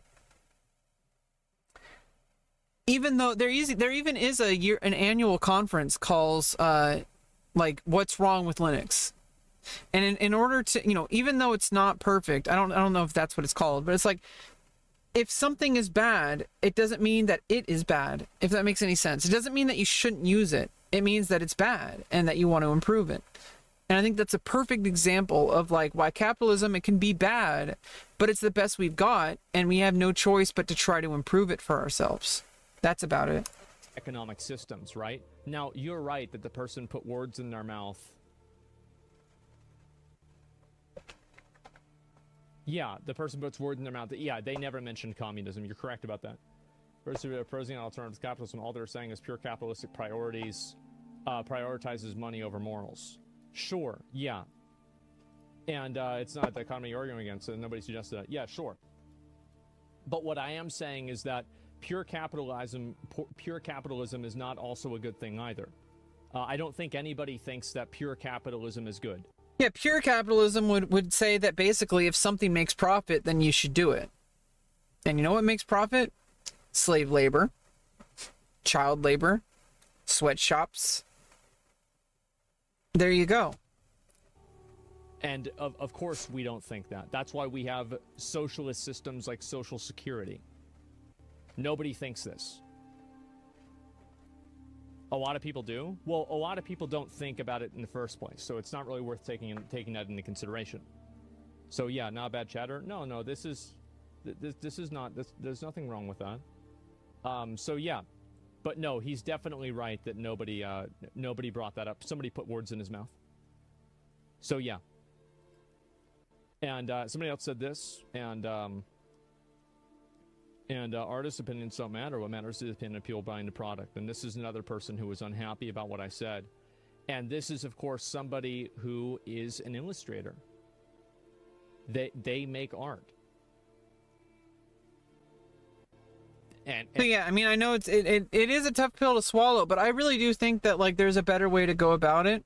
If you are worried that art is being taken over by AI and that it is undermining your ability to make a living, then I think there's a better way to go about it than attacking everybody who uses AI. I think it's better to just do something better, to give a more compelling reason for people to choose you over AI, which I think there's plenty. I think there's arguments to be had why people would prefer a human to do something than a machine. There's a reason why people will donate to someone like Asmongold, even though he's like a multimillionaire. He like owns multiple like companies. It's because he, for all I can tell, he's a human, and people can relate to him. There's absolutely zero reason why people should donate their hard-earned money to a millionaire, but this is the reality. People do. People donate money to a millionaire, and not just him, other multimillionaires. So what does that tell you? Is that people care about humans. And if you can make your business approach to be about human-centric marketing rather than product-centric marketing, because AI can fundamentally only be about the product. And that's good if that's what you want. But if your product is not the product, if you are the product, then that completely changes what your marketing approach should be. That you're trying to sell that your journey.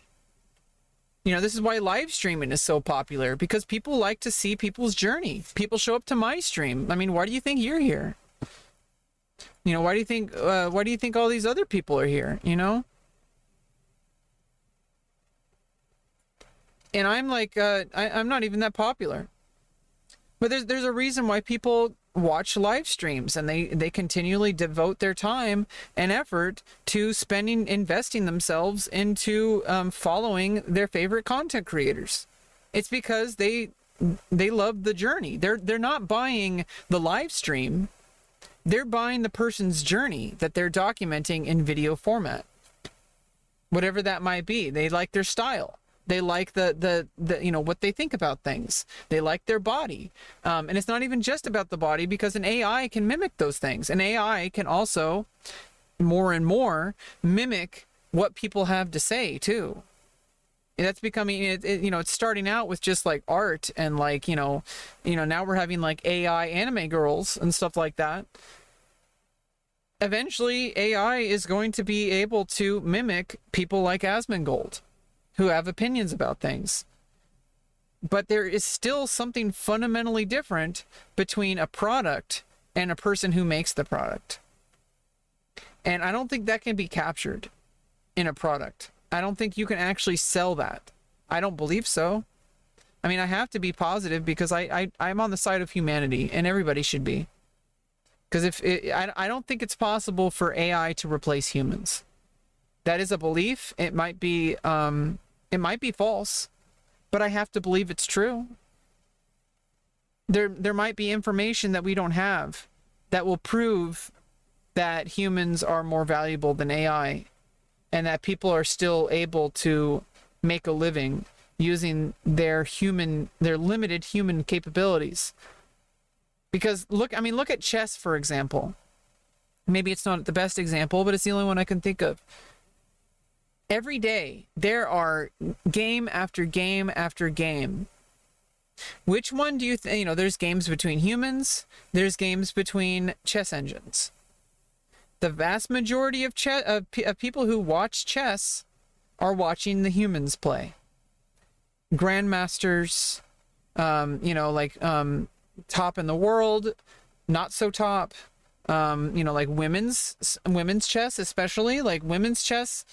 It's unfortunately not as popular as open, which open is male dominated for the most part. It's changing, but there's more women rising up the ranks, but it's harder. That's a completely different topic, but you'd have to explore that on your own. Basically, there's reasons why women are less likely to succeed in certain industries or certain fields. It's because the situation is not the same. You have the same goal to reach, but it's harder to reach the goal. That's basically it. And then, some amazing women have been able to overcome that reality, and that's great. But they're usually, I feel like the way that, like, in order to improve the popularity of like women's sports and women's stuff is to make it about lifting women up, and because that's an idea that people can get behind. Because so if you try to one-to-one be as popular as male sports, people are going to prefer to watch male sports, and I don't, maybe there's reasons, maybe there aren't, maybe that's just the way it has always been, and people are just refusing to, change their opinions on things. So you have to come up with other compelling reasons to make women's sports interesting, such as, having role models for young girls to look up to, and saying that, like, hey, I know that a lot of, this is mostly men, and, but girls can play this too. Girls can play tennis. Girls can play basketball. Girls can play chess, because that's true. And I feel like having that as a sales point for women's chess, for example, that makes it much more compelling. Now, convincing people to watch AI play chess is significantly harder than getting people to watch. I mean, I don't know. As far as popularity goes, like massive popularity, people are really into AI and to like chess engines. Don't get me wrong. There's a huge fan base of that. But for the most part, most people who play chess, they want to see Hikaru Nakamura. They want to see Magnus Carlsen. They want to see the Botez sisters. They want to see their favorite chess streamer, like Gotham Chess, like Levi Rosman. Or they want to see like Danny Wrench, like, make some dad joke on chess.com streams or whatever. I don't know. The list goes on. The common factor is that people care about people. And if you change your marketing strategy to that, you're going to be more successful in a reality where AI can make a better product than you most of the time. If not all the time, eventually. Because it's not really about the product. It's about what people are willing to devote their time and attention to. And you can have an inferior product, but have something that people are more willing to invest in. And I feel like that's the key question that artists and everybody who is at risk, which is everybody at this point, every human being is at risk of losing their job to artificial intelligence. And so the question we have to answer is not how do we stifle AI, it's how do we render that a non-issue, to where we don't focus on the product anymore, we focus on what sells. And they sell commissions. People like their art. The fact that they exist proves my point. You are selling commissions because the free market allows that to happen, because people see value in your work. You wouldn't be able to sell commissions if people didn't like it. That's the way it works. But isn't your argument about allowing theft of art and an example of something that should arguably be prevented using control? Well, it's not necessarily theft. It's more like they're just taking inspiration for something. Now, there is a difference when it's like one-to-one. Like if somebody literally just makes a one-to-one copy of something, that is actually plagiarism. Now, I don't know if that's happening with Palworld. It does not look like it. It just looks inspired by Pokemon. Like every PAL that I've seen in Palworld, it could be a Pokemon, but it's not. It's a PAL. It's different. It's a different iteration of the same idea. And, it's like there's only so many directions you can take cute anime-style monsters. There's only so many directions. Controls on capitalism? But isn't your argument about allowing theft of art and an example of something that should arguably be prevented using controls on capitalism? As I said before, I don't really believe using generative AI is theft. I don't really think so. I think it's based on the context. Using generative AI to make a one-to-one copy of like the Mona Lisa is definitely theft. Using AI to make a piece of art that is like inspired in the same style of the Mona Lisa but is very different, that's not theft. Now, if you're using generative AI to recreate something, like, for example, like you're trying to make the exact same thing and pass it off as if it was the original, then yeah, sure, that's theft. Of course. But I'm talking about like if you use a tool like, I don't know, Stable Diffusion or something like that, and that tool generates an image, I don't think that image is theft from other images.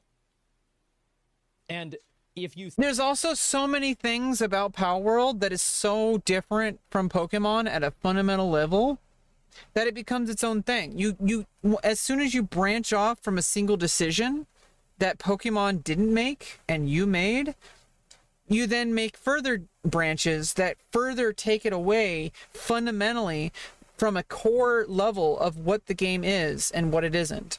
It is not Pokemon. It's more like Fortnite than anything, I think.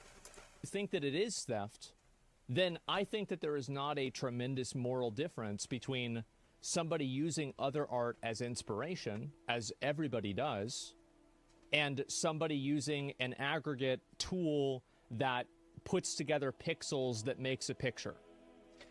I think it's a, I mean, I think he's like close there, but I think he's a little bit off the mark, because I think it's very different when it's like a machine that is like absolutely a beast at being able to like accurately do things. It's just a much more powerful tool. And I think there should be some kind of lines that people need to draw. But you know, there's only, you know, like, that's a really kind of difficult topic. Like, how do you figure out where exactly to draw those lines? Like, not literally, but like when we're talking about artwork here, drawing lines, more like drawing lots, because you're going to be out of a job. It's the same deal. I really don't believe for a second. Like, obviously it's scary. Especially, like, is AI going to replace, like, you know, my ability to do pornographic material? But at the end of the day, I don't think that's what people are really spending their money and their attention on. They're not just trying to buy a product. In fact, most of the time, people would probably just steal the product, including my own. So they would probably do the same thing with the AI-generated stuff. The reason why people donate money is for a fundamentally different reason. The reason why people would buy something rather than steal it is for a fundamentally different reason. And you have to find those reasons rather than trying to blame everybody else for why you're failing. I don't view these as a tremendously morally different thing. I don't. And I have not read an argument so far that convinces me that I'm wrong. It doesn't make sense. Yeah, I think it's like there are certain like rules. I mean, I don't like necessarily disagree with them, but I just think that like there's a reason why there's rules and regulations in sports, for example. Like, obviously, if you could wear if you could wear like flippers, you would swim faster than everybody in a swim competition. But they don't allow flippers. So I feel like if you're gonna like kind of there needs to be some kind of regulation on using certain tools that are gonna give you an extreme advantage over the competition. There are restrictions on capitalism. For example, you can't use child labor in a lot of places in the world. Not every place, but you know, you can't use slave labor. You know, at least, you know, in certain countries. You know, there's certain rules to capitalism. You can't, you have to follow regulations. So the question is should we regulate AI as far as you know, without, you know, in order to use it to make money? Or should it, if you use it, does it demonetize what you're doing? I think that's a fundamental question to ask, and I think it's really difficult sometimes to determine if that regulation would be even violated or not. But I think that is the question of today's age: is how do we regulate something without infringing on people's you know, ability to you know, make a living, and people's ability to express themselves to the fullest that technology allows? I think that's a really good question. To me, I don't understand it. It doesn't make sense to me. I don't understand it. And also, we'll go even farther. The use of AI is not necessarily theft. Even if you believe that AI being trained by other tools is actually, sorry, by other pictures that you don't own, is theft. Because there are plenty of people, and I'll give you two different examples, Amarath and Susu, who do OnlyFans content, who have an AI bot that can generate nudes of them for people that try to talk to them. So the difference in that is that they signed off on that. You know, that's not a perfect example, but you know, it's kind of an example. I think that theft is if somebody did that without their consent. If somebody, another company, did that without saying, hey, I'm going to make an Amaranth app, and they didn't ask for permission, they just put up an app that steals her image and is trained off of her image and her voice against her will. And, you know, the difference is with Susu and Amaranth, that was literally a product that they were a part of. That they specifically signed off on it because they're... And also, I think this is generally where AI will go. The thing that matters is going to be the person that trains the AI and not necessarily the AI itself. Because you can always make a better AI if you add more input data. And so your job as a human is to infinitely, as much as you are allowed to with your life that you have, creating more content that can be used to improve the AI. That you become a trainer. You're the one who trains the AI, which means that it allows you even more freedom of expression than before. Because now everything you do is going to be useful towards making a better product. It means that if you want to make a good product, you're going to have to curate exactly which input data will make the best product that you want to make. But the difference is that that's a consent thing. Like Amaranth consented to doing that. Susu consented to doing that. Is that theft? Well, no, because they trained the bot with their own content. So whenever you're saying AI and generative AI, you're painting with such a wide brush that you're also including things that don't necessarily fall into that category.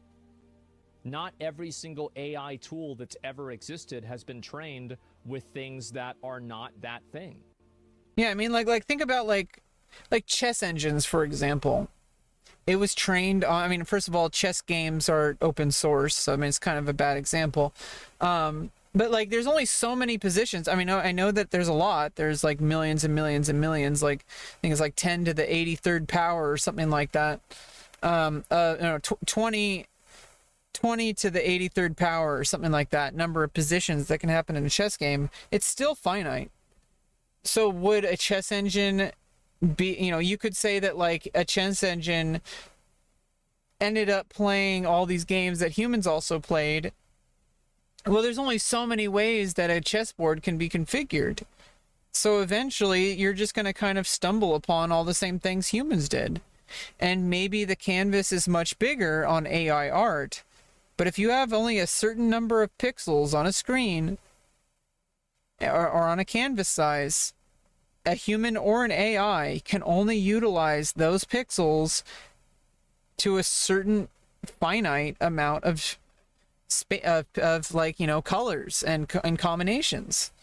Obviously, it's so exponentially larger than a chessboard because now you're dealing with so, like, you know, thousands and thousands and thousands of pixels.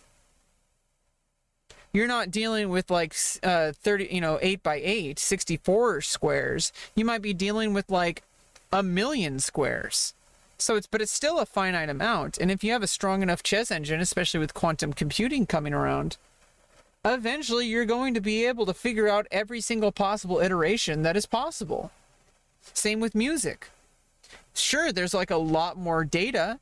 There's a lot more nodes of like things that could be shifted one way or the other and different combinations, but it is still finite. It's just so large that it's almost a non-issue at all. Like even chess with its 64 squares is still so incomprehensibly large for the human mind to fathom. Now imagine something like thousands of times more complex, like music or like art, even on a limited canvas size. Like something that's 1920 by 1080 pixels or whatever. I don't think that's how it works, but you know what I mean? Like even if it's like a canvas size that is standardized, which you could always just make a bigger canvas. And then you could have even exponentially millions of more combinations. So it's like but eventually a strong enough computer, given it enough time, will eventually do every single combination of pixels and colors and combinations of all that that it would eventually figure out every single possible iteration. Paying for fake nudes is wild. Wrong, those models stole images. How do you know how... You don't know how the tech works? How did they steal images?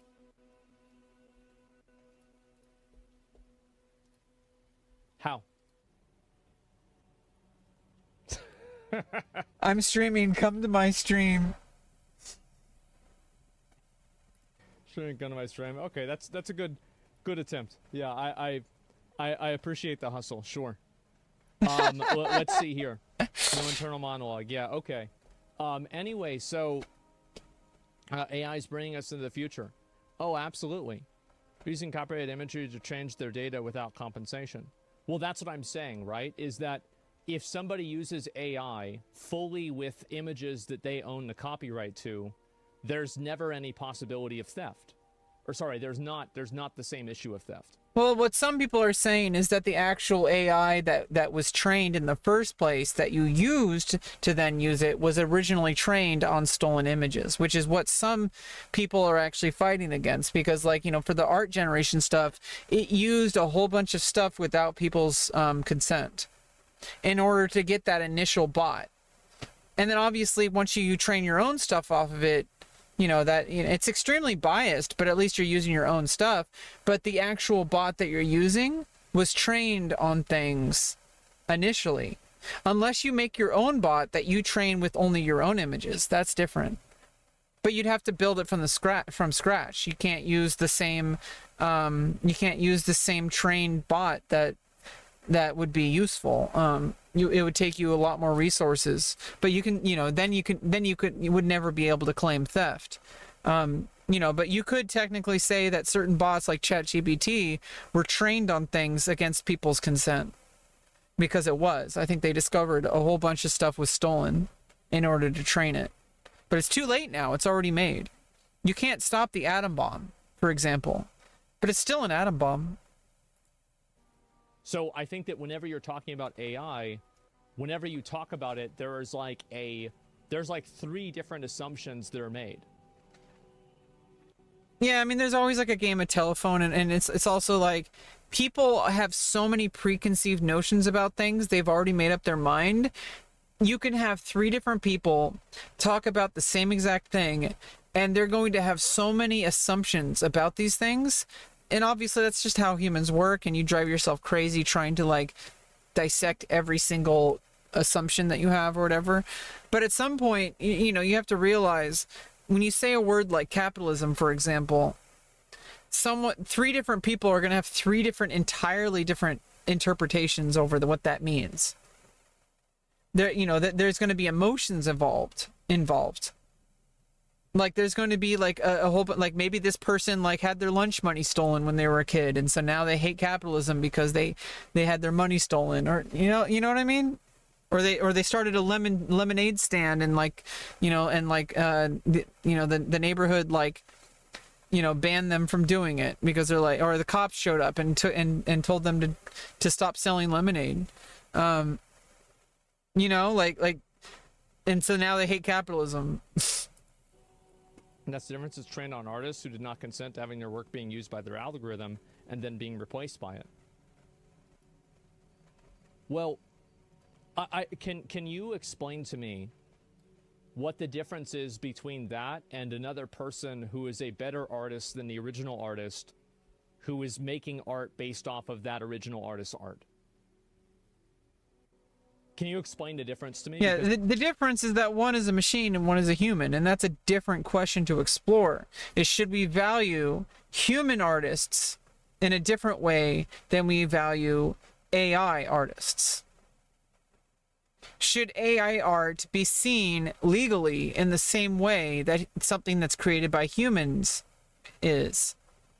And where is the line drawn? Is AI art something where someone procedurally generated a texture, but everything else that was done was drawn by hand or whatever?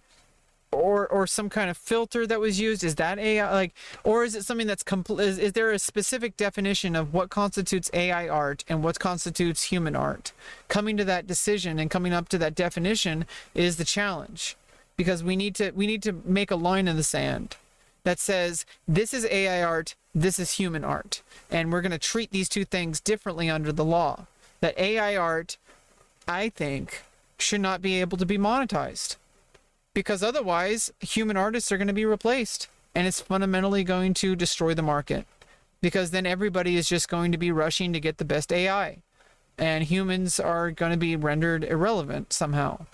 But I also think that is just an evolution of capitalism, and it's also possible that maybe the product, like I said, is not what makes the decision of someone to purchase something. And so maybe your approach to marketing should be less focused on the product if you're a human artist. And if you're an AI artist, it means 100% you should be focused on making the best product possible.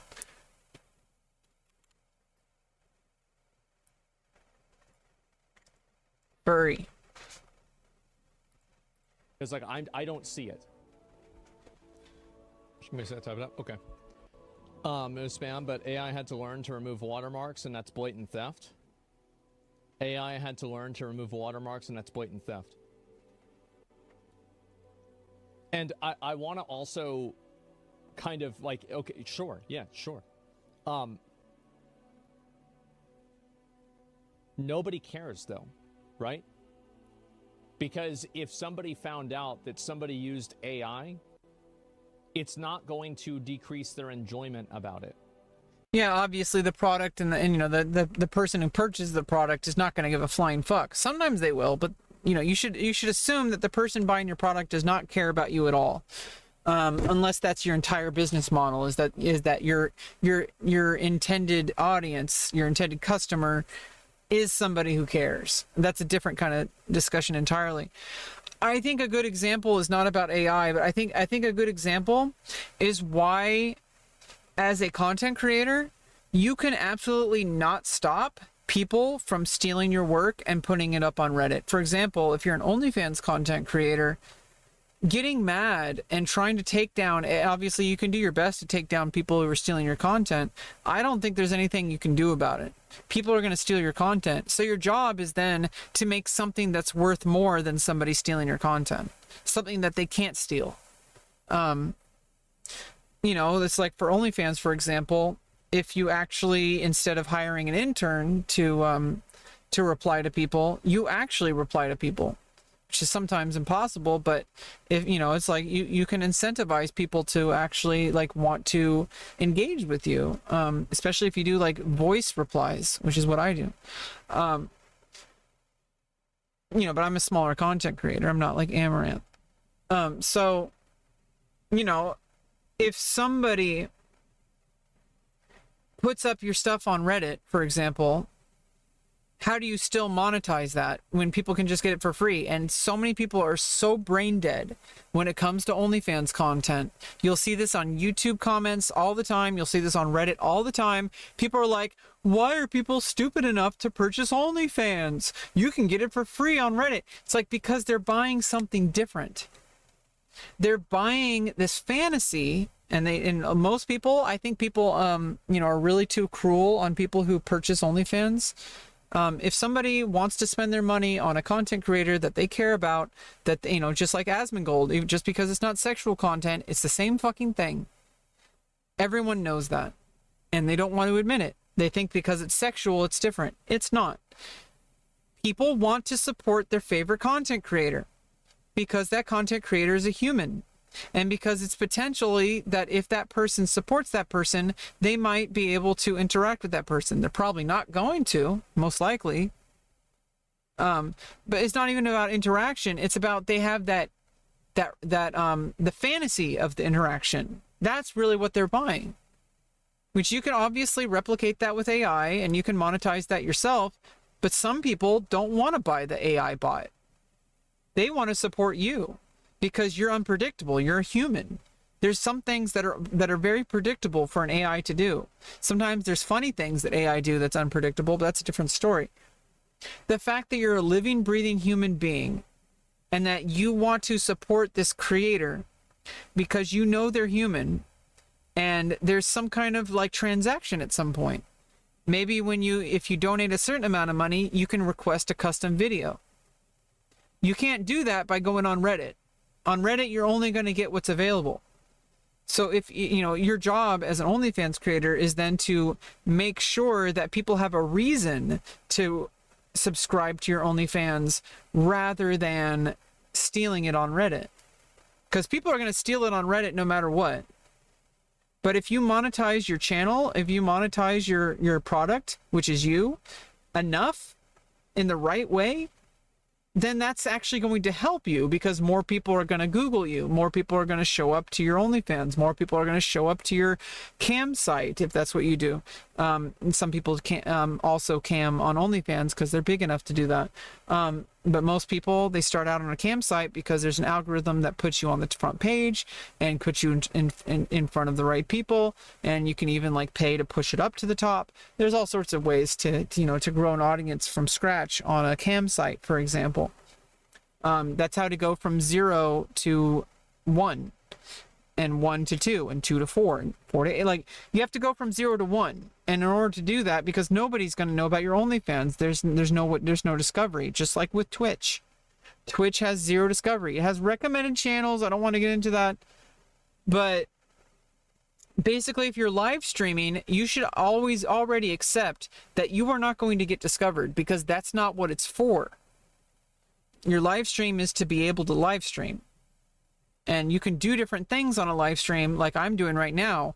We've been going for 4 hours and 40 minutes, talking only 36 minutes into a 2-hour video. This is a very unstructured, long format. There's things that we could do that are like not really possible in like a 5-minute video, for example. But it's not designed to be discovered. People will onboard themselves from some other place, like from YouTube. And in a similar way, you could say your cam site is like your discovery funnel and OnlyFans is where they end up, or Patreon. And you can't really advertise. I mean, you can try. I mean, you have to advertise your OnlyFans like on Twitter or something. You have to advertise that somewhere else so that people will come there to there. And so, unfortunately, or maybe just the way it's designed, OnlyFans does not. You can't just start an OnlyFans from 0 to 1.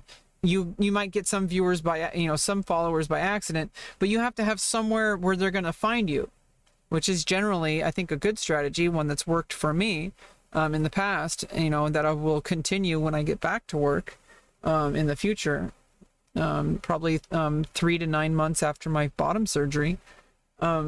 Is I will go back to going on my cam site. And then people will discover me there. I have like 100 to 200 concurrent viewers there.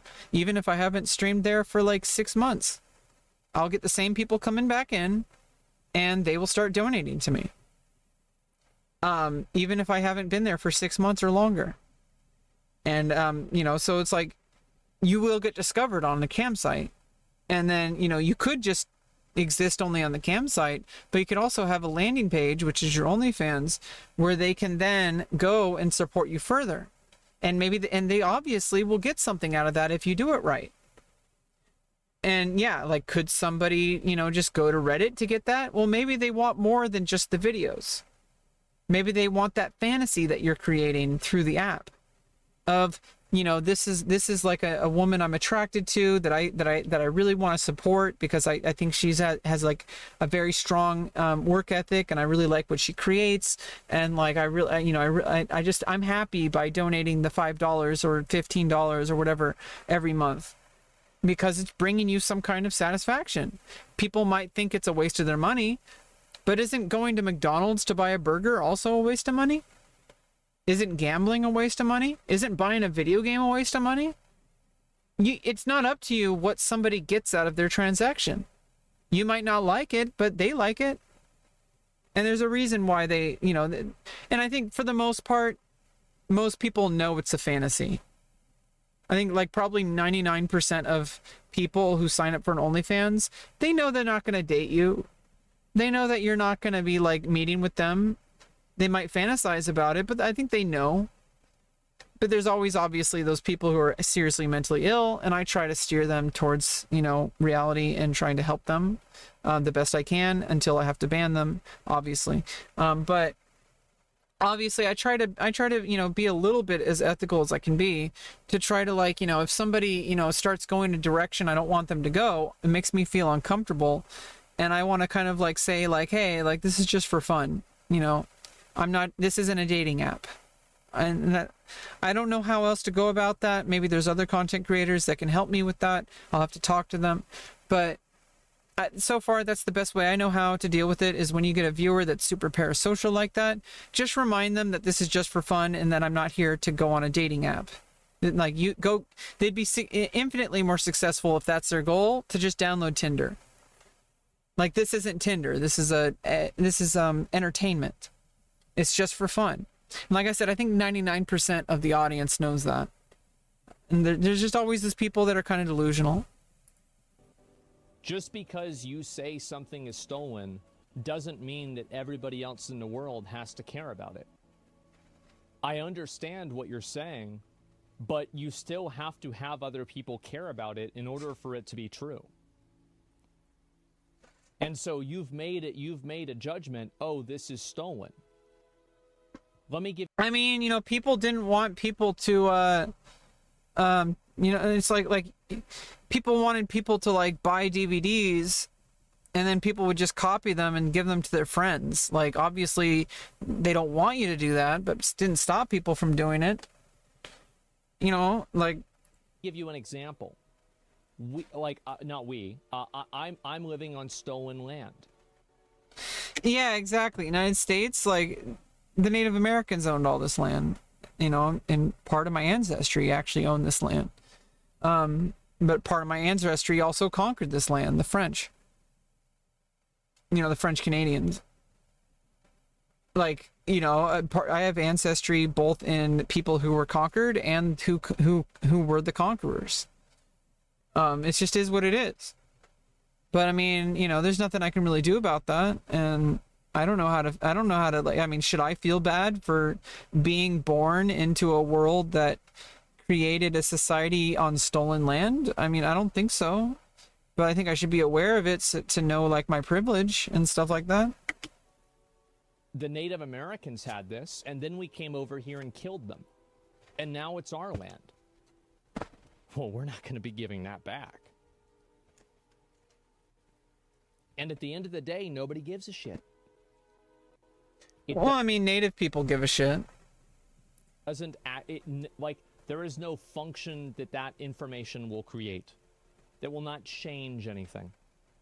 Everybody knows it's true, and I mean, obviously, you can't undo it. I think what needs to. I mean, I think what Native tribes or, you know, Native Americans are trying to get is that there's like some kind of like reparation, just like with like Black Americans for slavery, and you know, maybe there's going to be eventually reparations for trans people. I don't know. And reparation doesn't have to be monetarily. I think it just has to be sometimes just a recognition that what happened was wrong. And just trying to, you know, do better. I really think that's all there is to it. I mean, that's all I would want for trans rights, for example. I just want people to stop taking away our rights. I want people to recognize that what they're doing is hurting us. And that they can do differently. That they can do better. I don't want them to like suffer. Like, you know, I think reparations doesn't have to always mean that someone suffers. I think it just means that something has to be done to like kind of make things better. And like, obviously, stealing land example, like, you know, stealing land from the Native Americans. I feel like maybe you should listen to some tribes more about this, but Native Americans, I think, just want to have their own land back, but it's not really going to happen. And I think most Native Americans have kind of accepted that. But I think there's some kind of like compromise to be able to, yeah, I mean, it's a fucked up situation. Like, nobody really cares about Native Americans. It's really unfortunate. And I'm part Native American. You know, it's like nobody really cares about me. Nobody cares. And if you think that you... Yeah, I mean, it's like how nobody cares about trans people, it seems. We have to fight really fucking hard just to get heard, and so do the Native Americans. Because nobody really cares. People just want to like watch TV and like do their own thing. And that's just the reality. And so it's like, well, how do we get what we want without them caring? I think that becomes the better, more productive question. Is how do we make things better without people caring? That can sometimes be an easy or a difficult thing to do. Because I think there's a way to make progress without people caring. You do, go give your house away to a Native American family and leave the fucking country. But nobody's going to do that because you don't really care. You only care enough to present yourself as if you are sympathetic to the situation while simultaneously benefiting from its existence. Well, I mean, in a lot of ways, so are the Native American people today. They're also born into this country. And yeah, like historically their ancestors, you know, like there's a whole bunch of stuff. And this is the same thing with like reparations for black people. Obviously, black people today aren't you know, haven't experienced chattel slavery. I think that's kind of like a weaker argument because it's like obviously there's a problem, and the offspring and the generational offspring of Native Americans have basically had their future stolen from them. But I think it's the wrong kind of direction to take. I don't think it's about giving everything back. I think it's about making a better future for everyone. Then how do we find a compromise? Because obviously we can't change reality. We can't change history. And it's not realistic. It's not realistic to give Native Americans all the land back. Where are we going to go? Then our land would be stolen, including a lot of the Native Americans who live here because they're also Americans, and they were born into this. So it's like that's like kind of a weird example. I don't think that's like the solution anyway. I think that's like simplifying it. I think it's just a very complicated situation that involves like much more nuance, but at the very end of the day it involves people being able to listen.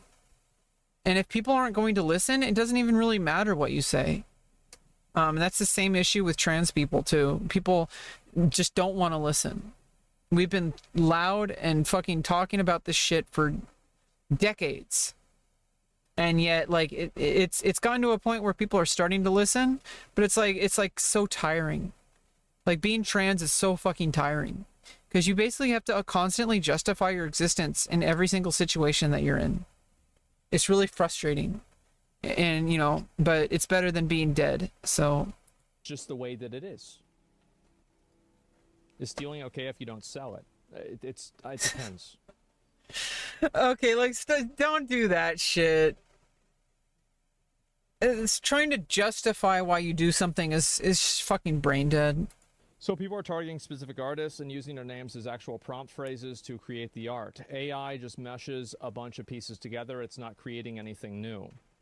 A human being can also create art from pure creative individuality, and an AI algorithm cannot exist without thousands of art that it scrapes. I think that's kind of a weak argument because honestly, you don't know exactly how much influenced that originality. Like how much, like you've literally, against your will, witnessed image after image after image since you were born, since before you were born. Sensual stimuli coming at you 24 hours a day, 7 days a week without stopping, even in your sleep. There are things that you've absorbed that you're not even aware that you've absorbed. Things that you've seen that you don't even realize you've seen. So every single time you look at somebody else's artwork, even if you look at people, even if you look at like non-visual artwork, listening to music, that is going to influence your final product. Because everything that you do is not isolated in a vacuum. It's based on every single thing that you've experienced before. And that's not functionally different from what an AI is. So I think that argument specifically is kind of weak. Yeah, you're right. I'm not sure if I understand what your point is. There are always going to be people that are trying to define what art and what art is and what art is not. Excuse me. Like some people say that porn isn't art. No, porn is 100% art. Some people will say that something that makes money isn't art. It's 100% art. Some people will say that, like, oh, you know, this is just commercial artwork. This isn't real artwork. What is real artwork?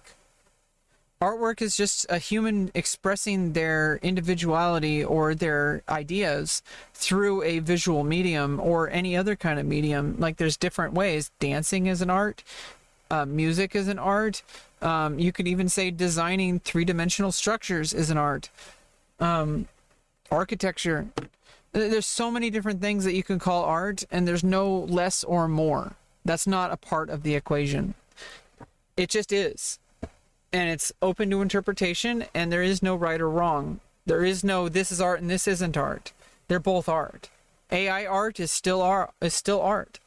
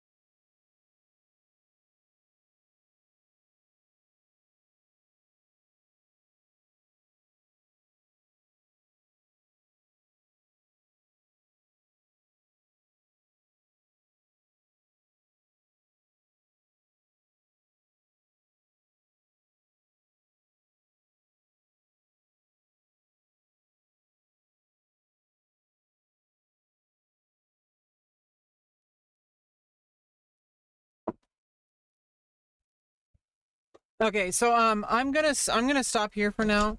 I have a meeting I gotta go to. It's been 5 hours. We're gonna get back to this. I do want to finish this whole video. I think it's fascinating and full of talking points. It's great farming. Yeah, we're gonna get back to this. We've only gone through 38 minutes and 33 seconds of the video. We have so much more to go through. But I will be back later. I have a meeting to go to that I almost forgot about. So I'm going to head out. And I hope everyone enjoyed the discussion, and we're going to continue this discussion at a later time. So thank you. Celebrate, remember, and fight back.